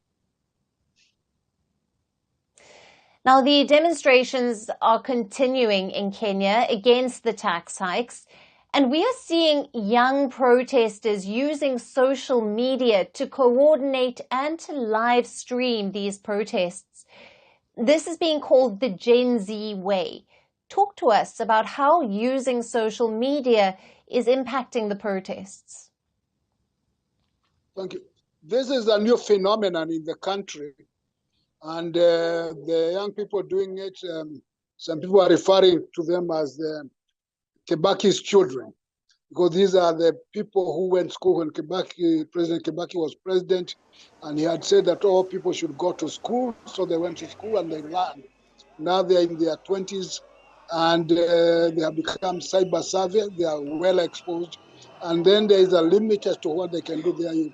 They are using the technology in a very effective way, more than what many people could have imagined. Although there were signs that things were not very good, few people expected it to go this way, whereby it's snowballing in such a way that it's very difficult for the government to contain it, even if it wanted to. Right. Professor, Kenyans are protesting this proposed tax reform bill that is due to be passed by the end of the month. How likely are these protests to be effective in changing President Ruto's new tax policies from being implemented? And what will the effect of the tax hikes be on the current cost of living crisis that the people of Kenya are battling with? Well, first of all, people are very disappointed because the government had shown itself to be insensitive to the concerns of the people. And the impression has been created that it's not even the government of Kenya which is doing it. It is simply following orders from the IMF and the World Bank, and that actually the President Ruto has lost sovereignty. He's not protecting Kenya's interests, but doing what other people want. Now, the law itself, the budget is likely to be passed anyway because the parliament is a rubber stamp parliament. It has no independence. It's full of cowards. And that's what the young people are saying. You people are cowards. You should stand up for what is right. Now, the effect, although there has been some minor changes, or at least they have said they are going to change minor things, but then they are not going to do what the youth want. The youth are calling for rejection of the entire thing because the thrust of it is wrong. Since it will be passed, it is going to affect everyday life in the sense that cost of living is going to shoot up. Jobs are going to be lost because already some investors are pulling out because of the exorbitant taxation. Already things are closing down. And so instead of helping the country, it's going to escalate. And as it escalates, and these young people, they have said they are not going to be tired. After all, they have nothing to lose, so they feel that they have a cause. Right now, they have a mission, and the mission is to change the way things are done. So the hope is that President Ruto will adjust his thinking and call out national dialogue, not with the fellow politicians, but as a national one to see which way. And then some of his advisors and friends have been misbehaving in public because they waste resources and they like showing that they are doing well. And so when they say there is no money, people wonder, what are you doing? We don't see you saving or being frugal. We see you being exorbitant and extravagant, starting with the president who rents jets to go and to visit Americans and other places instead of flying the common one that everybody wants. So the image is a challenge. They say one thing and the people are seeing different. In fact, it is because there is a discrepancy between statements and deeds that we have this thing. People they have lost trust. They have no confidence in the government. Right. On that, how will these protests and the tax hikes affect President Ruto's popularity? Is this a threat to his presidential term? And in your opinion, will the tax hikes be able to decrease the huge debt that Kenya has? No, it will not. The increase in taxes will not reduce the huge debt because, first of all, some of those debts were incurred wrongly, and the money was not used for. If the money had been borrowed for production purposes, we would be seeing the result. So the debt may continue to be, but your question on whether Ruto's popularity is going down, yes, it's already down. If elections were held today, he would lose very, very early in the morning. And he's becoming increasingly aware that he's doing things wrongly.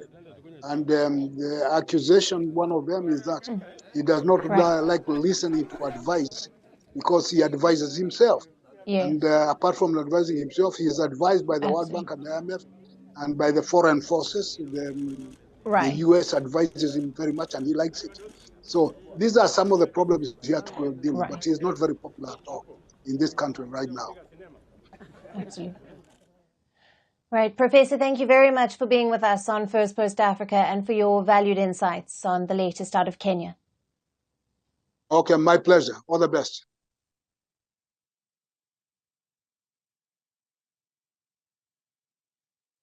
Shifting focus to the junta-led West African nation of Burkina Faso. Its military leader, Ibrahim Traore, is reportedly facing a mutiny, which is linked to the June 11 attack by Al-Qaeda-affiliated insurgents that left over 100 Burkina Faso soldiers dead.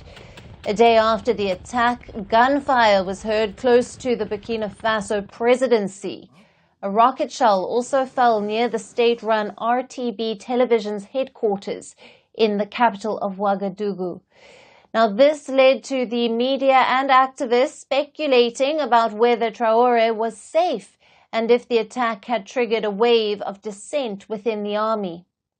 Breaking his silence 10 days after the attack, Burkina Faso's military leader, Ibrahim Traore, appeared on national television. In his address, he denied reports of a mutiny within the army. He dismissed media reports as fake news. Traore said a rocket was launched into RTB's courtyard by mistake by those who were there to protect the TV channel's staff. Traore did not address a claim of responsibility by an Al-Qaeda-affiliated group, but said Burkina Faso had launched an operation after the attack. The June 11th attack on the Mansilla area was one of the deadliest that Burkina Faso's army suffered. Fighters from Al-Qaeda-affiliated JNIM group stormed a military post and killed 107 soldiers. The fighters had also captured a large amount of weapons and ammunition during the attack. Burkina Faso has been battling Islamist insurgents since 2015. About half of the country is outside government control.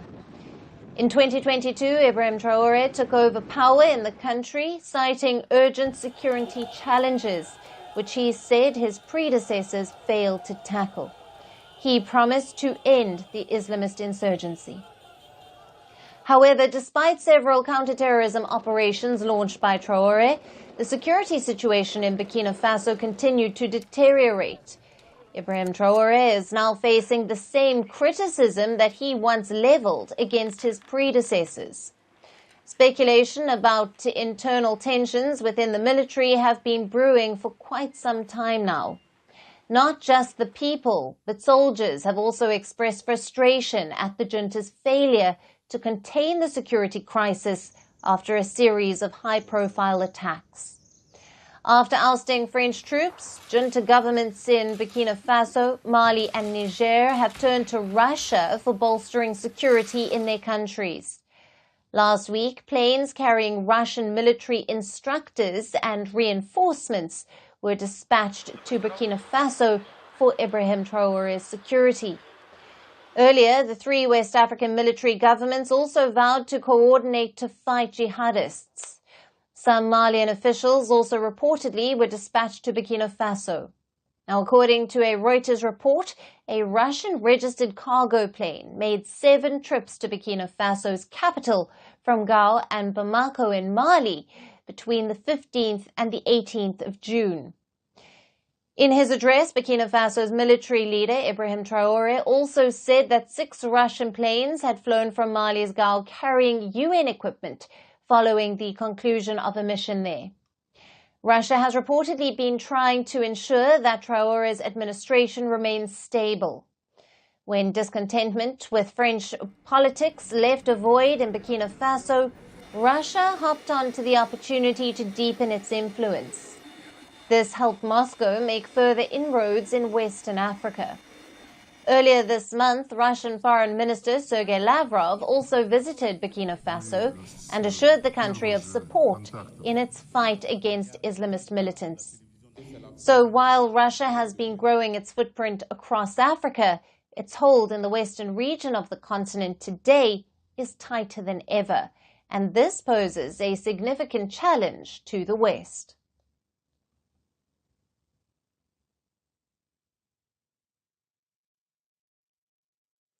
Shifting focus to South Africa, where it has just been 2 days since Cyril Ramaphosa took oath as the country's president.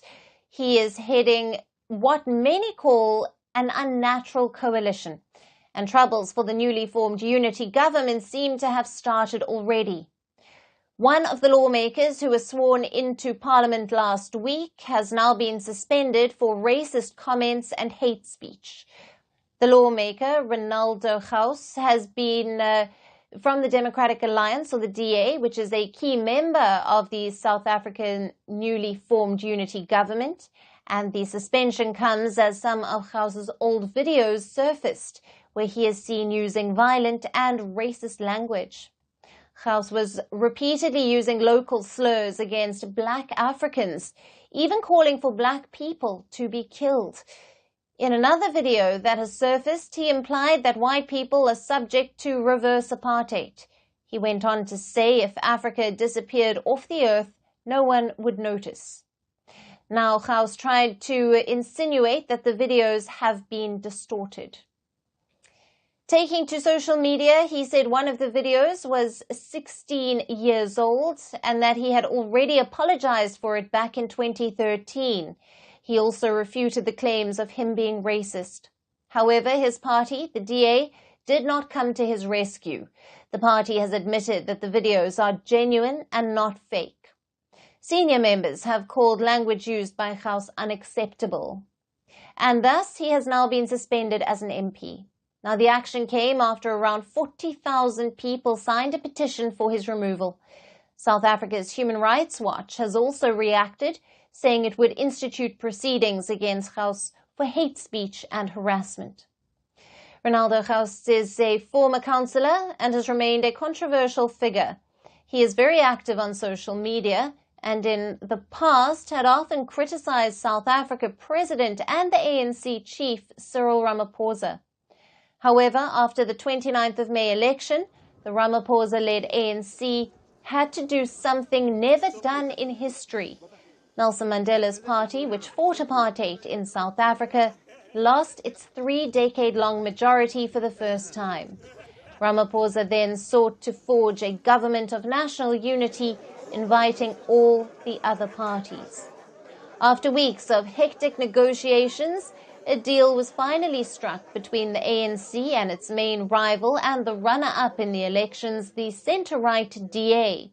Other smaller parties are also a part of the government. Many ANC supporters did not favour an alliance with the DA, as the party is criticised for being that of a white privilege. The latest incident only adds to the worries of many who see an alliance with the DA as a potential throwback to South Africa's painful past of racism. Gau's suspension also comes when Ramaphosa is yet to pick his cabinet members. Negotiations on cabinet formation are still ongoing, and as per reports, ANC and DA are locked in disagreements over the cabinet ranks. So while the major hurdle of government formation has been overcome, the real challenge of governance remains in South Africa.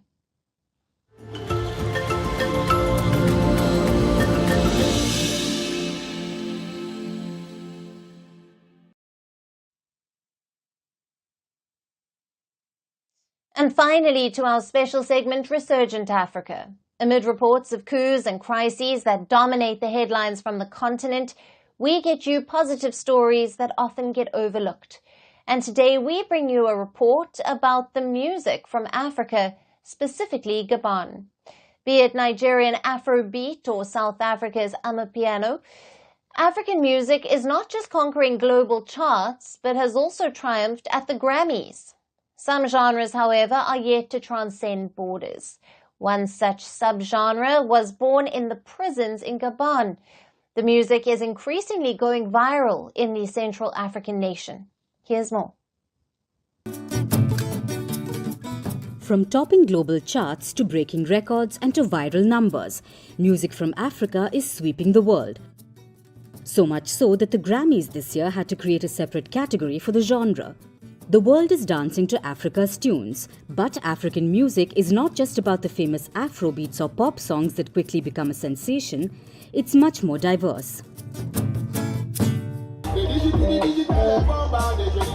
While many subgenres have made a global impact, there are others waiting to transcend borders. And one such subgenre is Gabon's Sham, a music born in the prisons of Gabon. Sham is a slang that basically means brawl. So the music expresses a lot about violence among the working class neighborhoods, including robberies and assaults. The genre began with dance and music came afterwards. Inspired by rap, Afrobeats and traditional Central African music, Sham is now the most enjoyed music among Gabon's youth. Its artists are notching up millions of views. Sham left prisons and reached the streets. You need to understand that the word Sham basically means to fight. That's why they often have their fists clenched when they dance. Surely it's a fight to regain freedom. Though inspired by other popular genres, it has its own instruments including zithers, flutes and brass. Most artists use slang in their lyrics, saying they have mastered the language of Gabon's ghettos. Those who have spent time in prison hope to counter prejudice they have faced with their music.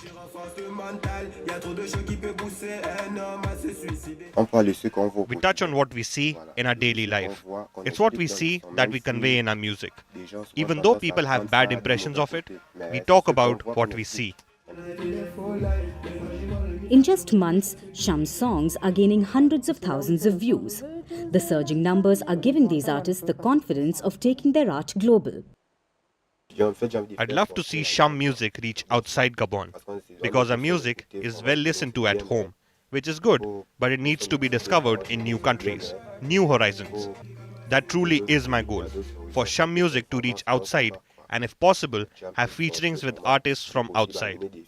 In our Sham music movement, this is really my goal. To take their music to different parts of the world, Sham artists are coming up with creative promotional strategies on social media. Social media platforms have contributed immensely to the boom in African music. From viral trends on TikTok to comic reels on Instagram and streams on music platforms like Spotify, it's helped amplify the careers of several African musicians. And now, Sham artists are also tapping into it. And with every song they release, they are hoping to create another viral rhythmic trend. And that's it for this Friday edition of the show. We will see you again at the same time on Monday. Thank you for watching. Have a great weekend and goodbye.